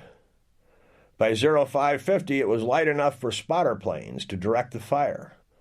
The huge naval shells dug numerous craters in Point de Houx, tumbled great chunks of cliff into the sea, and apparently destroyed the casements holding the guns. Off the British and Canadian beaches, a bombardment just as intense was being hurled at the enemy. In short, a tremendous tonnage of shells hit the beaches and batteries. The results, for the most part, were terribly disappointing. As anyone who has visited the Normandy beaches will attest, this was not because of inaccurate fire, but rather the result of German skill in building fortifications. The casements took many direct hits, dozens in some cases, but even the 14-inch shells failed to penetrate. Many of the German gunners inside the emplacements were rendered deaf or knocked out by concussions. But as the bombardment lifted and the first waves began to hit the beach, there were Germans who were able to man their guns and commence firing. From the point of view of the soldiers going ashore, the great naval bombardment was as ineffective as the great air bombardment. As the warships lifted their fire and the landing craft began to hit the beach and the German counterfire started, there was one final bombardment from the sea. It came from Sherman tanks aboard LCTs approaching the shoreline. Under the circumstances, the rough water, the smoke and haze, the extreme excitement, that fire was wildly inaccurate. But that those Shermans were close enough to the beach to fire was itself a near miracle, made possible by the courage and common sense of one man, Lieutenant Rockwell, who had just made what was perhaps the single most important command decision of any junior officer on D-Day. The LCTs approaching Omaha Beach with the first wave were split into 2 groups of 8 craft each. The skippers were under orders to launch their swimming tanks 5 kilometers offshore and let the tanks swim on in. The group to the left followed orders, and all but 3 of the 32 tanks sank. The swells were too high. The tanks sat too low in the water. The inflatable skirts were insufficient. There was a certain gallantry involved, as tank after tank drove across the lowered ramp and into the water, despite seeing the tank in front go down. The skippers of the LCTs watched helplessly, rendered immobile by fright, unwilling to take charge. It was a pitiful sight. Only the skipper of LCT 600, Ensign H.P. Sullivan, was brave enough to take command. When he saw the first tank in his craft sink, he ordered the crew to pull up that ramp, and then he drove on in to shore the whole 5 kilometers. Those 3 tanks that he delivered were the only ones from his flotilla of LCTs to make it to the shore. They provided a bit of suppressing fire at Easy Green sector on the left flank. Lieutenant Rockwell, off the Dog White and Dog Green sectors on the right flank, made his own decision. Captain Elder of the 743rd Tank Battalion agreed with him. Using flags and Morse code, Rockwell ordered the 7 other skippers in his LCT flotilla to keep their ramps up and drive right on into the beach. As they approached, the eager tank crews began firing against the bluff, shooting over the bow of the landing craft. The noise was deafening. The battleships and cruisers were shooting over the LCTs from behind. As Rockwell got close, the tank crews started up their engines. Rockwell's flotilla went in line abreast. On LCT 607, the skipper failed to act. Ensign Sam Grunfast, second in command, put it bluntly. He froze. So the signalman looked at me, and I looked at him, and I then took over the command of that boat. I gave the signal that we were obeying the order to go ashore. As LCT 607 drove in, it hit a mine. It literally blew us sky high, Grunfast remembered. The skipper was killed. All the men were killed except 2 and myself. The 4 tanks were lost, and all of the Navy personnel. I wound up in a hospital for several months, requiring extensive surgery. As for Rockwell, the smoke obscured his landmarks. But a shift of wind rolled back the smoke for a moment, and Rockwell saw he was being set to the east by the tide. He changed course to starboard and increased speed. The other skippers saw this move and did the same. At the moment the naval barrage lifted, Rockwell's little group was exactly opposite Dog White and Dog Green, exactly where they were supposed to be, the tanks firing furiously, exactly as they were supposed to. This was the moment Rockwell had been preparing for over the past 2 years. This was the reason LCTs existed. But to Rockwell's amazement, what he had anticipated was not happening. He had always assumed the enemy would be firing at his LCT as he came in, but so far no German gun had done so. At 0629, Rockwell gave the signal to drop the ramp. LCT 535 was the first ship of the first wave to launch equipment in the Omaha area. She was in about 3 feet of water. The first tank lurched forward, dipped its nose to the slope, crawled ahead through the breakers to the sand 50 yards away, the water washing over its back and pouring off again. It began firing, and at that instant so did the Germans. Rockwell watched as 88mm shells hit 3 of the landing craft on his right in quick succession. He expected the next shell to hit his LCT, which was lying still and broadside to the gun, a can't-miss target. He had 1 more tank to get off. When it cleared the ramp, Seaman Varvik raised it. The German gunners turned their fire from the LCTs onto the tanks, and so Rockwell's LCT was spared. And then Rockwell recalled, we pulled that famous naval maneuver known throughout naval history as getting the hell out of there. At Wilderstandsnest 62, above the Colville Draw at Omaha Beach, Private Franz Gockel had just been through the most shocking hour of his life. At 0400, he had been ordered to take his firing position behind his machine gun. But at first, nothing moved. He wondered, was it another false alarm? The minutes slowly ticked by. Was it going to be real this time? We stood at our weapons and shivered in our thin summer uniforms. The cook prepared a hot red wine. An NCO appeared and checked our readiness, saying, "When they come, don't shoot too soon."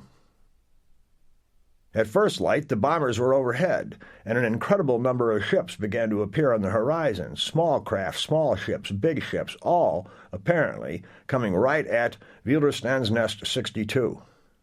An endless fleet, Gockel recalled. Heavy warships cruised along as if passing for review. Gockel tried to concentrate on his machine gun, checking it again and again, to take my mind away from impending events. The naval guns opened fire. Gockel remembered salvo after salvo fell into our positions. Debris and clouds of smoke enveloped us. The earth shook. Eyes and ears were filled with dust. Sand ground between teeth. There was no hope for help. The bombardment increased in its fury. The morning dawn over the approaching landing fleet showed us our approaching doom.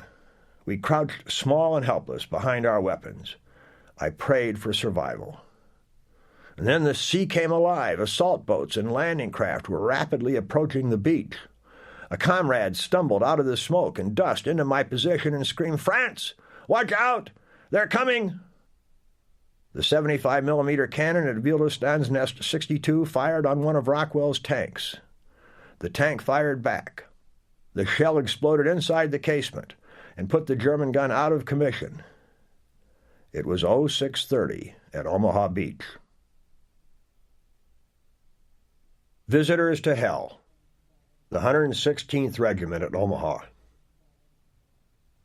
If the Germans were going to stop the invasion anywhere, it would be at Omaha Beach. It was an obvious landing site, the only sand beach between the mouth of the Douve to the west and Arromanches to the east, a distance of almost 40 kilometers. On both ends of Omaha, the cliffs were more or less perpendicular. The sand at Omaha Beach is golden in color, firm and fine, perfect for sunbathing or picnicking and digging. But in extent, the beach is constricted. It is slightly crescent-shaped, about 10 kilometers long overall. At low tide, there is a stretch of firm sand of 300 to 400 meters in distance. At high tide, the distance from the waterline to the shingle is but a few meters. The shingle consisted of small, round stones. The shingle was impassable to vehicles. On the western third of the beach, beyond the shingle, there was a part wood, part masonry seawall, from 1 to 4 meters in height. Inland of the seawall, there was a paved promenade beach road, then a V-shaped anti-tank ditch, 2 meters deep, then a flat, swampy area, then a steep bluff that ascended 30 meters or more. A man could climb the bluff, but a vehicle could not. The grass-covered slopes appeared to be featureless when viewed from any distance, but in fact they contained many small folds or irregularities that proved to be a critical physical feature of the battlefield. There were 5 small draws or ravines that sloped gently up to the tableland above the beach. Each draw had a road or path that served as an exit from the beach. No tactician could have devised a better defensive situation. A narrow, enclosed battlefield with no possibility of outflanking it, many natural obstacles for the attacker to overcome, an ideal place to build fixed fortifications, and a trench system on the slope of the bluff and on the high ground looking down on a wide, open killing field for any infantry trying to cross that beach. The Allied planners hated the idea of assaulting Omaha Beach, but it had to be done. This was as obvious to Rommel as to Eisenhower. Both commanders recognized that if the Allies invaded in Normandy, they would have to include Omaha Beach in the landing sites. Otherwise, the gap between Utah on the right and the British beaches on the left would be too great. Rommel made sure the waters offshore were heavily mined, so too the beaches, the promenade, and the bluff. He put everything to work that the Germans had learned in World War I about how to stop a frontal assault by infantry. He laid out the firing positions at angles to the beach to cover the tidal flat and the beach shelf with crossing fire, plunging fire, and grazing fire from all types of weapons. He prepared artillery positions along the cliffs at either end of the beach, capable of delivering enfilade fire from 88s all across Omaha. An extensive trench system included underground quarters and magazines connected by tunnels. The strong points were concentrated near the entrances to the draws, which were further protected by large cement roadblocks. The larger artillery pieces were protected to the seaward by concrete wing walls. There was not 1 inch of that beach that had not been pre-sighted for both grazing and plunging fire. 4 things gave the Allies the notion that they could successfully assault this all but impregnable position. First, Allied intelligence said that the fortifications and trenches were manned by a low-quality unit of Poles and Russians with poor morale. Intelligence reckoned that there was only 1 battalion of 800 troops to man the defenses. Second, the B-17s assigned to the air bombardment would hit the beach with everything they had, destroying or at least neutralizing the bunkers and creating craters on the beach and bluff that would be usable as foxholes for the infantry. Third, the naval bombardment would finish off anything left alive and moving. The fourth cause for confidence that the job would be done was that 40,000 men, with 3,500 motorized and armored vehicles, were scheduled to land at Omaha on D-Day. But the intelligence was wrong. The quite capable 352nd German Division was in place. Instead of 1 battalion to cover the beach, there were 3. The cloud cover and late arrival caused the B-17s to delay their release until they were as much as 5 kilometers inland. Not 1 bomb fell on the beach or bluff. The naval bombardment was too short and generally inaccurate, and in any case it concentrated on the big fortifications above the bluff. Finally, most of the rockets fell short, many of them landing in the surf, killing thousands of fish, but no Germans. Captain Robert Walker, the 29th Division, on a landing craft infantry, or LCI, recalled that just before H hour, I took a look toward the shore, and my heart took a dive. I couldn't believe how peaceful, how untouched, how tranquil the scene was. The terrain was green.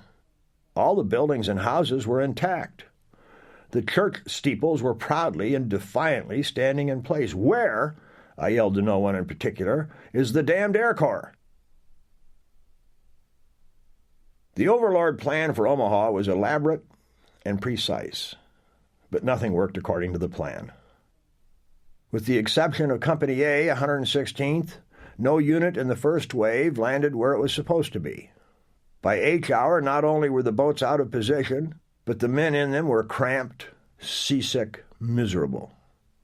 Most had climbed down their rope nets into the craft 4 hours or more earlier. The waves came crashing over the gunwales. In most of them, the pumps could not carry the load, so the troops had to bail with their helmets. At least 10 of the 200 boats in the first wave swamped. Most of the troops were picked up later by Coast Guard rescue craft, often after hours in the water. Many men drowned. In general, then, the men of the first wave were exhausted and confused even before the battle was joined. Still, the misery caused by the spray hitting them in the face with each wave and by their seasickness was such that they were eager to hit the beach, feeling that nothing could be worse than riding on those damned Higgins boats. The only comforting thing was those tremendous naval shells zooming over their heads. But they were hitting the top of the bluff or further inland, not the beach or the slope. At H-5 minutes, the fire lifted. Chief Electrician's mate Alfred Sears was in the last LCVP in the first wave. Going in, the ensign had told him, All the German strong points will be knocked out by the time we hit that beach." We were so confident of this, Sears related, that on the way in, most of my men and I were sitting on top of the decking of the landing craft, enjoying the show, fascinated by the barrage from the rocket ships. About 1,000 rockets shattered the beach directly where we were to land. It looked pretty good. Lieutenant Joe Smith was a Navy beachmaster. His job was to put up flags to guide the landing craft from A Company, 116th Regiment. His Higgins boat may have been the first to hit the beach. He recalled, "The Germans let us alone on the beach. We didn't know why. We could see the Germans up there looking down on us. It was a weird feeling. We were right in front of a German 88-gun emplacement, but fortunately for us, they were set to cover down the beach and not toward the sea." A Higgins boat carrying an assault team from A Company came in behind Smith. The men in it figured that what they had been told to expect had come true. The air and naval bombardments had wiped out the opposition. The ramp went down. "Target Dora, fire!" Lieutenant Freikling shouted into the telephone. As his German battery opened fire, eager gunners throughout the area pulled their triggers. To Freikling's left, there were 3 machine gun positions. To his front, a fortified mortar position. On the forward slopes of the bluff, infantrymen in trenches. They exploded into action. Electrician's mate Sears recalled, "We hit the sandbar, dropped the ramp, and then all hell poured loose on us. The soldiers in the boat received a hail of machine gun bullets. The Army lieutenant was immediately killed, shot through the head. In the lead boat carrying Company A, Captain Taylor Fellers and every one of his men were killed before the ramp went down. The boat just vaporized. No one ever learned whether it was the result of hitting a mine or getting hit by an 88mm shell." Navy Beachmaster Lieutenant Joe Smith reported about another company of the 116th. They put the ramp down, and a German machine gun or two opened up, and you could see the sand kick up right in front of the boat. No one moved. The coxswain stood up and yelled, and for some reason everything was quiet for just an instant. And you could hear him as clear as a bell. He said, "For Christ's sakes, fellas, get out! I've got to go get another load." All across the beach, the German machine guns were hurling fire of monstrous proportions on the hapless Americans. Because of the misplaced landings, the GIs were bunched together with large gaps between groups, which allowed the Germans to concentrate their fire. As the Higgins boats and the larger LCIs approached the beach, the German artillery fired at will, from the fortifications up the draws and on top of the bluff and from the emplacements on the beach. Private John Barnes, Company A, 116th, was in an LCA. As the assault landing craft approached the shore, lying abreast with 11 other craft, someone shouted, "Take a look! This is something you'll tell your grandchildren." Barnes thought to himself, "If we live." Ahead, he could see the single spire of the church at Verville. A Company was right on target. The landing craft roared ahead, breasting the waves. Suddenly, a swirl of water wrapped around my ankles, and the front of the craft dipped down. The water quickly reached our waist, and we shouted to the other boats on each side. They waved in return. Our boat just fell away below us. I squeezed the CO2 tube in my life belt. The buckle broke, and it popped away. I turned to grab the back of the man behind me. I was going down under. I climbed on his back and pulled myself up in a panic. Heads bobbed up above the water. We could see the other boats moving off toward shore. Some men had wrapped Mae West life jackets around their weapons and inflated them. Barnes saw a rifle floating by, then a flamethrower with 2 Mae West around it. I hugged it tight, but still seemed to be going down. I couldn't keep my head above the surface. I tried to pull the release straps on my jacket, but I couldn't move. Lieutenant Gehring grabbed my jacket and used his bayonet to cut the straps and release me from the weight. I was all right now. I could swim. The assault team was about a kilometer offshore. After a bit, we heard a friendly shout of some limey voice in one of the LCAs. He stopped for us. His boat was empty. He helped us to climb on board. We recognized the coxswain. He was from our British transport, the Empire Javelin. He took us back to the Empire Javelin, which we had left at 0400 that morning. How long it had been? It seemed like just minutes. When I thought to ask, it was 1,300 hours. Barnes and his assault team were extraordinarily lucky. Of the 200-plus men of A Company, only a couple of dozen survived, and virtually all of them were wounded. Sergeant Thomas Valance survived, barely. As we came down the ramp, we were in water about knee-high, and started to do what we were trained to do, that is, move forward and then crouch and fire. One problem was, we didn't quite know what to fire at. I saw some tracers coming from a concrete emplacement, which, to me, looked mammoth. I never anticipated any gun emplacements being that big. I shot at it, but there was no way I was going to knock out a German concrete emplacement with a .30 caliber rifle. The tide was coming in rapidly, and the men around Valance were getting hit. He found it difficult to stay on his feet.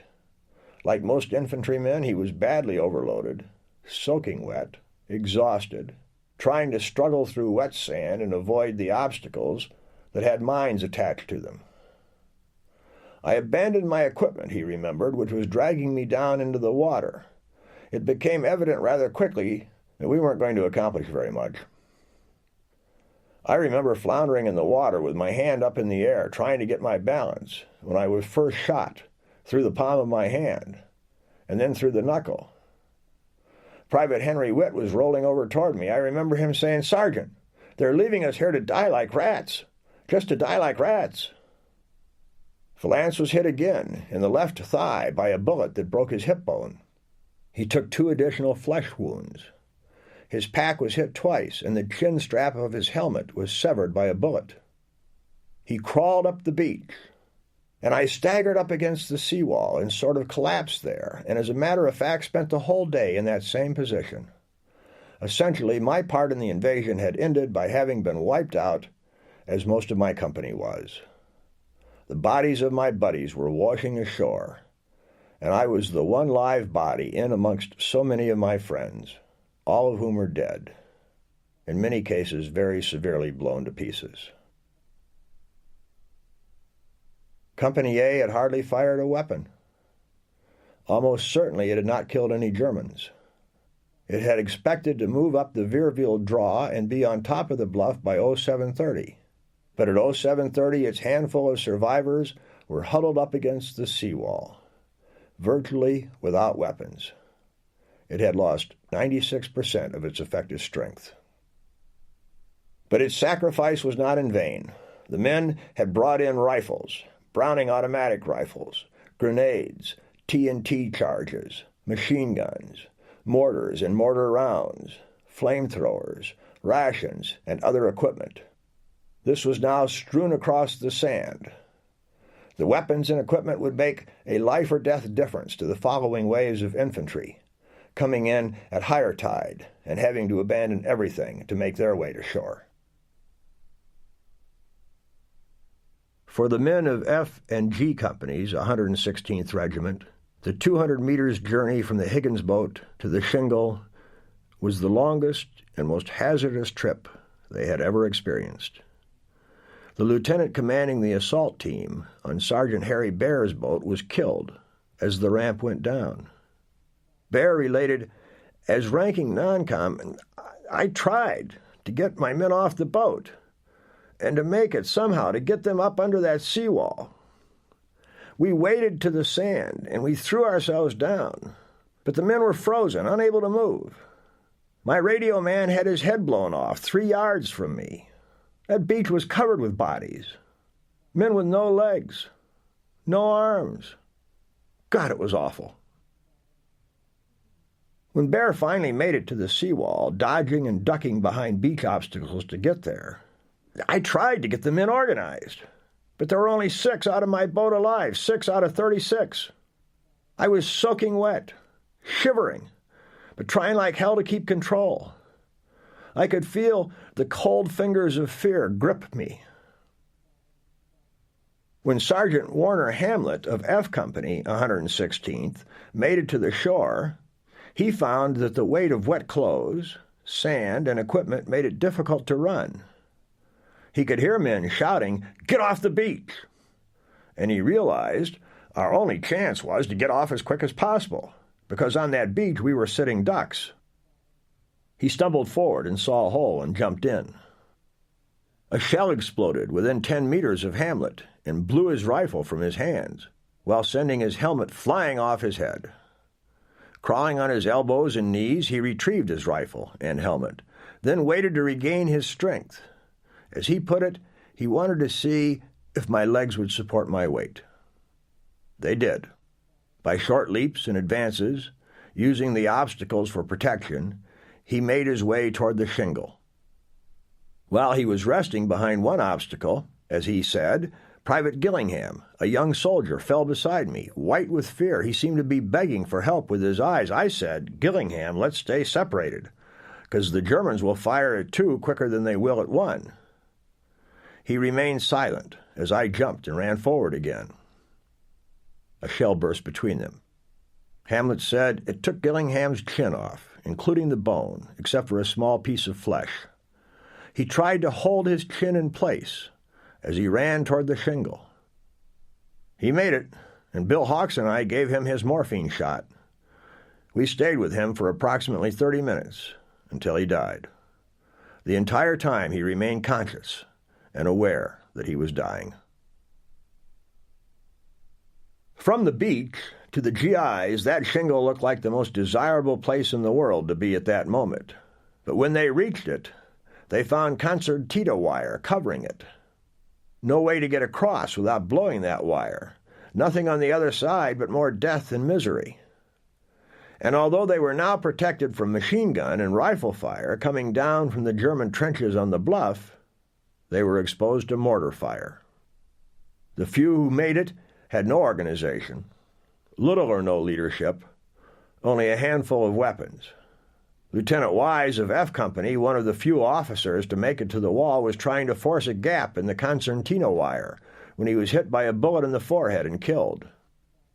The GIs could but huddle and hope for follow-up waves to bring in Bangalore torpedoes to blow that wire. E Company, 116th, landed farthest from its target, a kilometer off and intermixed with men from the 16th Regiment, 1st Division. Private Harry Parley was a flamethrower.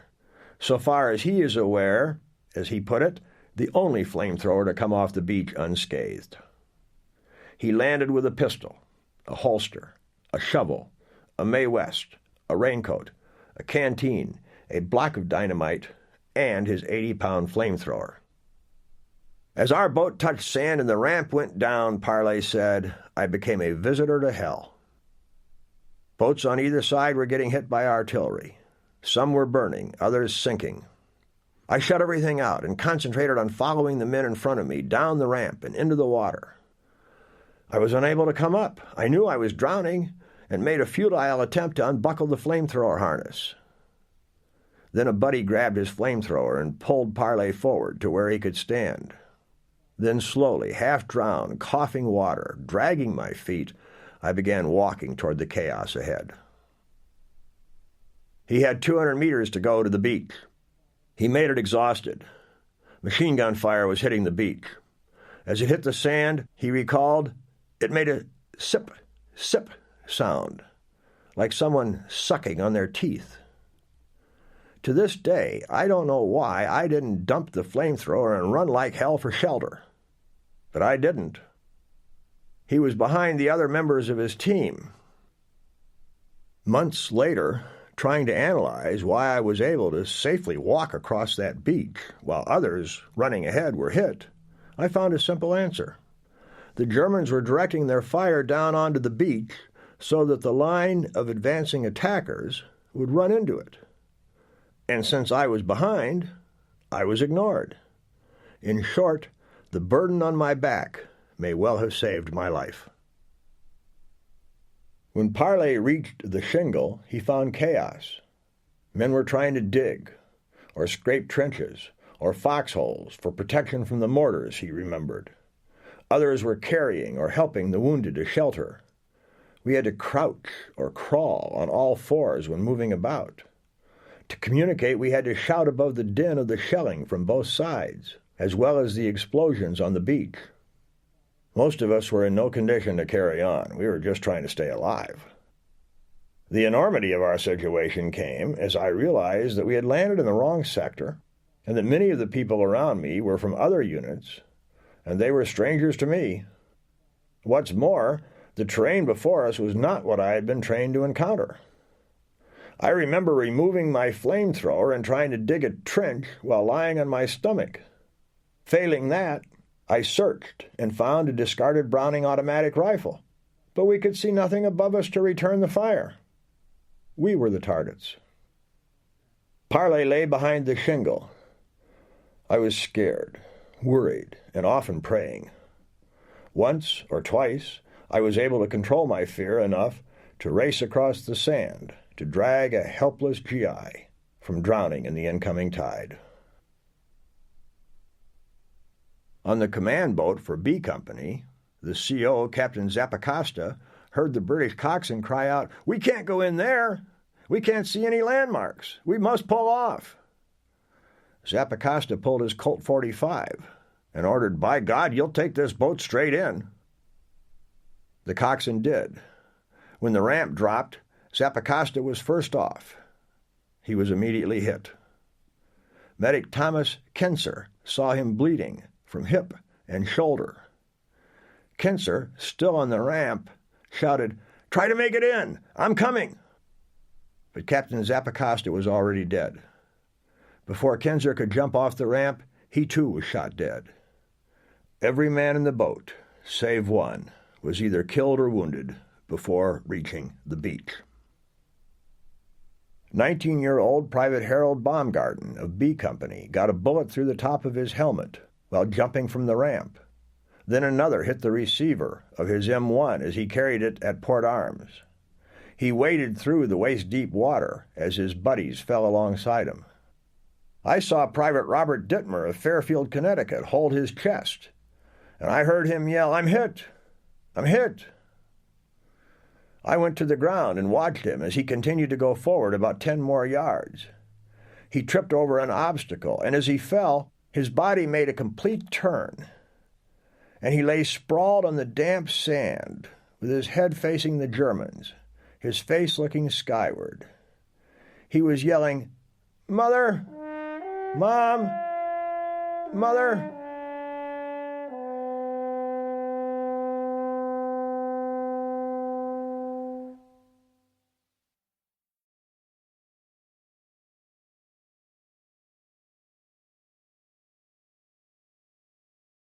Sergeant Clarence Pilgrim Robertson had a gaping wound in the upper right corner of his forehead. He was walking crazily in the water. And then I saw him get down on his knees and start praying with his rosary beads. At that instant, the Germans cut him in half with their deadly crossfire. Baumgarten had drawn a Star of David on the back of his field jacket with "The Bronx, New York" written on it. That would let Hitler know who he was. He was behind an obstacle. He saw the reflection from the helmet of one of the German riflemen on the bluff. And I took aim, and later on I found out I got a bullseye on him. That was the only shot Baumgarten fired because his damaged rifle broke in two when he pulled the trigger. Shells were bursting all about him. I raised my head to curse the Germans when an .88 shell exploded about 20 yards in front of me, hitting me in the left cheek. Felt like being hit with a baseball bat, only the results were much worse. My upper jaw was shattered, the left cheek blown open. My upper lip was cut in half. The roof of my mouth was cut up, and teeth and gums were lying all over my mouth. Blood poured freely from the gaping wound. The tide was coming in. The water was rising about an inch a minute. Between 0630 and 0800, the tide rose 8 feet. Baumgarten washed his face with the cold, dirty channel water. He managed not to pass out. He knew he had to get moving or drown. Then he took another hit from a bullet in the leg. He moved forward in a dead man's float with each wave of the incoming tide. He finally reached the seawall where a medic began dressing his wounds. Mortars were coming down on them, and I grabbed the medic by the shirt to pull him down. He hit my hand away, and he said, "You're injured now. When I get hurt, you can take care of me."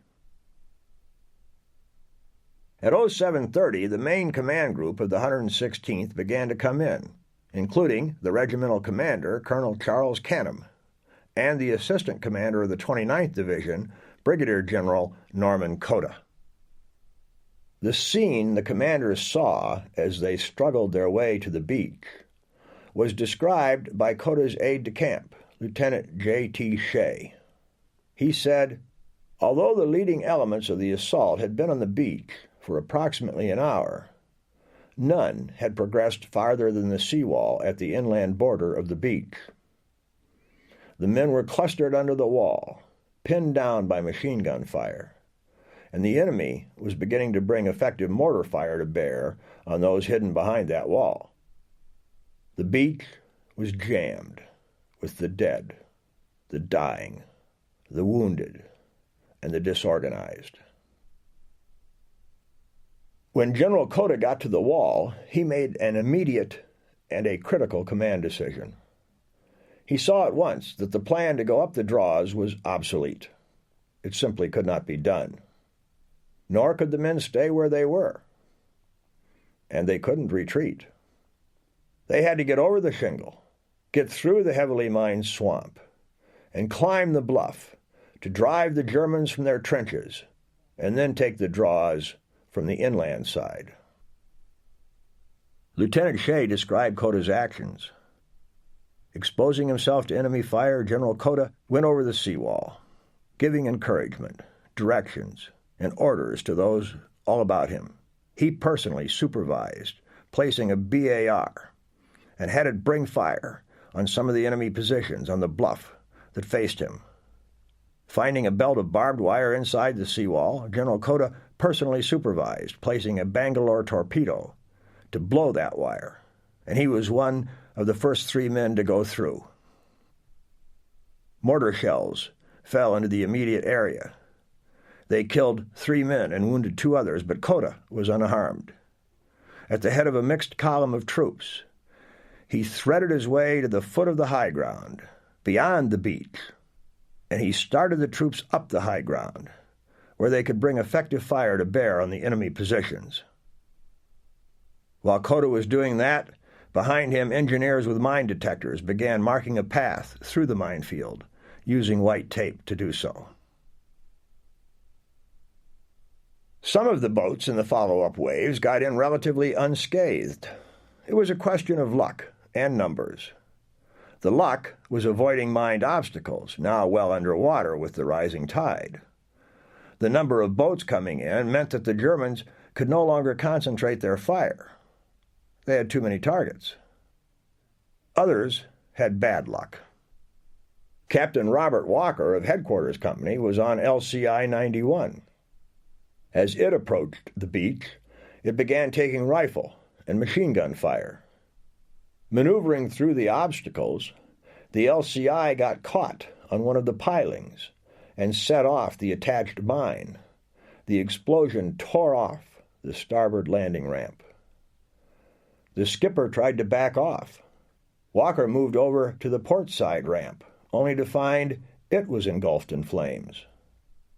One man, carrying a flamethrower, had been hit by a bullet.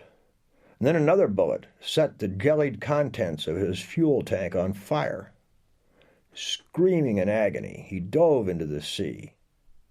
Walker said, "I could see that even the soles of his boots were on fire."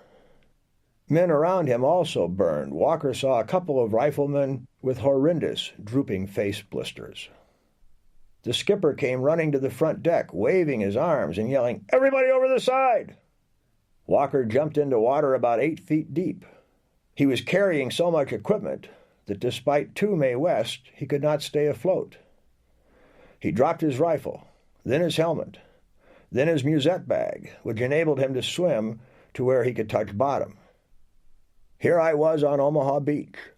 Instead of being a fierce, well-trained fighting infantry warrior, I was an exhausted, almost helpless, unarmed survivor of a shipwreck. When he got to waist-deep water, he got on his knees and crawled the rest of the way. Working his way forward to the seawall, he saw the body of Captain Zappacosta. At the seawall, I saw dozens of soldiers, mostly wounded. The wounds were ghastly to see. Walker came to Coda's conclusion. Any place was better than this. The plan was kaput. He couldn't go back. He set out on his own to climb the bluff. By this time, around 0745 hours, unknown others were doing the same, whether NCOs or junior officers, or in some cases privates. Staying on the beach meant certain death. Retreat was not possible. Someone had to lead. Men took the burden on themselves, and did. Sergeant John Robert Slaughter's boat was bracketed by German artillery fire. At 100 meters from shore, the British coxswain said he had to lower the ramp, and everyone should get out, quickly. But Sergeant Willard Norfleet told him to keep going. These men have heavy equipment, and you will take them all the way in. The coxswain begged, but we'll all be killed. Norfleet unholstered his .45 Colt pistol, put it to the sailor's head, and ordered all the way in. The coxswain proceeded. Sergeant Slaughter, up at the front of the boat, was thinking, if this boat doesn't hurry up and get us in, I'm going to die from seasickness. The boat hit a sandbar and stopped. Slaughter recalled, I watched the movie The Longest Day, and they came charging off those boats and across that beach like banshees. But that's not the way it happened. You come off the craft, you hit the water, and if you didn't get down in it, you were going to get shot. The incoming fire was horrendous. This turned the boys into men. Some would be very brave men. Others would soon be dead men. But all of those who survived would be frightened men. Some wet their breeches. Others cried unashamedly. And many just had to find it within themselves to get the job done. Slaughter made his way toward shore. There were dead men floating in the water, and there were live men acting dead, letting the tide take them in. Most of Company D was in the water a full hour, slowly working forward. Once he reached the shore, for Slaughter, getting across the beach to the shingle became an obsession. He made it, and the first thing I did was to take off my assault jacket and spread my raincoat so I could clean my rifle. It was then I saw bullet holes in my raincoat.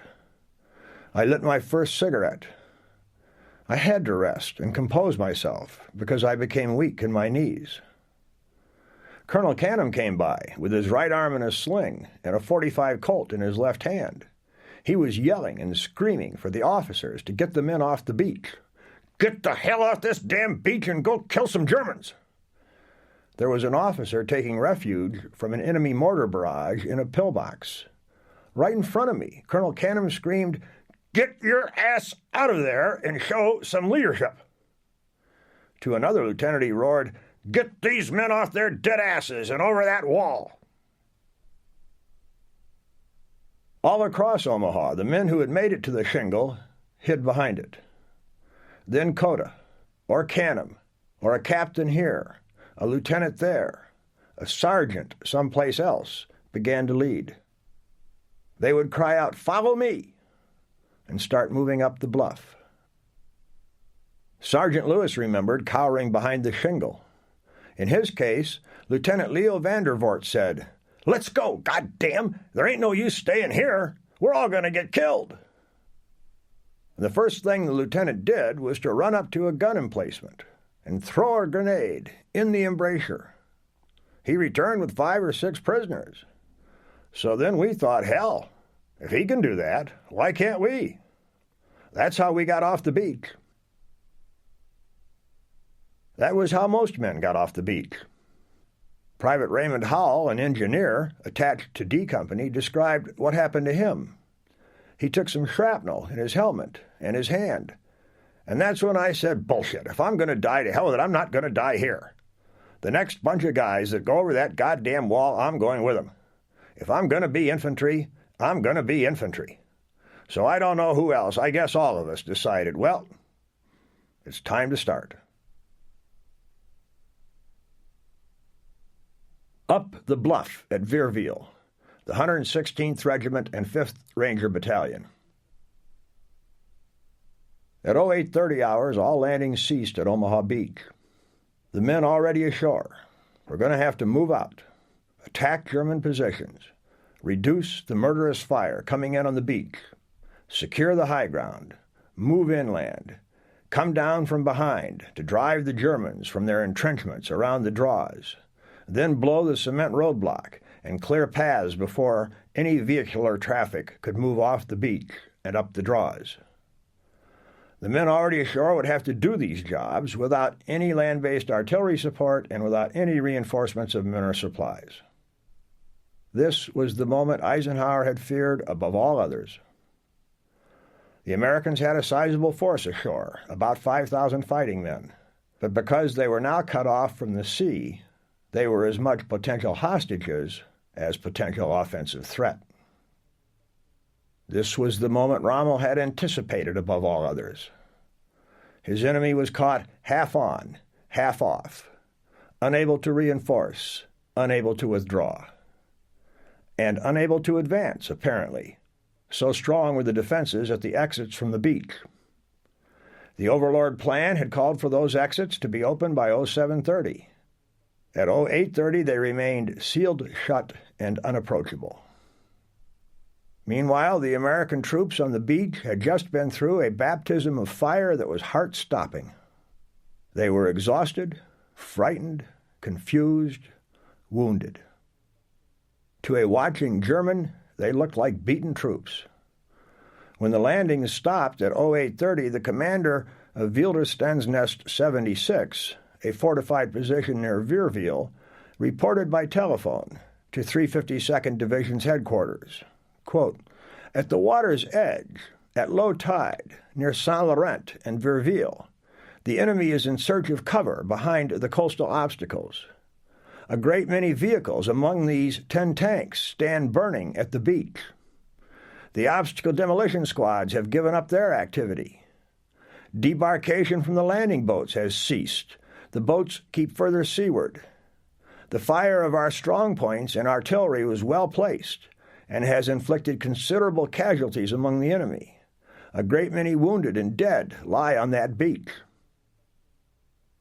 That was the German view from above. But even as the landing ceased, individuals and groups were moving off the beach and up the bluff between the Vierville and Les Moulins exits. Others began to follow. They had the support of the destroyers and of the tanks on the beach, but in reality they were on their own. Going up that bluff was often a lonely experience. Captain Robert Walker went a third of the way up before he found a dead soldier from the 116th and was able to arm himself with an M1 and protect himself with a helmet.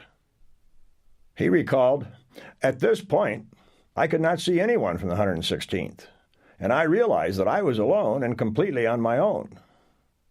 He decided to go to the top and proceed to the right, to the regimental assembly point at Vierville. "I passed many dead bodies, all facing forward. Near the top, he heard groans nearby. He investigated. It was a German soldier with a bad wound in his groin. The German cried out for Wasser. Walker replied in German that his canteen was empty. The German told Walker that there was ein Born, a spring, just over there. Sure enough, Walker found a delightful spring-fed pool with clear water. He filled his canteen and brought water to his enemy. Before continuing his own odyssey, looking for Germans to kill, Walker returned to the spring, refilled his canteen, went back to the wounded German, and filled his canteen cup. That wounded Wehrmacht soldier was the only living being from either side Walker saw on his climb up the bluff. His isolation was unusual, possibly unique. Although few men saw any Germans until they got to the top of the bluff, Most came up with buddies in small groups. As soon as they got over the seawall and the flat and began to climb, they discovered they were in the safest place on Omaha Beach. The defilade and smoke from grass fires provided some coverage. Because they were between exits, they were in areas not so heavily defended as the draws. The German trenches were dug at angles to shoot flanking fire at the beach, not directly downward. There were folds and irregularities in the bluff to use to advantage. At Omaha, General Cota was an inspiration. After leading a group to the base of the bluff and almost getting blown away by a barrage of mortar shells, he led a column of men up the bluff. They moved slowly, following in Cota's footsteps, for fear of mines. Those mines imposed considerable delay in every sector. No one charged up the bluff. The Americans moved up cautiously, in single file. Cota's group finally reached the top of the bluff, about midway between Verville and the St. Laurent. Germans in trenches and behind hedgerows immediately brought Cota's force under crossed, interlocking bands of machine gun fire. Cota arranged his men into ad hoc fire and maneuver teams. He had one team lay down a steady stream of covering fire against the German positions, and he led others in a series of short rushes across the open fields. Dumbfounded by such aggressiveness, the Germans fled. This may have been the first effective American infantry attack in the campaign in northwest Europe. Cota came upon the dirt road that ran parallel to the beach. He turned right, toward Verville. There was very little fire. In Verville, the Americans met their first French civilians. There was no celebration, hardly an exchange of greetings. Mostly, the Frenchmen and Americans stared at each other as the Americans moved through the village. Colonel Canham came up. Cota sent him east, toward St. Laurent, with orders to help clear the bluff so that others could climb up it. Then Cota, accompanied by his aide, Lieutenant Shea, and 4 riflemen, prepared to start down the Verville draw, still held by the Germans.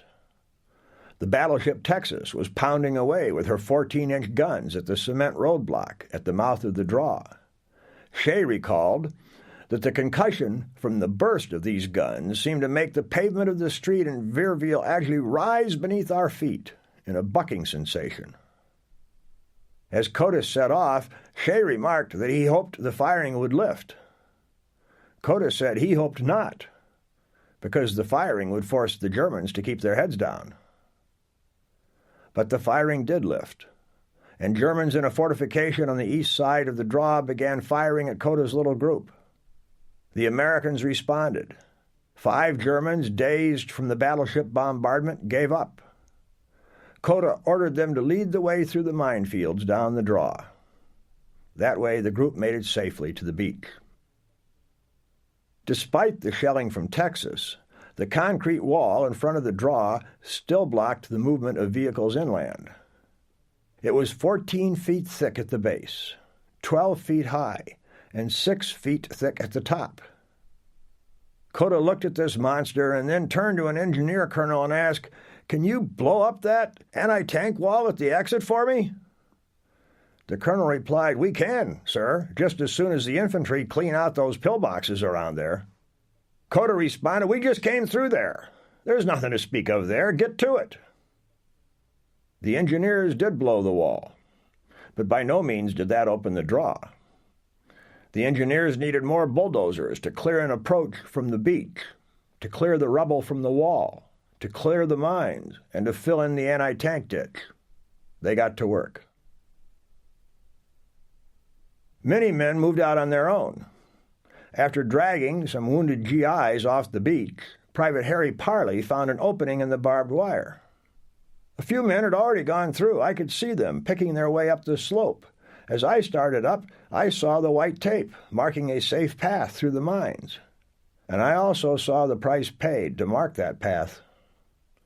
A couple of GIs had been blown to death, and another was being attended to by a medic. As I passed, I could see that both his legs were gone. and tourniquets were being applied.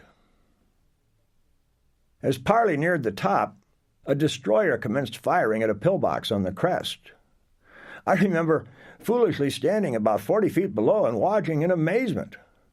The power and the accuracy of that naval fire landing just above me, it was like sitting in the very first row of a movie, looking up at the screen. Parley traded his Browning automatic rifle for an M1 with another GI. He explained he wanted more firepower and I wanted less weight to carry. Finally reaching the top, I found an area entirely devoid of vegetation, marked by shell craters and covered by a maze of trenches, dugouts, and firing positions used by the Germans earlier in the morning. Parley also saw his first enemy soldiers, 2 prisoners, hands on head, being passed back down the slope. They were Asians. The Oost soldiers in Wehrmacht uniforms tended to surrender as soon as GIs got near them. They were mainly in the trenches. Ethnic Germans inside concrete fortifications tended to fight on. Sergeant Warner Hamlet and some of his buddies from F Company, 116th, got over the seawall only to be held up at the base of the bluff by machine gun fire from pillboxes. They tried to put those pillboxes out of action by attaching TNT to long poles. But barbed wire surrounding the pillboxes kept the Americans from getting close enough to the positions to insert the explosive. So, Hamlet said, we decided to run between the pillboxes and enter the trenches that connected them. We entered those trenches, slipped behind the pillboxes, and threw grenades into them. After the explosion, we ran into the boxes and killed any survivors. Rows of pillboxes stood between us and the top of the bluff. Slowly, one by one, we advanced. The bravery and gallantry of the soldiers was beyond belief. Hamlet was wounded in the leg and back. When he got to the top of the bluff, Sergeant England told me to go back to the beach and get a medic to tag me so that I could be transported back to a hospital ship. As I painfully walked back to the beach, thousands of parts of bodies lined it. They were floating. Heads, arms, legs. I realized what being in the first wave was all about. An hour and 15 minutes after the 116th began landing, Companies A and B of the 2nd Rangers, along with the 5th Ranger Battalion, were about to come ashore to provide badly needed support for the 116th at Verville. Lieutenant Colonel Max Schneider was in command. Companies A and B of the 2nd Rangers hit the beach first. At 0745 hours, Colonel Schneider observed those landing efforts, and he saw that it was a disaster. His aide, Captain Rayan, commented, Schneider was battle-wise. He wasn't about to waste his battalion in a fruitless assault. He ordered the British crews to move east, parallel to the beach, until he found the relatively quiet Omaha Dog Red sector. There, our 2 columns went in by the right flank, and our assault was on. Sergeant Victor Fast was Schneider's interpreter. In his view, Colonel Schneider's presence of mind and shrewd calculations, a ranger mind working, not afraid to make a decision, saved a multitude of lives, maybe hundreds. The 2 companies from the 2nd Rangers had taken casualties almost as bad as the companies from the 116th. But the 5th Rangers got to the seawall with only 6 casualties out of some 450 men. When Captain Rayan landed, he saw a dismaying sight. Obstacles everywhere, wounded and dead lying in the sand, the crack of machine gun fire passing us by, the puffs in the sand where the bullets hit, those awful 20-millimeter anti-aircraft cannon shells bursting overhead, and, of course, the artillery shells bursting around us. Despite the fire, Rayan was able to trot ashore. Later, to his amazement, he found he had lost only 1 man from his company. He looked around, and at that point I realized that no one had left that part of the beach. The Rangers had landed on a sector containing assault teams of the 116th, whose men were shell-shocked, leaderless, unorganized. Fear had gripped them, and some of the Rangers, too. Rayan pointed to the seawall and called out, "Ranger headquarters, there!" Simultaneously, he tried to get his life belt off, but could not. His radio man was beside him, cringing with fear. Rayan said, "I called him over and told him to cut that life belt off." He stood up beside Rayan and cut it off. Rayan commented, "From there on, he was never afraid again. Nor was I. I had seen in my first minute of combat what showing complete lack of fear could do for your men." There was another factor in the recovery. In general, the men cringing at the seawall were as confused as they were exhausted and shell-shocked. In the wrong sectors, with none of their leaders present, they just did not know what to do. On being given a specific assignment and carrying it out, most men got a grip on themselves and went on to do their duty. Although the 5th Rangers had a much easier time coming in at around 0745 hours than the 116th had experienced at 0630, things were bad enough. As LCIs followed the Rangers' LCAs to Dog White, German artillery began to pound the beach.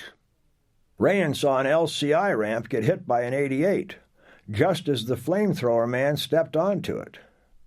In an instant, he said, the boat was a mass of flames. It was horrible to see. I looked away. There were other things to do. Father Joe Lacey was on the beach, tending to the wounded. Lacey was described by one ranger as a small, old, fat Irishman. The Rangers had insisted that he could never keep up with them in combat, but he had insisted on coming along. On the transport, on the night before June 6, he told the Rangers, "When you land on that beach and you get in there, I don't want to see anybody kneeling down and praying. If I do, I'm going to come up and boot you in the tail. You leave the praying to me, and you do the fighting." On the beach, men saw Father Lacey go down to the water's edge and pull the dead, dying, and wounded from the water and put them in relatively protected positions.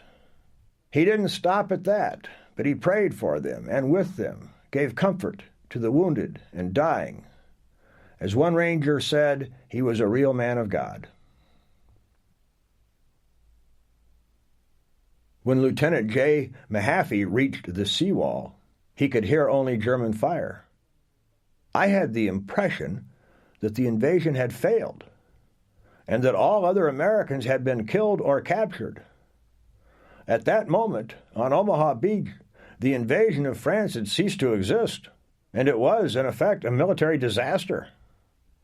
The grand design of battalions achieving D-Day objectives had collapsed completely.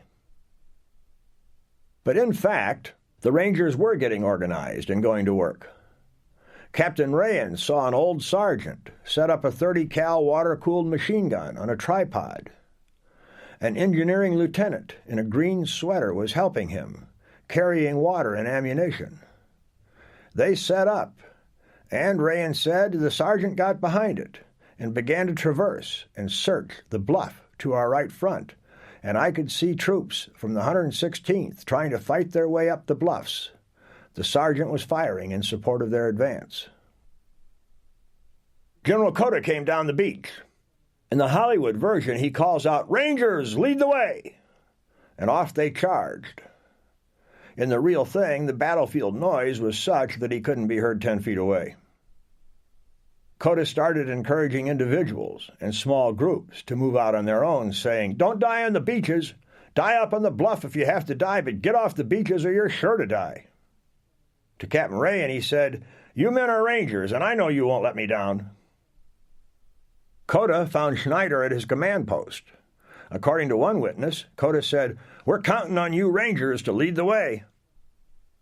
Whatever Cota's exact words, the motto of the Rangers became, "Rangers lead the way." As Captain Rayan crossed through the gap in the barbed wire, leading his men, he recalled, "There was little Tony Vulo, the smallest man in the battalion, lying across a ruined pillbox, with his trousers down. having his gluteus maximus treated for a bullet wound. Private Volvo had been shot by a single bullet at such an angle that he had 4 separate bullet holes in his butt. Rayan commented, of course, the men enjoyed ribbing him as we went by. For some, going up the bluff was relatively safe. Lieutenant Dawson and his platoon from D Company of the 5th Rangers were among those. He reached the top, then turned parallel to the beach and began moving along the crest in a bent-over position, shooting or throwing grenades down on the Germans in the trenches below him. Captain Rayan's headquarters company was held up by machine gun fire. Lieutenant Dawson could see the German firing position. It was 75 meters away, on the military crest of the bluff, and held 2 men. Dawson motioned for his man with the Browning automatic rifle to come forward, but the German machine gunners spotted his movement, turned on him, and killed him. Dawson retrieved the Browning automatic rifle and attacked the German position, firing from the hip as he did so. The 2 terrified Germans jumped out of the pillbox and began to flee up the bluff. Dawson cut them down. That freed Rayan and his company, and they moved on up. Schneider's headquarters group also got to the top, as did other Rangers to the left and right. What they could see was an open field and a maze of hedgerows. Germans with machine guns were firing from behind the bushes. Private Carl Wiest was furious. He wanted to know, where the hell was this Air Force bombardment that was supposed to blow all this stuff out of here? Hell, I didn't see a bomb crater nowhere. Nowhere did I see one bomb crater. The Army's official history states, the penetrations of the beach defenses made between 800 and 900 hours represented a definite success achieved by determined action in the face of great difficulties. The penetrations had been made by about 600 men, mainly from C Company of the 116th and the Rangers. They had penetrated and made it to the top, but they had no radios, no heavy weapons, no tanks, no supporting artillery, no way to communicate with the Navy. All the exits were still blocked. The beach was still jammed with vehicles that could not move, taking heavy artillery fire. The reserve regiments were not coming ashore. The 116th and the Rangers were still on their own. They were mixed together in ad hoc assault groups. Moving toward the Germans in the hedgerows, when they encountered fire, they tried to move to outflank the positions, but this tended to split up the assault groups, resulting in a progressive loss of control by the officers as movement proceeded inland. But there was now a sizable American force on top of the bluff. Disaster had been averted. Catastrophe contained. Easy Red Sector, Omaha Beach. As commander of the U.S. First Army, General Omar Bradley had more than 250,000 men under his immediate command. But standing on the bridge of the cruiser USS Augusta, he was a helpless observer, desperate for information. At 0930, with the tide rushing in to cover the obstacles and shrinking the beach even further, the congestion on the narrow strip of sand had become so bad that all landings had been suspended an hour earlier. Nevertheless, there was a traffic jam on shore. Nobody could move. Sending in the follow-up waves as reinforcements according to the planning schedule would only add to that problem. But then not sending them in would leave the forces already ashore isolated and vulnerable to a counterattack. Bradley sent his aide, Major Chester Hansen, in a torpedo boat to the beach to report. But all he got back was a message from Hansen. "It's difficult to make sense from what is going on," Hansen reported. From the general's point of view, disaster loomed. A disaster the generals could do nothing about. The generals were irrelevant to this battle. On Omaha, the situation was so bad that the evacuation of the wounded was toward the enemy. The few aid posts that had been set up were at the shingle seawall. Medics took great risks to drag wounded from the beach to the aid post. The situation looked worse to the medical teams than it did even to the generals offshore. Major Charles Tegmeyer, regimental surgeon of the 16th, who landed at 8:15, described what he saw.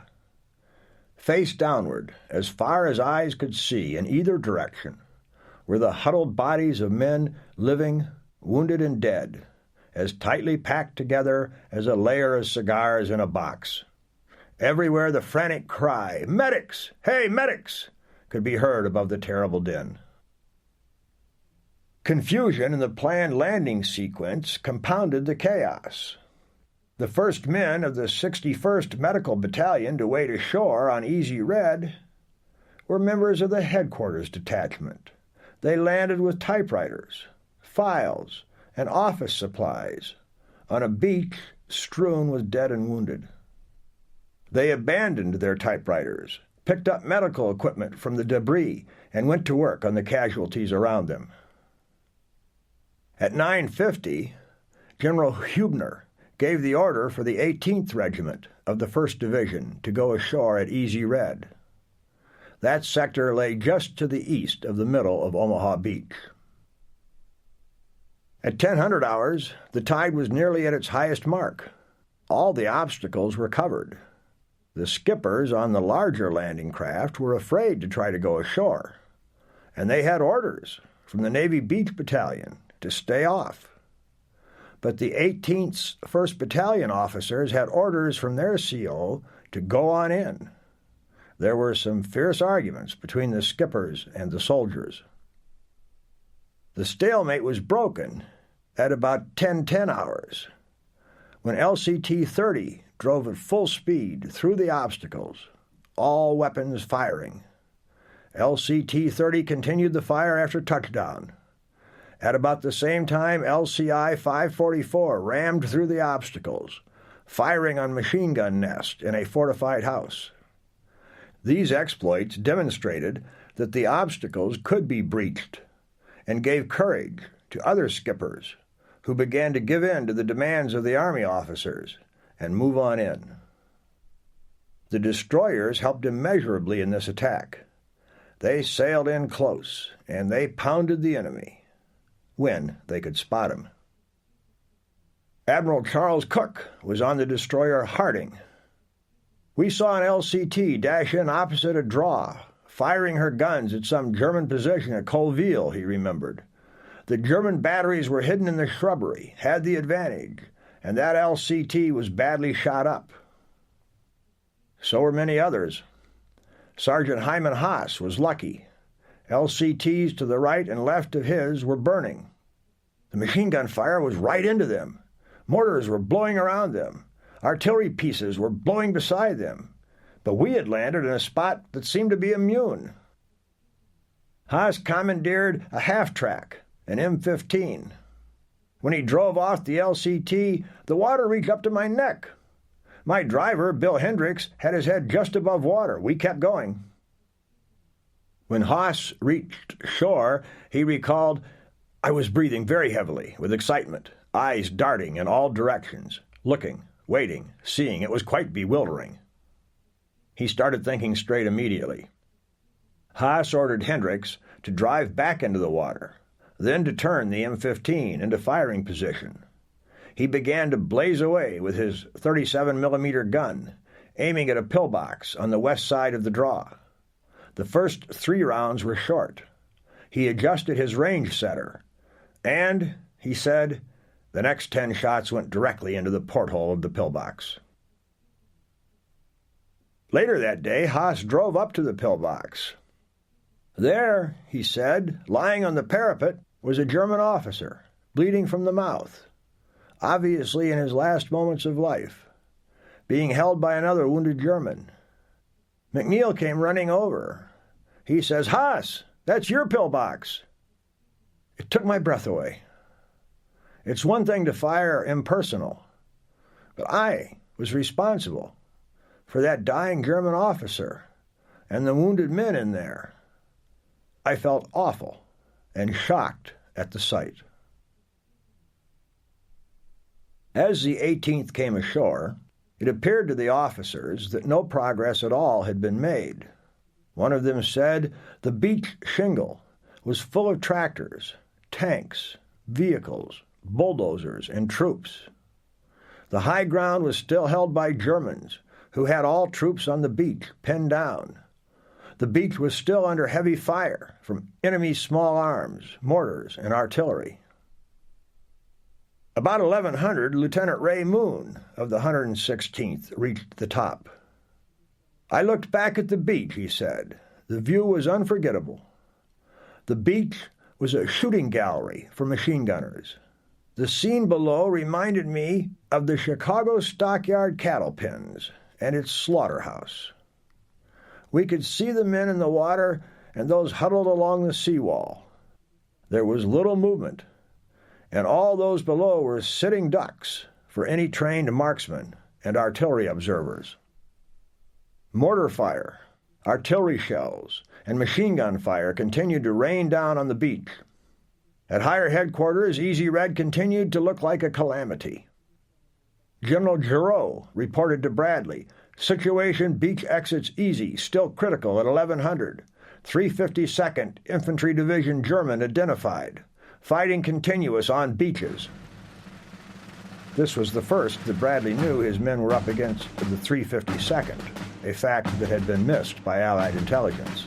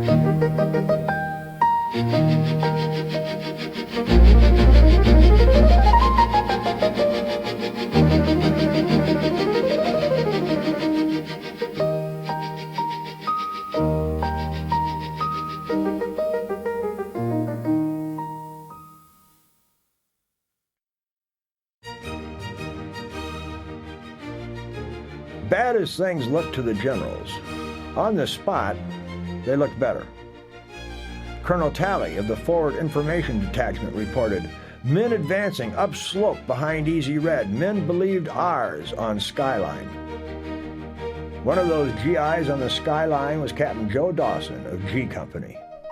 He relates, "On landing, I found total chaos, as men and material were literally choking the sandbar just at the water's edge.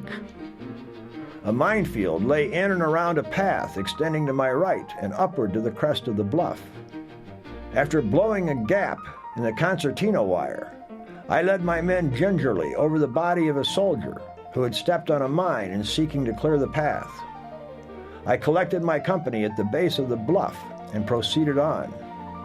Midway toward the crest, I met Lieutenant Spaulding. I proceeded toward the crest, asking Spaulding to cover me. Near the crest, the terrain became almost vertical. This afforded complete defilade from the entrenched enemy above.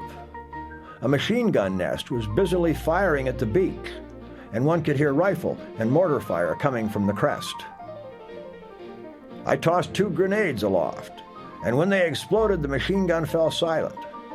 I waved my men and Spaulding to proceed as rapidly as possible, and I then proceeded to the crest, where I saw the enemy moving out toward the Colville exit and the dead Germans in the trenches. To my knowledge, no one had penetrated the enemy defenses until that moment. As soon as my men reached me, we debouched from that point, firing on the retreating enemy and moving toward a wooded area, and this became a battleground extending all the way into town. In analyzing how he became the first American to reach the top of the bluff in this area, Dawson pointed out, the Battle of Omaha Beach was, first, deadly enemy fire on an exposed beach where total fire control favored the defender, and we were not given any direct fire support from the Navy or tanks. Second, the poor German marksmanship is the only way I could have made it across the exposed area, because I could not engage the enemy, nor even see him, until I reached the machine gun. Third, the fortunate ability to control my command both in landing together and debouching up the bluff together as a fighting unit. Fourth, our direct engagement of the enemy caused him to cease concerted small arms, machine gun, and mortar fire with which he was sweeping the beach below. As Dawson moved toward Colville, Spaulding went the other way, to the west, toward St. Laurent. Spaulding spread his men over an area of some 300 meters and advanced. They spotted a German machine gunner with a rifleman on each side of him, firing down on the beach from their dugout. Sergeant Stretsky shot the gunner in the back. The rifleman surrendered. Spaulding interrogated the prisoners, but they were ethnic Germans and refused to give any information. With the prisoners in tow, Spaulding moved west. We were now in hedgerows and orchard country. We crossed through 2 minefields. No one was lost. We must have had an angel on each shoulder. The E Company platoon came upon a fortified position overlooking the 3rd draw. Sergeant Kenneth Peterson fired his bazooka into it, but no one came out.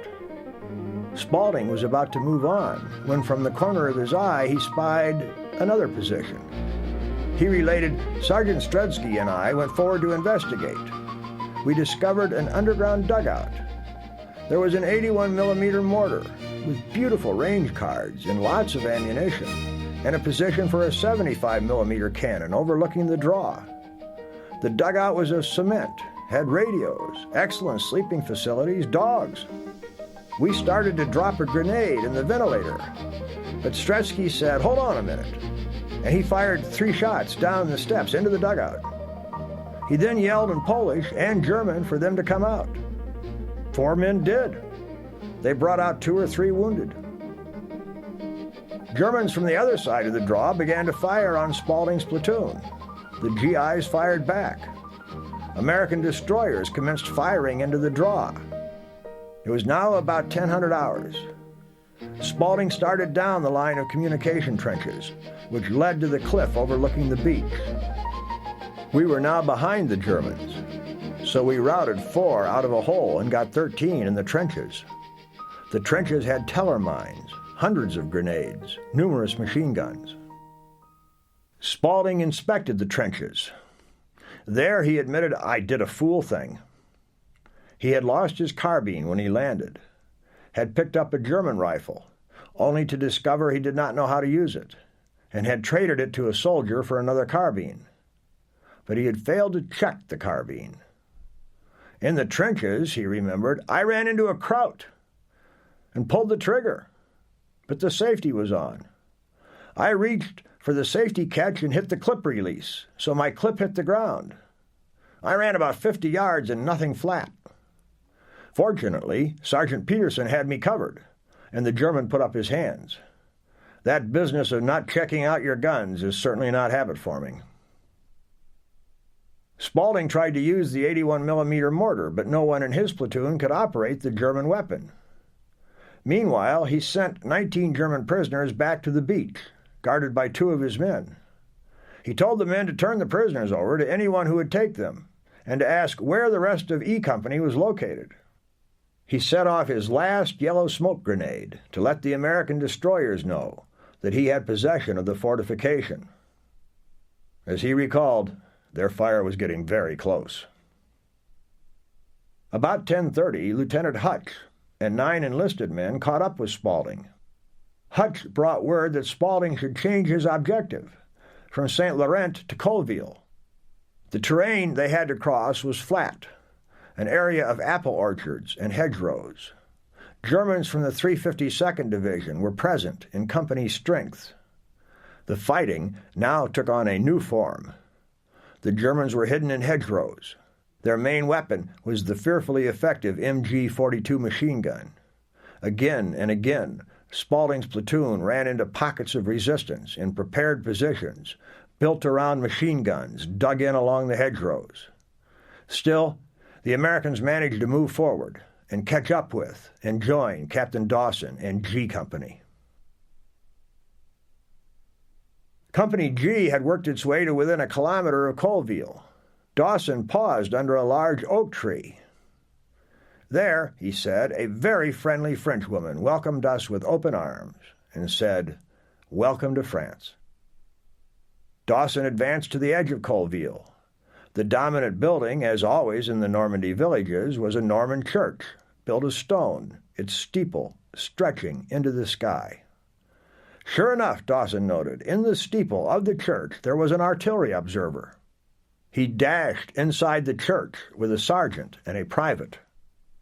Immediately, he recalled, 3 Germans inside the church opened fire. Fortunately, we were not hit by this burst. But as we made our way through the church, the private was killed, shot by the observer in the tower.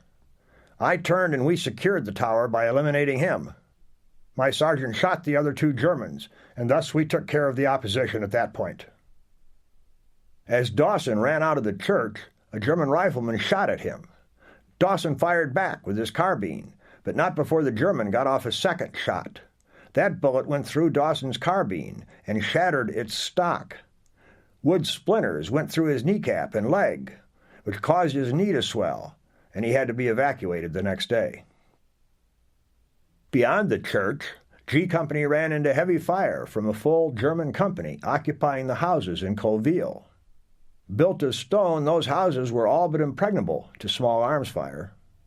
G Company got into what Dawson called a very severe firefight, but it could not advance. The sight of Americans on the bluff and the procession of prisoners coming down with their hands over their heads gave heart to the men on the beach and to the generals on Ancon and Augusta. But at 1200 hours, Easy Red was by no means a safe place to be. The machine gun fire had let up in the area between the 3rd draw and the Colville draw, thanks to the platoons that had gone up the bluff. But the mortar and artillery fire continued to pour down on the beach. Still, reinforcements were coming ashore, primarily from the 115th Regiment. Private Eldon Wheel was a truck driver for Headquarters Battery, 1st Division Artillery. His LCT, carrying 7 deuce-and-a-half trucks loaded with ammunition, was scheduled to go in at 0830, but at 11:30 it was still circling offshore, out of range of the German guns. When it did turn toward shore, an LCT to the right got hit by an 88 shell. So the skipper on Wheel's LCT turned around and headed back into the channel. After a bit, he headed toward shore again, came under heavy gunfire, and backed off once more. At 1200, a patrol craft came by, and a control officer with a bullhorn yelled, "The skipper of that craft! Take that craft in! You've been in twice and backed off twice, now take it in this time and do not come back until it's unloaded." The tide was receding, but still high enough to cover the obstacles. Shells were exploding around the LCT. The skipper got in as far as he was going to go that day, and, still well offshore, lowered the ramp. Wheel's lieutenant protested, "Take us in closer." "Get off," the skipper replied. The first truck drove off and immediately sank, the water far above the exhaust pipe. The lieutenant screamed at the skipper, "Take us in closer." The skipper replied, "Get off. I've got to unload and get back to sea." So, one after the other, the remaining 6 trucks drove off and sank. The drivers climbed out, inflated their Mae West, and swam to shore. As he got out of the water, Wheel heard a shell coming in. He jumped into a shell hole. "When that shell burst, I panicked," he said. "I started crying. My buddies got me behind a burned-out craft, where I cried for what seemed like hours. I cried until tears would no longer come. Finally, I stopped crying and came to my senses." There were pillbox off to Wheel's left, firing down the beach. He saw 2 bulldozers head for the positions, blades down. The dozers piled sand on the pillboxes and put them out of action. On the return trip to the beach, Wheel remembered, one of the dozers took a direct hit. The man on it seemed like he flew all to pieces.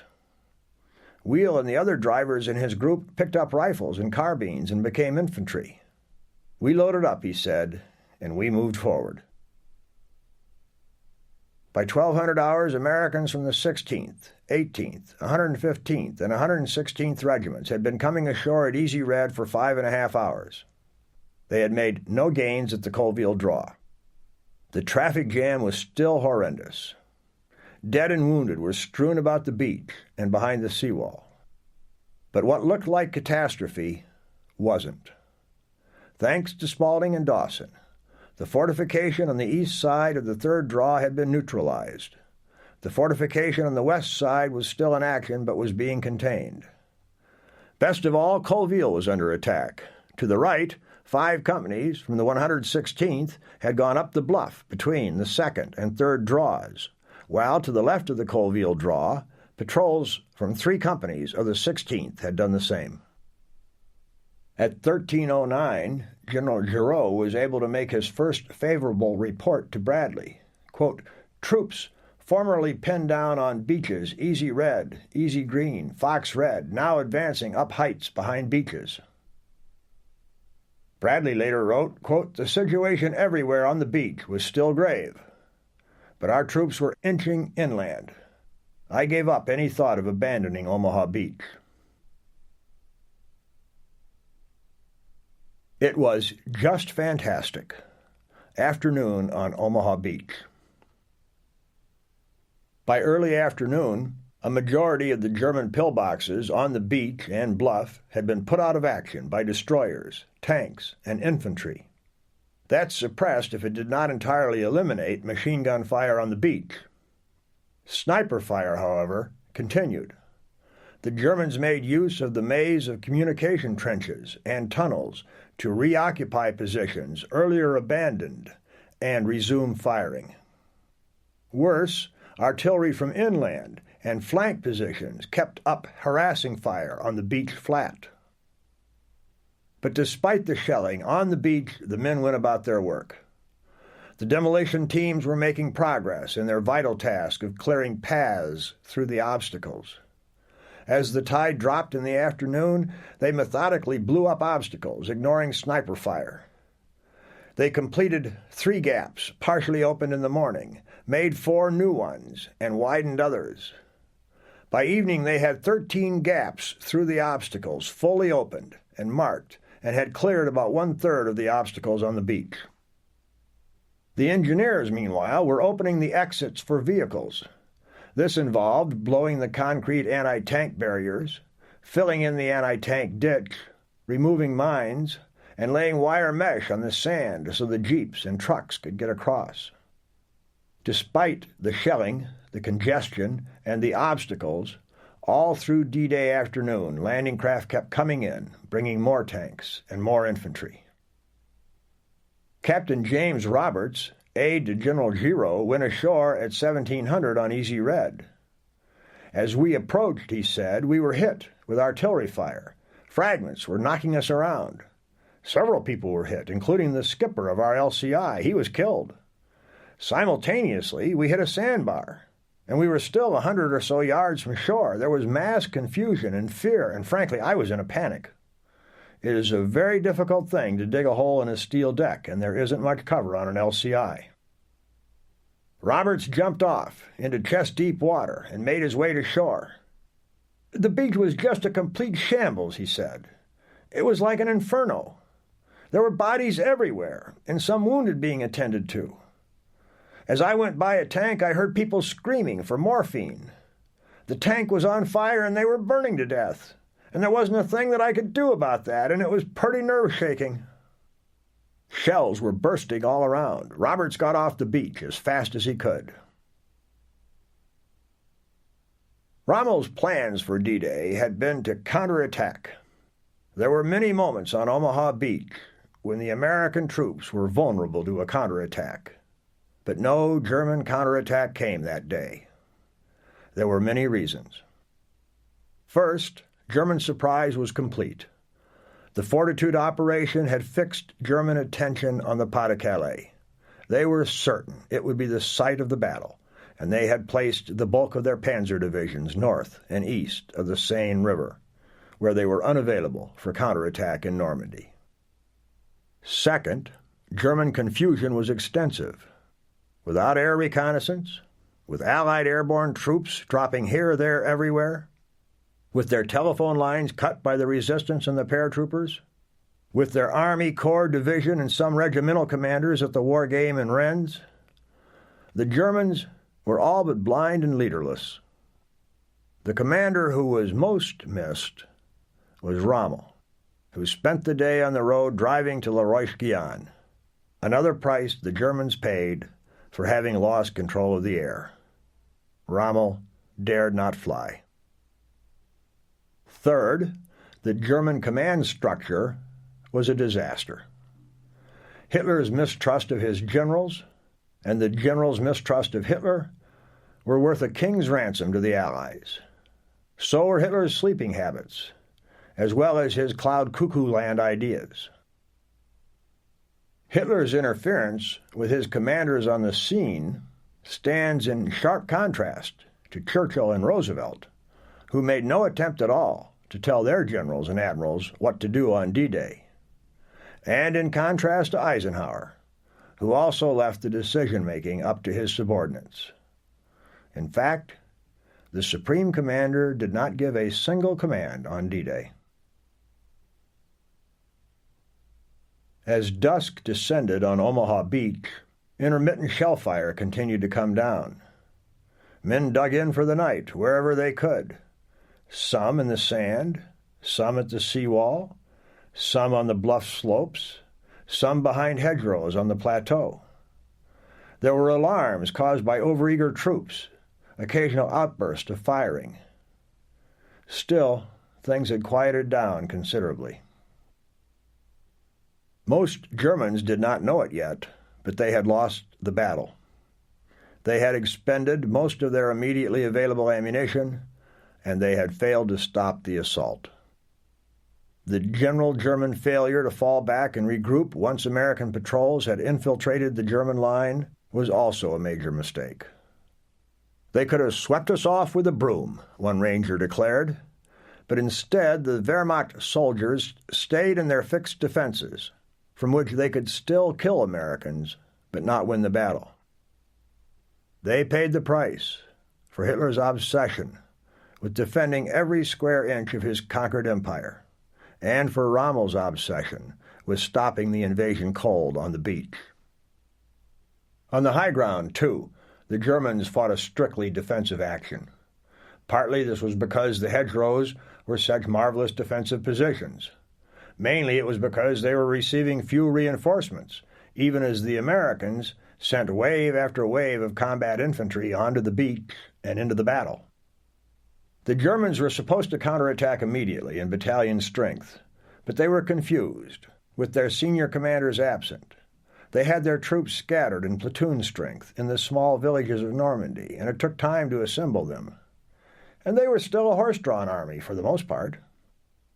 Mainly the Allied air forces, which had done so little to help the infantry on the beach, did an outstanding job of strafing and bombing bridges, crossroads, and assembly points inland all through D-Day, thus hampering German movement to the sound of the guns. As a result, the Germans were unable to launch even one company-strength counterattack at Omaha Beach on D-Day.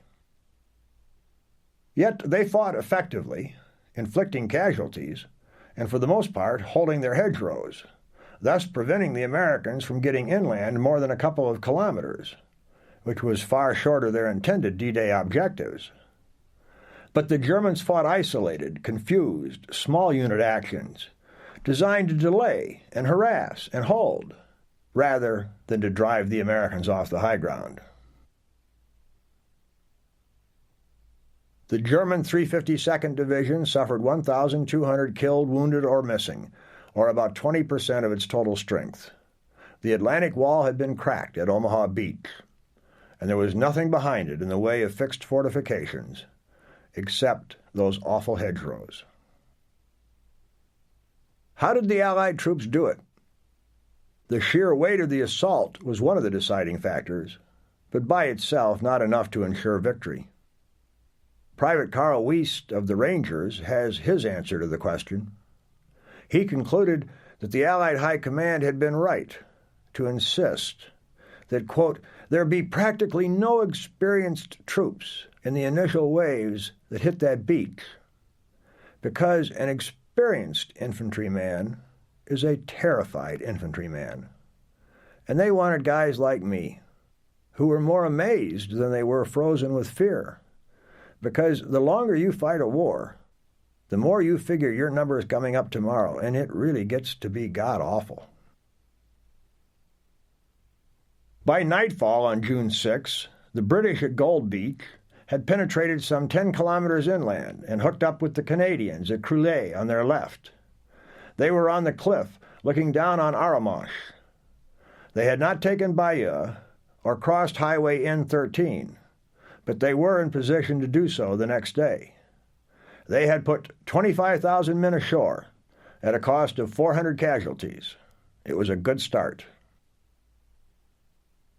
For the Canadians, the initial assault at Juno Beach was like the initial assault at Omaha. The flanking fire was as intense at Juno as at Omaha, and the fortified pillboxes and gun emplacements just as numerous and formidable. At Omaha, nearly 40,000 went ashore, and 1 in 19 of the men who landed on D-Day became casualties. At Juno, 21,400 landed, and 1 in 18 were killed or wounded. A majority of the Canadian casualties were taken in the first hour. The biggest difference between the beaches was that at Juno there was no bluff behind the seawall. Once across and through the villages, the Canadians were in relatively flat, open country with few hedgerows, few fortifications, and almost no opposition. The British had put 29,000 men ashore at Sword. They had taken 630 casualties, inflicted far more, and had many prisoners in cages. At no point had they reached their far too optimistic D-Day objectives. They were still 5 kilometers short of the outskirts of Caen. But they had an enormous follow-up force waiting in the transport area in the Channel to come in as reinforcements on D+1. The 21st Panzer Division had lost its best opportunity to hurl them into the sea, and the bulk of the German armor in France was still in place in the Pas-de-Calais area, waiting for the real invasion. At Utah Beach, the Americans put ashore more than 20,000 troops and 1,700 motorized vehicles. It was a smashing success for the 4th Division and its attached units. Casualties were astonishingly light, just 87. Nearly all objectives were attained.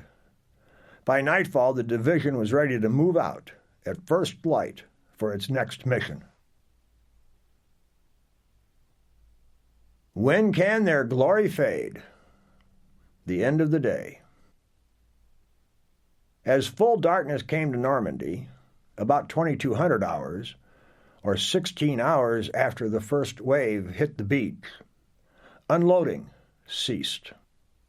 Nearly 175,000 American, Canadian, and British troops had entered Normandy, either by air or sea, at a cost of some 4,900 casualties.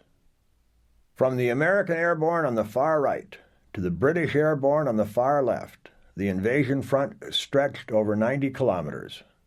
There were large gaps, but they were inconsequential because the Germans had no troops in them capable of exploiting the opportunity. Though there was little depth to the penetration, everywhere the Allies had gone through the Atlantic Wall. The Germans had taken 4 years to build the Atlantic Wall. They had poured thousands of tons of concrete, reinforced by hundreds of thousands of steel rods. They had dug hundreds of kilometers of trenches. They had placed millions of mines. They had laid down thousands of kilometers of barbed wire. They had erected tens of thousands of beach obstacles. It was a colossal construction feat that had absorbed a large percentage of Germany's materiel, manpower, and building capacity in Western Europe. At Utah, the Atlantic Wall had held up the U.S. 4th Division for less than 1 hour. At Omaha, it had held up the U.S. 29th and 1st Divisions for less than 1 day. At Gold, Juno, and Sword, it had held up the British 50th, the Canadian 3rd, and the British 3rd Divisions for about an hour. As there was absolutely no depth to the Atlantic Wall, once it had been penetrated, even if only by a kilometer, it was useless. The Atlantic Wall must be regarded as one of the greatest blunders in military history. The Allies had made mistakes. Dropping the U.S. 82nd and 101st Airborne in the middle of the night was one. Almost surely it would have been better to send them in at first light. The great assets of the Allied bomber and warship fleets were not used to full effect in the too short and too inaccurate pre-invasion bombardment. The single-minded concentration on getting ashore and cracking the Atlantic Wall was inevitable. But it was also costly once the assault teams had penetrated. It led to a tendency on the part of the men to feel that once through the wall, the job had been done. Just when they should have been exerting every human effort possible to get inland while the Germans were still stunned, they stopped to congratulate themselves, to brew up a bit of tea, to dig in. The failure to prepare men and equipment for the challenge of offensive action in the hedgerow country was an egregious error. Allied intelligence had failed completely to recognize the difficulties of fighting in the hedgerows. But Allied errors pale beside those of the Germans. In trying to defend everywhere, they were incapable of defending anywhere. Their command structure was a hindrance rather than a help. Rommel's idea of stopping the invasion on the beach versus Rundstedt's idea of counterattacking inland versus Hitler's compromise between the two prevented an effective use of their assets. Using Polish, Russian, and other POWs for construction work made sense. Putting them in Wehrmacht uniforms and placing them in trenches, hoping that they would put up a stiff resistance, did not.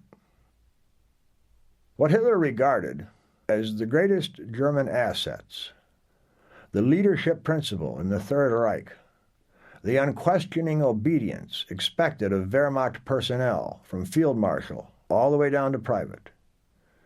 This worked against the Germans on D-Day. The truth is that despite individual acts of great bravery and the fanaticism of some Wehrmacht troops, the performance of the Wehrmacht's high command, middle-ranking officers, and junior officers was just pathetic. The cause is simply put. They were afraid to take the initiative. They allowed themselves to be paralyzed by stupid orders coming from far away that bore no relation to the situation on the battlefield. As darkness came on, all along the invasion front, men dug in. Captain John Rayon of the 5th Ranger Battalion was outside Verville off Omaha Beach. By now it was getting dark, he said, and it was necessary to organize ourselves for nighttime counterattacks and infiltration from the Germans. Headquarters company was in a small farmyard located to the south of the road. At this point I learned my next mistake. I had not brought an entrenching tool. A French farmyard is more like brick than it is like dirt. For centuries, animals have been pounding it down. The sun has been baking it. There was just no way that I could dig a hole to protect myself. The enlisted men had their entrenching tools, and a couple of them offered to dig me a hole, but I said, no, you go take care of yourselves.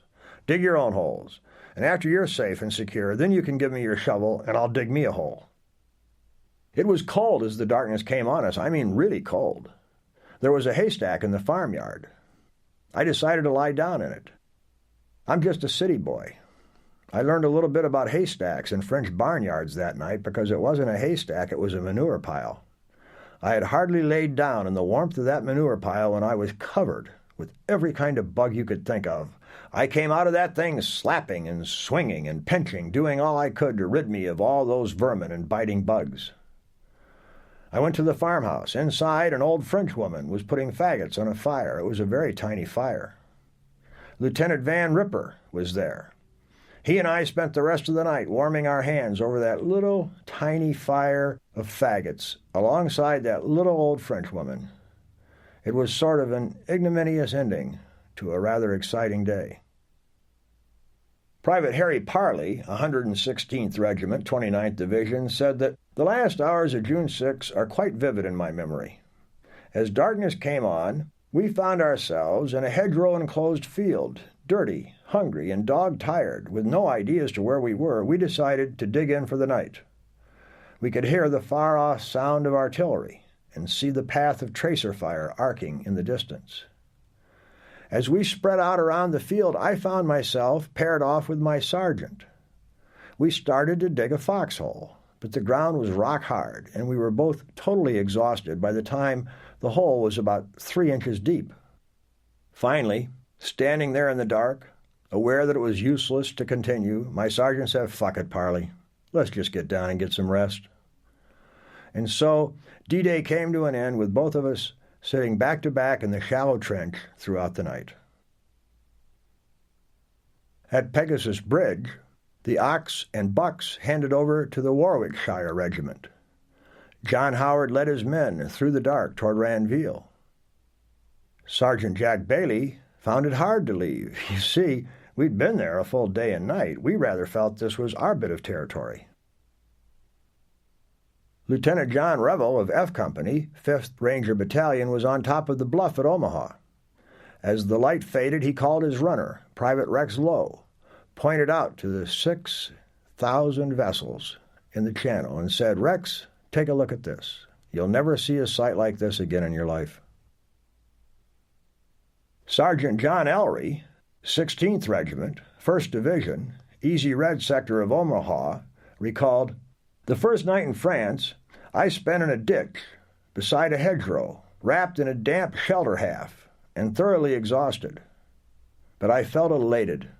It had been the greatest experience of my life. I was 10 feet tall. No matter what happened, I had made it off the beach and reached the high ground. I was king of the hill, at least in my own mind, for a moment. My contribution to the heroic tradition of the United States Army might have been the smallest achievement in the history of courage, but at least, for a time, I had walked in the company of very brave men." The next morning, Private Robert Healy of the 149th Combat Engineers and a friend decided to go down the bluff at Omaha Beach to retrieve their packs. Healy had run out of cigarettes, but he had a carton and a waterproof bag in his pack. When we walked down to the beach, he said it was just an unbelievable sight. There was debris everywhere, and all kinds of equipment, washing back and forth in the tide. Anything you could think of seemed to be there. We came across a tennis racket, a guitar, assault jackets, packs, gas masks, everything. We found half a jar of olives, which we ate with great relish. We found my pack, but unfortunately the cigarettes were no longer there. On the way back, I came across what was probably the most poignant memory I have. Lying on the beach was a young soldier, his arms outstretched. Near one of his hands, as if he had been reading it, was a pocketbook. It was "Our Hearts Were Young and Gay" by Cornelia Otis Skinner. This expressed the spirit of our ordeal. Our hearts were young and gay because we thought we were immortal. We believed we were doing a great thing, and we really believed in the crusade which we hoped would liberate the world from the heel of Nazism. Long after D-Day, General Bradley wrote, "Omaha Beach was a nightmare. Even now it brings pain to recall what happened there on June 6, 1944. I have returned many times to honor the valiant men who died on that beach. They should never be forgotten, nor should those who lived to carry the day by the slimmest of margins. Every man who set foot on Omaha Beach that day was a hero." When can their glory fade? Tennyson asked about the Light Brigade, and so ask I about the men of D-Day. Oh, the wild charge they made! All the world wondered. Honor the charge they made. General Eisenhower, who started it all with his "Okay, let's go" order, gets the last word. In 1964, on D-Day plus 20 years, he was interviewed on Omaha Beach by Walter Cronkite. Looking out at the channel, Eisenhower said, "You see these people out here swimming and sailing their little pleasure boats and taking advantage of the nice weather and the lovely beach, and it's almost unreal to look at it today and remember what it was. But it's a wonderful thing to remember what those fellows 20 years ago were fighting for and sacrificing for, what they did to preserve our way of life. Not to conquer any territory, not for any ambitions of our own, but to make sure that Hitler could not destroy freedom in the world. I think it's just overwhelming to think of the lives that were given for that principle, paying a terrible price on this beach alone on that one day, 2,000 casualties. But they did it so that the world could be free. It just shows what free men will do rather than be slaves."